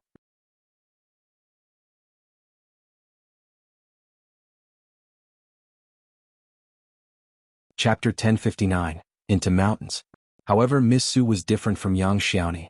Yang Xiaoni was stubborn and would listen to Xiao Xian but not Ms. Su. After all, they were aware of the profitability of the lipstick business, even if they didn't have complete knowledge. If Ms. Su were to discover it, she might secretly inform her own family. Xiao Xian couldn't take such a risk. The two sisters-in-law decided not to disclose the information to anyone but Cao Cao. Moreover, Cao Cao was more intelligent than both of them, so she quickly grasped the concepts and performed exceptionally well. Most importantly, Cao Cao had a genuine passion for learning it herself. When Xiao Xian mentioned her plans to teach Cao Cao, the girl was thrilled to the point of almost jumping up. She couldn't sleep the entire night due to her excitement. Once she began learning, she displayed immense energy and meticulousness. Cao Cao possessed inherent intelligence that should not have gone to waste. Xiao Xian had no regrets about imparting this skill to her. After all, would it be beneficial for Cao Cao to spend her whole life solely engaged in farming, household chores, child-rearing, and catering to men's needs? The couple contemplated for a while and finally informed Miss Fang that Cao Cao was only 16 years old, so she was still quite young. They suggested waiting for another 2 years or so. Should they continue searching within the next 2 years? Perhaps they would find a suitable candidate? If within the next 2 years they couldn't find an ideal match, they would settle for someone who met about 60% to 70% of their expectations. Ms. Fang understood that this matter couldn't be resolved immediately, so she sighed and had no other choice. However, when Cao Cao learned about it, she blushed and secretly confided in Xiao Xian that she didn't want to get married so early. Hearing this, Xiao Xian took the opportunity to have a heart-to-heart conversation with her. She encouraged Cao Cao to express her thoughts about marriage to her mother. Regardless of the family in question, it was crucial for Cao Cao to genuinely like the potential match. She could also explore more frequently. With business in the province, she could visit and see if there was anything she could gain from it. However, she had to be cautious and not easily fall prey to deception. When venturing out in the provincial city, she shouldn't go alone. He proceeded to enlighten her about the tricks employed by swindlers and scoundrels. Cao Cao felt a bit dizzy and even more embarrassed. Nevertheless, she nodded earnestly. Fifth sister-in-law was correct. This was her personal matter. How could she not take it seriously? It would determine the course of her life. Even though Qi was not present, Xiao Xian couldn't resist the urge to venture into the mountains. However, she felt too bashful to bring it up. Observing this, Xiao Yunduan inwardly chuckled. He intended to take her on a mountain hike, stating that it would be a way for her to relax. Xiao Xian was thrilled. This was the season for an abundance of bamboo shoots, mushrooms and ripe wild fruits, making it an opportune time to gather them. The mountains were teeming with countless wild fruits and berries, many of which lacked proper names. They were simply referred to in the local dialect, casually and nonchalantly. However, these wild fruits had delightful flavors. They were tangy and sweet, juicy and succulent, soft and sweet, or possessed a unique refreshing taste. Every ripening season, they enticed numerous children from the village to venture into the mountains for picking. Of course, the village children usually didn't stray too far into the mountains. Given Xiao Xian's ability to cultivate anything within her space, she planned to grow some fruit trees and shrubs as well. If you find any errors, ads pop up, ads redirect, broken links, non-standard content, etc. Please let us know reports so we can fix it as soon as possible.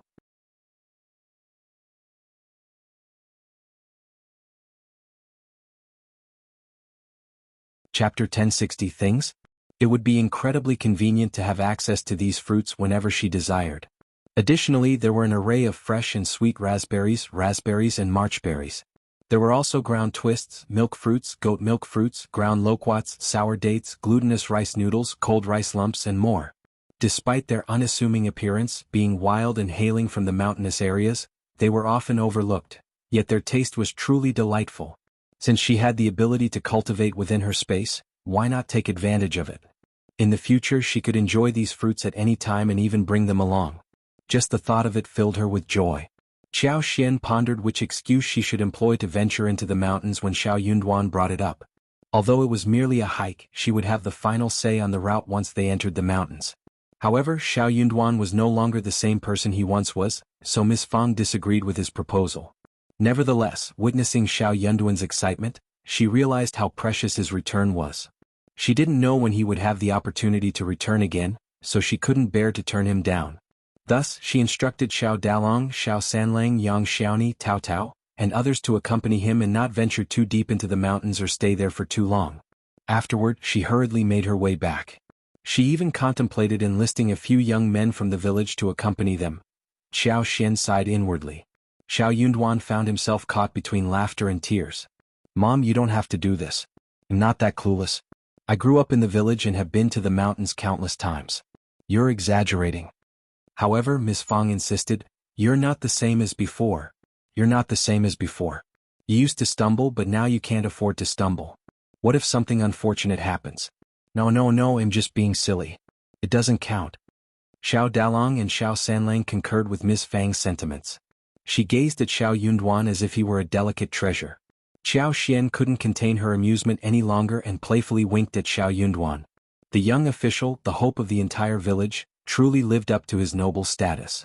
How could she possibly compare? In the end, despite Xiao Yunduan's insistence, they decided against summoning the villagers. However, Xiao Dalong, Xiao Sanlang, Yang Xiaoni, and the others were required to accompany them and were prohibited from staying in the mountains for too long. Xiao Yunduan had no choice but to agree. As they ventured into the mountains, Xiao Xian's spirit soared. She found delight in every corner and wore an unwavering smile. Tao Tao, Yang Xiaoni, and the others were equally joyous. "It's been so long since I last came here. I've missed it dearly." "You're absolutely right. It's a shame Chi isn't here. When Chi returns, fifth brother and fifth sister-in-law, you must come again with us." Laughter and conversation filled the air. They gathered wild bamboo shoots and collected an abundance of mushrooms. They also plucked ripe wild fruits and berries, savoring their flavors. Although they refrained from hunting wild animals, they found their experience to be immensely fulfilling. Xiao Xian snapped off branches of wild fruits and berries, placing them into her space. She had acquired everything she desired. Upon returning home, she planned to allocate time to neatly plant each item. The prospect left her feeling immensely satisfied. During this season, wild mushrooms were not particularly abundant, but there was an abundance of bamboo shoots in various sizes. Once blanched, the bamboo shoots would be shredded or cut into finger-length segments.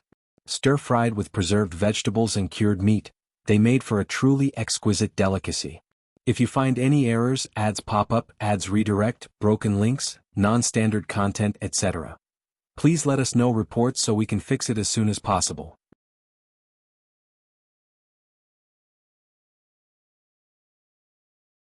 Chapter 1061, That's My Feeling. The chestnut bamboo shoots were delicately sliced and used to make a refreshing soup, boasting a delightful sweetness. As for the other dishes, they were sliced and soaked in clear water overnight, ready to be stir-fried with chili peppers and meat slices. These dishes were truly unparalleled. Xiao Dalong, being an upright man, remembered his mother's instructions. Sensing that it was almost time, he urged everyone to head home. However, Xiao Xian, Xiao Yunduan, and the others were not ready to leave. Since Yang Xiaoni and the rest rarely ventured into the mountains, they had become engrossed in gathering plants and were determined to fill their sacks and baskets. Occasionally they startled pheasants and wild rabbits that were foraging in the grass and woods. Helplessly they watched as the pheasants took flight, flapping their wings, and the wild rabbits swiftly vanished from sight.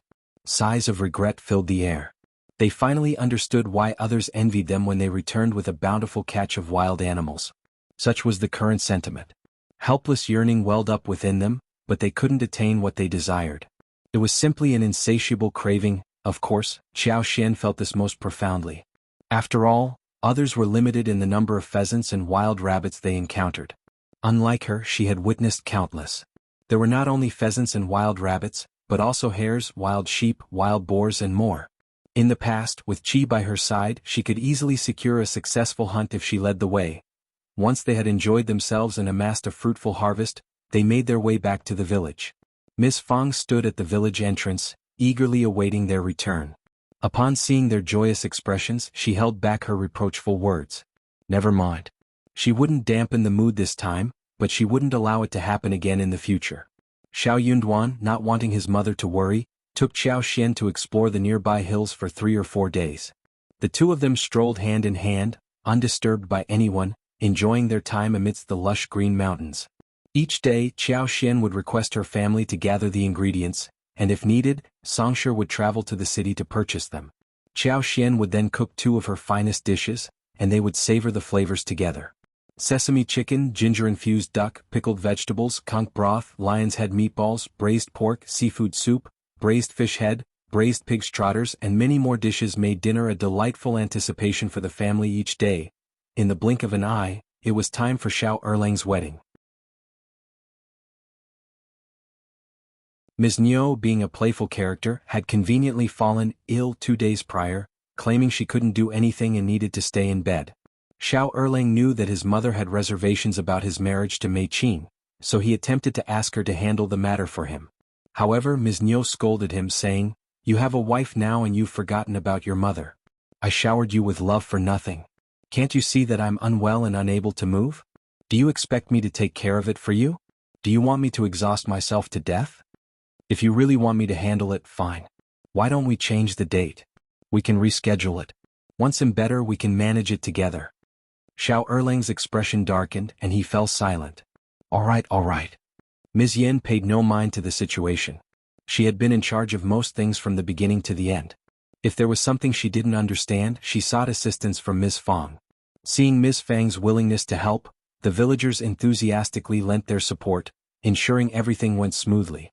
Since Ms. Niu insisted on feigning illness, they let her be. As the bride and groom were soon to be married again, there was no need to be overly fussy about the arrangements.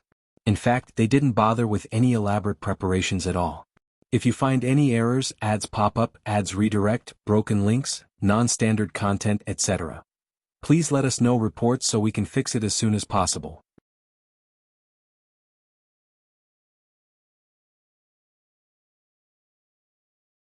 Chapter 1062, Shao Erlang's Marriage?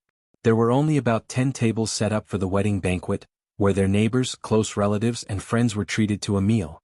Thus, on the day of the bridal escort, everything proceeded as usual. Ms. Niu was so furious that she didn't even make an appearance. Initially, Mei Qing felt a bit disgusted, but when Ms. Yan brought her dinner, she reassured her with a smile. "Cousin, no, second sister-in-law, let her be. Our mother-in-law has always been like this. The more she goes overboard, the guiltier second brother feels towards you, and that's a good thing. I don't believe we can't handle her." Ms. Yan winked at her and Mei Qing smiled back, feeling much better. Even if Shao Erlang couldn't handle the situation, he would undoubtedly feel remorseful after being mistreated today, making it easier to deal with Ms. Niu. Mei Qing firmly held Ms. Yan's hands and sighed, saying, "Jiao, you and I are family now. I will never forget your kindness. Let's live a good life from now on." Ms. Yan understood that Mei Qing was referring to her own family, so she replied with a smile, "Sister-in-law, don't say that. There is no need to mention kindness. Honestly, if second brother were to marry someone else, why shouldn't it be you, sister-in-law? We're already familiar with each other, aren't we?" "That's true." The two of them exchanged smiles and glanced at each other. Even though Ms. Niu was ill and absent, it didn't impact the overall situation. Second marriages were not highly valued to begin with, so Mei Qing didn't feel too aggrieved. Even if others gossiped, their words held limited weight. Mei Qing was no longer the naive and ignorant young lady from her teenage years. She regarded her dignity with great seriousness and paid no heed to gossip. Initially, she thought she would spend the rest of her life as a widow, living cautiously under the care of her brothers, sisters-in-law, and nephews. Although they didn't despise her, their fondness for her was limited. She had to tread carefully each day, enduring inevitable hardships. Even if Mei Qing were to find another family to marry, it was unlikely that she would have a good match. At best, it would be a compromise. Unexpectedly, she had managed to secure such a favorable marriage. Even if her mother-in-law feigned illness and skipped the wedding banquet, Mei-Ching had no objections. At this point, Mei-Ching could officially be considered a member of the second branch of the family. Ms. Niu was indeed a troublemaker. Mei-Ching could endure it, but the more she endured, the more arrogant Ms. Niu became.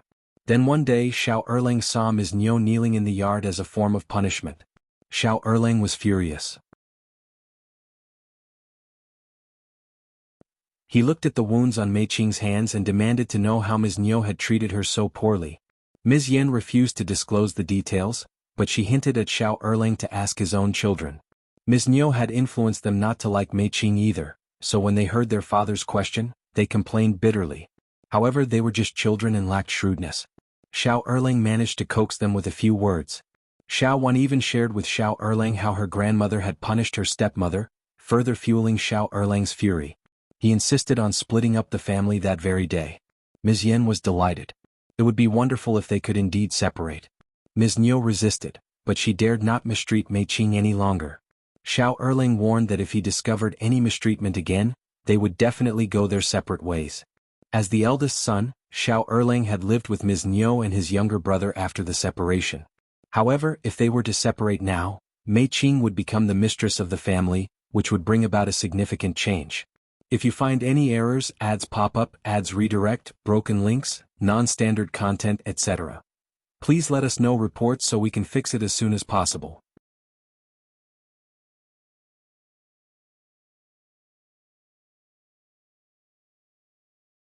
Chapter 1063, Dodging? They also requested that Shao Erlang teach them a lesson.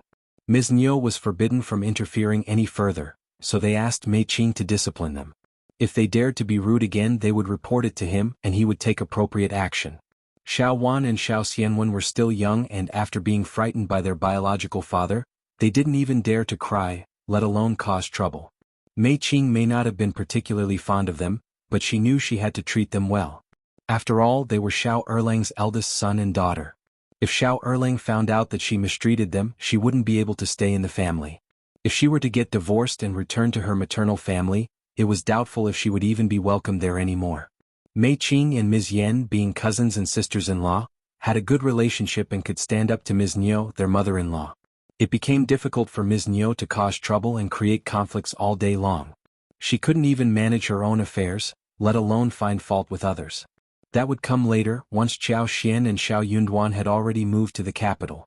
On Mei-Ching's wedding day, Ms. Fang and her daughter-in-law also attended the wedding banquet. Thanks to Shao Yunduan, Ms. Fang was in the spotlight. Whether they knew each other or not, people approached her to greet and exchange pleasantries. Even Miss Su and Yang Xiaoni were surrounded by an enthusiastic crowd. Where was Chao Xian? Ms. Fang had asked her to leave after making an appearance. If she were here, even more people would be vying for her attention. Chao Xian was happy to step aside. As for Tao Tao, she didn't appear at all. As for the male guests, Shao Yunduan only approached them once they were seated. Although they were not close relatives, they were still from the same community, so it would have been inappropriate for them not to attend. Ms. Niu was too sick to attend, otherwise she would have been disgusted. But even if she felt disgusted, she couldn't drive away the first section of the family. It would be giving the second section of the family face by coming. If they didn't come, it would be even more embarrassing for the second section of the family in the future. Ms. Niu was right. One should never hit a smiling person. Ms. Fang agreed with a smile. As long as she came forward to greet them, she could chat with anyone, whether she knew them or not. As time went on, Ms. Fang started to feel annoyed, but she had to tolerate it. In her daily life, she had argued with the head of the family quite a bit. No one was allowed to be arrogant or look down on others, including her. Unexpectedly, as she spoke those words, some people felt that something was amiss, seeing that Ms. Fang was so amicable. Ms. Niu's cousin, Ms. Niu Sr., had been sitting next to Ms. Fang with a smile since she arrived. Somehow, upon hearing that Shao Yunduan had been appointed as an official in the capital, she said with a smile, "Old Master Primus is so far away from the capital, and it's not good to have no one from our place. Mr. Primus, don't forget the customs of your hometown." Ms. Fang was taken aback and responded with a smile, "My fifth son is not that kind of person. He will never forget his roots." "I'm not forgetting my roots." Wouldn't it be nice to have a fellow villager with me, someone I can feel close to within a region? Seeing Miss Fang looking at her, Ms. Niu Sr. grew excited and said with a smile, "My daughter is only 16 years old this year and she's beautiful, well-mannered, and hard-working. Sister-in-law, all you have to do is give your approval and let her come to your house tomorrow. If you find any errors, ads pop up, ads redirect, broken links, non-standard content, etc. Please let us know reports so we can fix it as soon as possible."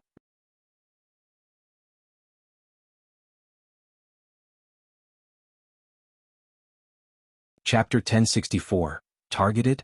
It is indeed a blessing for her to have the opportunity to follow Mr. Primus and take care of him. It doesn't matter whether she becomes the second or third section of the family. Sister-in-law, you're a practical person, and Mr. Primus is also kind-hearted. He would never mistreat her. When my youngest daughter was little, a traveling Taoist priest even bestowed his fortune upon her. He said that she would encounter a benefactor in her life and would surely have a noble son in the future. She will be blessed abundantly. Haha, sister-in-law, look, this is not what she should be doing. Speaking of nobles, who could be more distinguished than the Primus? Ms. Niu Sr. didn't believe that Miss Fang wouldn't be concerned about the Primus child since his wife hadn't given birth yet. Her daughter was blessed and leading a good life. Ms. Niu Sr. wasn't worried that she wouldn't be enticed. Ms. Niu Sr. felt quite proud. Surprisingly, Ms. Niu Sr. wasn't the only visitor to Miss Fang today. Everyone witnessed how the Shao family transformed from an ordinary farming family into an illustrious one. Shao Yunduan, who believed he was fortunate to be chosen as the first Primus, couldn't attribute it solely to luck. Yang Xiani's former siblings and sister-in-law were so ashamed that they wanted to bang their heads against the wall. Initially, everyone was resentful and envious, but now their envy was complete. Since the officials had already gone to the capital, what was there to doubt? While they were envious, they couldn't help but feel excited. If they could establish some connections, would they have to worry in the future? Many people had their eyes on Shao Yunduan the moment he returned. The Primus held an official position in the capital, so it was only natural for him to take a concubine. Furthermore, since Miss Xiao hadn't given birth, how could she tolerate someone else? If their own daughter gives birth to a son before him, they would become the eldest son. Why should they fear not receiving affection? While others might have had similar intentions, they didn't dare to voice them aloud. However, Ms. Niu Sr. couldn't contain herself and said it with a smile. As Ms. Niu Sr. spoke, she even mentioned all the traveling Taoists, though no one knew if they were genuine or not. Nevertheless, everyone worried that Miss Fang might believe them, so they began recommending their own daughters. My daughter is also highly capable and knows how to take care of others. My daughter is renowned for her beauty in our village. All the girls who marry from our family are well-mannered. My youngest daughter will undoubtedly be the same. And as for my household, observing this, Ms. Niu Sr. became both angry and anxious. She exclaimed, "You're all so wicked. I was the first to suggest it. Why are you fighting over it? It's utterly unreasonable. Why would others fear her words? Oh, Auntie Niu, it's you who's being unreasonable. So what if you mentioned it first? Claiming it's your house? What a joke." "That's correct. We should decide whose daughter it is. If you're afraid of comparisons, then don't say anything. My daughter is the finest. Our family is excellent." Ms. Niu Sr. was so furious that she nearly got into a physical altercation. Miss Fang became so angered that she burst into laughter and snapped, "Stop arguing. It's Erlang's day today, and we're all here for the wedding banquet and celebration. Why are you making such a ruckus?" Immediately, someone flattered her. After all, she's sister-in-law Fang. What she said makes sense. Absolutely. The others didn't want to be left behind. That's right, that's right. If you have something to say, say it. It's unsightly to be so noisy. Absolutely correct. If you find any errors, ads pop up, ads redirect, broken links, non-standard content, etc. Please let us know reports so we can fix it as soon as possible.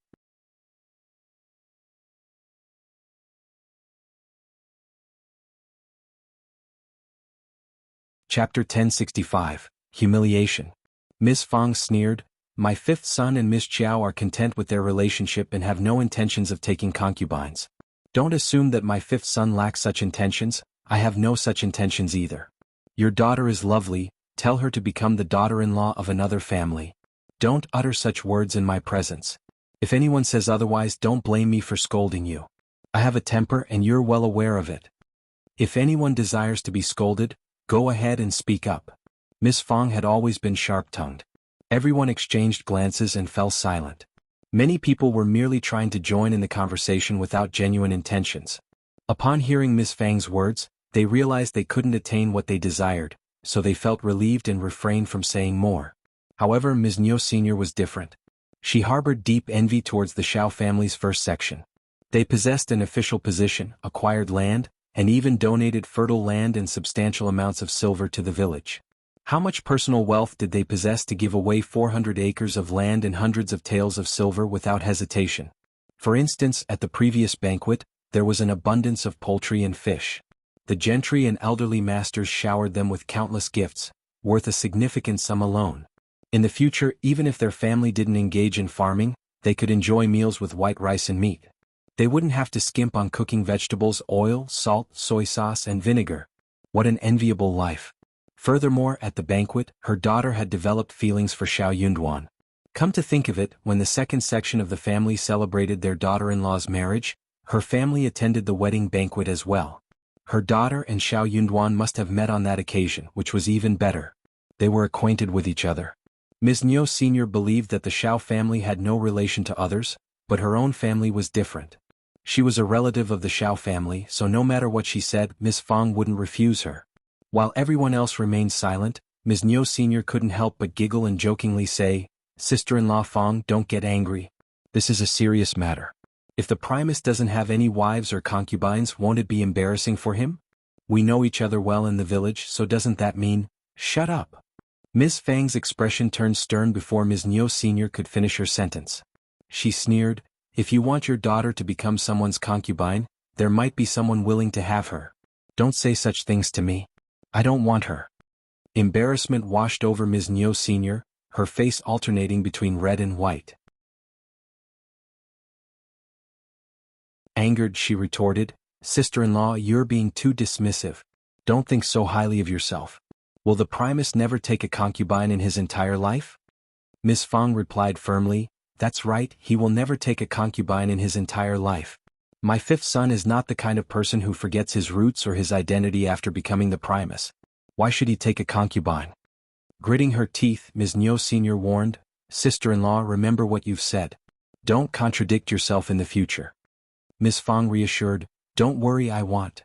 Ms. Niu Sr. sneered, what if, Ms. Niu Sr. didn't dare to voice her thoughts about Xiao Xian not giving birth, so she abruptly stood up and left. Despite her anger, she remained rational. If she dared to utter those words, Ms. Fang would definitely slap her. And she certainly didn't dare to retaliate. Ms. Fang cast a disdainful glance at her departing figure. What nonsense. If you find any errors, ads pop up, ads redirect, broken links, non-standard content, etc., please let us know reports so we can fix it as soon as possible.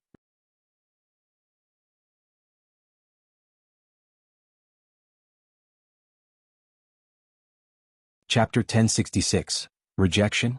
Ms.Yan happened to come over and greeted her with a smile. Everyone let out a sigh of relief and forgot about the matter.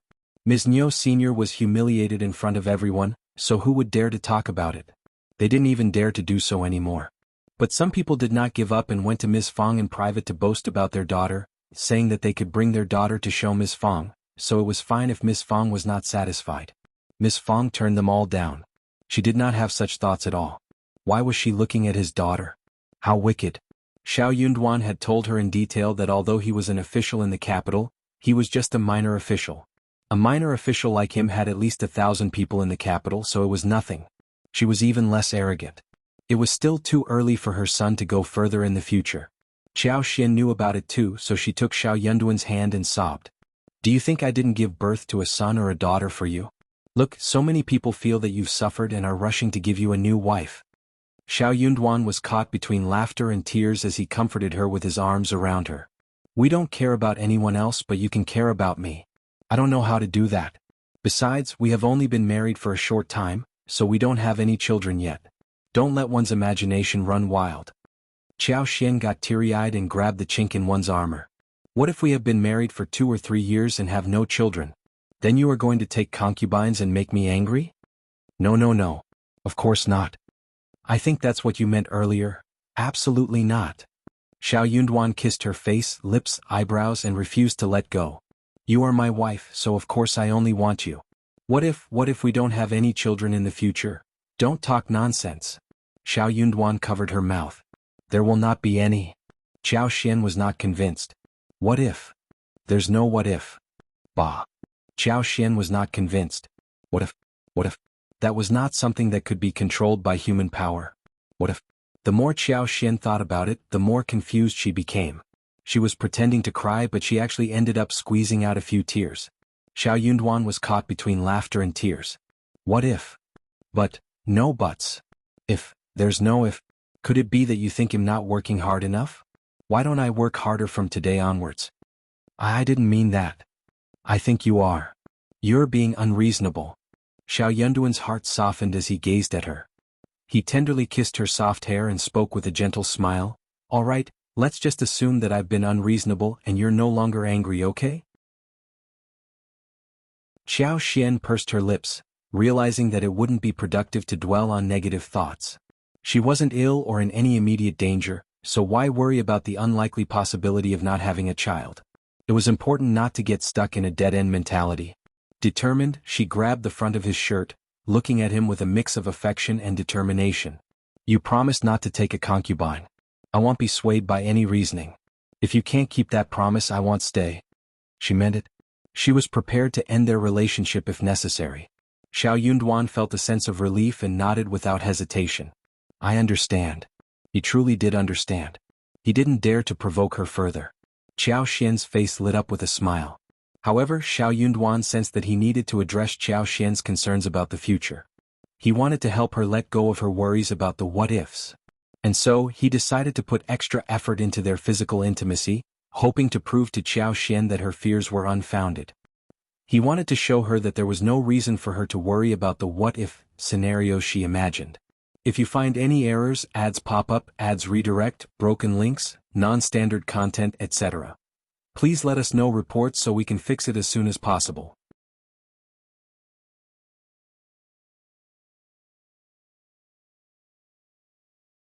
Chapter 1067. Leaving home? Xiao Xian fought back tears, struggling with conflicting emotions and contemplating self-sabotage. The joyful days they had spent together seemed to have vanished in an instant, and now it was time for Xiao Xian and Shao Yunduan to return to the capital. Despite Miss Fang's reluctance, she had to bid them farewell with a forced smile. Xiao Xian assured Shao Yunduan that she would return before the new year, bringing some relief to her family. However, he wouldn't be able to come back for the time being. This reassured them. Under the cover of dawn, Shao Yunduan and Xiao Xian left Shaoding village. They avoided the land officer and the elders, as neither of them desired such a heartbreaking scene. After exchanging pleasantries with County Magistrate Yu in the county city, they continued their journey to the provincial capital accompanied by the original honor guard. As the sun set, they entered the city. The honor guard settled in the local post house, while Xiao Xian and Shao Yunduan made their way to the Yuezhing family residence. First Madame greeted them with joy. She had already arranged for the yard to be cleaned, allowing them to move in immediately. Yuezhing Shao smiled and said, "The fruit saplings were just brought back 2 days ago, so I anticipated that you would arrive in the next couple of days. The seedlings are stored in the cellar, and someone waters their roots every morning. I'm skeptical though. Can they really be successfully planted?" Yuezhing Shao had his doubts. Xiao Xian half-truthfully smiled at him and replied, "Of course. To be honest, after numerous experiments, I've developed something that aids in crop growth. However, the process is quite complex. I read about the delectable southern fruits in books, so I prepared in advance. Now I can finally put them to use. I'm confident they'll work well with dragon fruits and papayas, but am uncertain about the longan fruits, lychees, mangoes and so on. If they prove to be effective, we'll have a bountiful harvest of fruits next year. I guarantee they'll be highly sought after in this region." Xiao Xian anticipated that people would take notice if she successfully grew plants that were seemingly impossible to cultivate. She had been pondering how to explain her methods. Nevertheless, that was all she would reveal. If someone of high status pressured her into divulging the prescription, she would comply. However, she couldn't guarantee their success. There were no certainties in such matters. Besides, there was a saying, "The master paves the way, but each cultivates their own."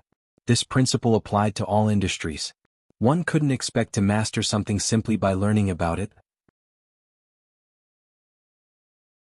If it were that easy, scholars would effortlessly pass the intermediate exams, which was far from reality. Yuezhing Shao didn't doubt Xiao Xian's words, sharing the same mindset. He smiled and said, "Sister-in-law has never failed before and she won't fail this time. I can't wait to taste the lychees in Longan next year." They both laughed as they spoke. The following day, Shao Yunduan sent letters to the Xie family, the magistrate, and a few local scholars.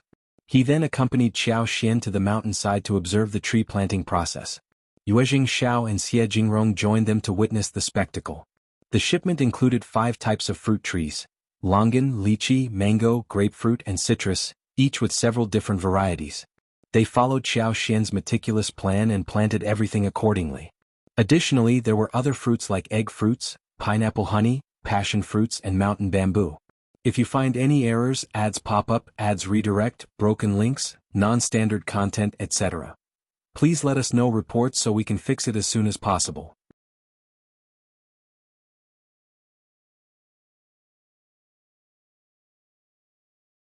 Chapter 1068, Fruit Planting?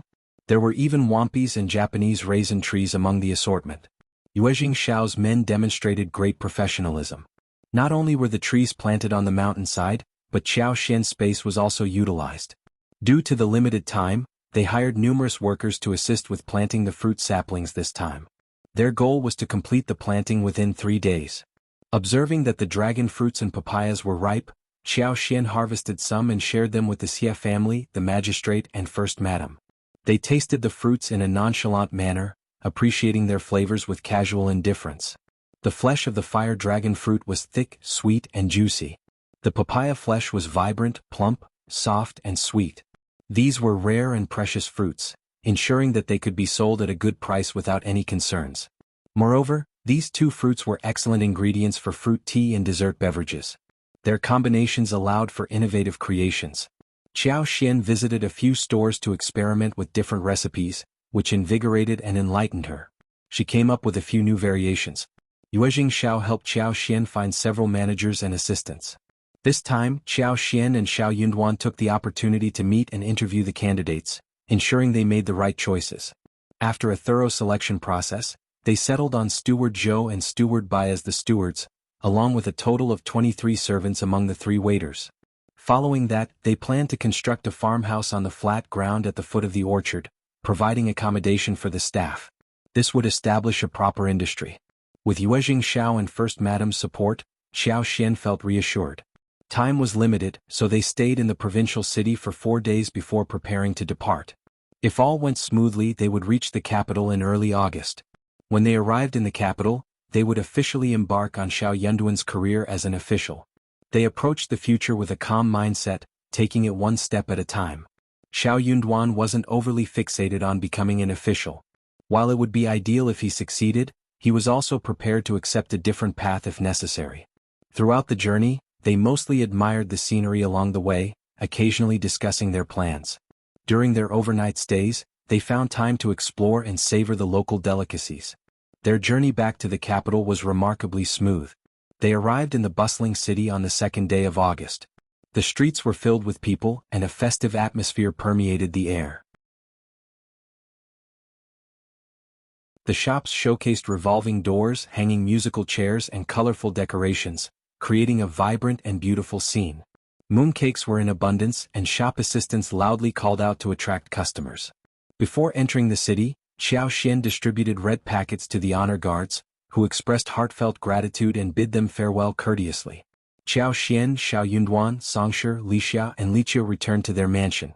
As they opened the door and stepped inside, Xiao Xian and Shao Yunduan exchanged smiles. They were back, and they couldn't help but wonder how they would feel when they had to leave the capital again. Regardless, they still looked forward to the future. Since everything had been organized before they left, the furniture was covered with dust covers. Although they were a bit late, they opened the windows to let fresh air in, removed the dust covers, and retrieved the bedrolls from the cabinet. Laying them out, the few of them swiftly tidied up the house. Tomorrow they would take their time to thoroughly clean and organize their home. If you find any errors, ads pop up, ads redirect, broken links, non-standard content, etc., please let us know reports so we can fix it as soon as possible. You're tuning in to the Han Li's Wuxia Adventures YouTube channel. We're so grateful for your support, and don't forget to subscribe to join us on this incredible journey through captivating stories. Your generosity through donations truly makes a world of difference, as it's the primary source of revenue that allows me to expand and enhance this channel for you. Thank you from the bottom of my heart for being a part of this adventure.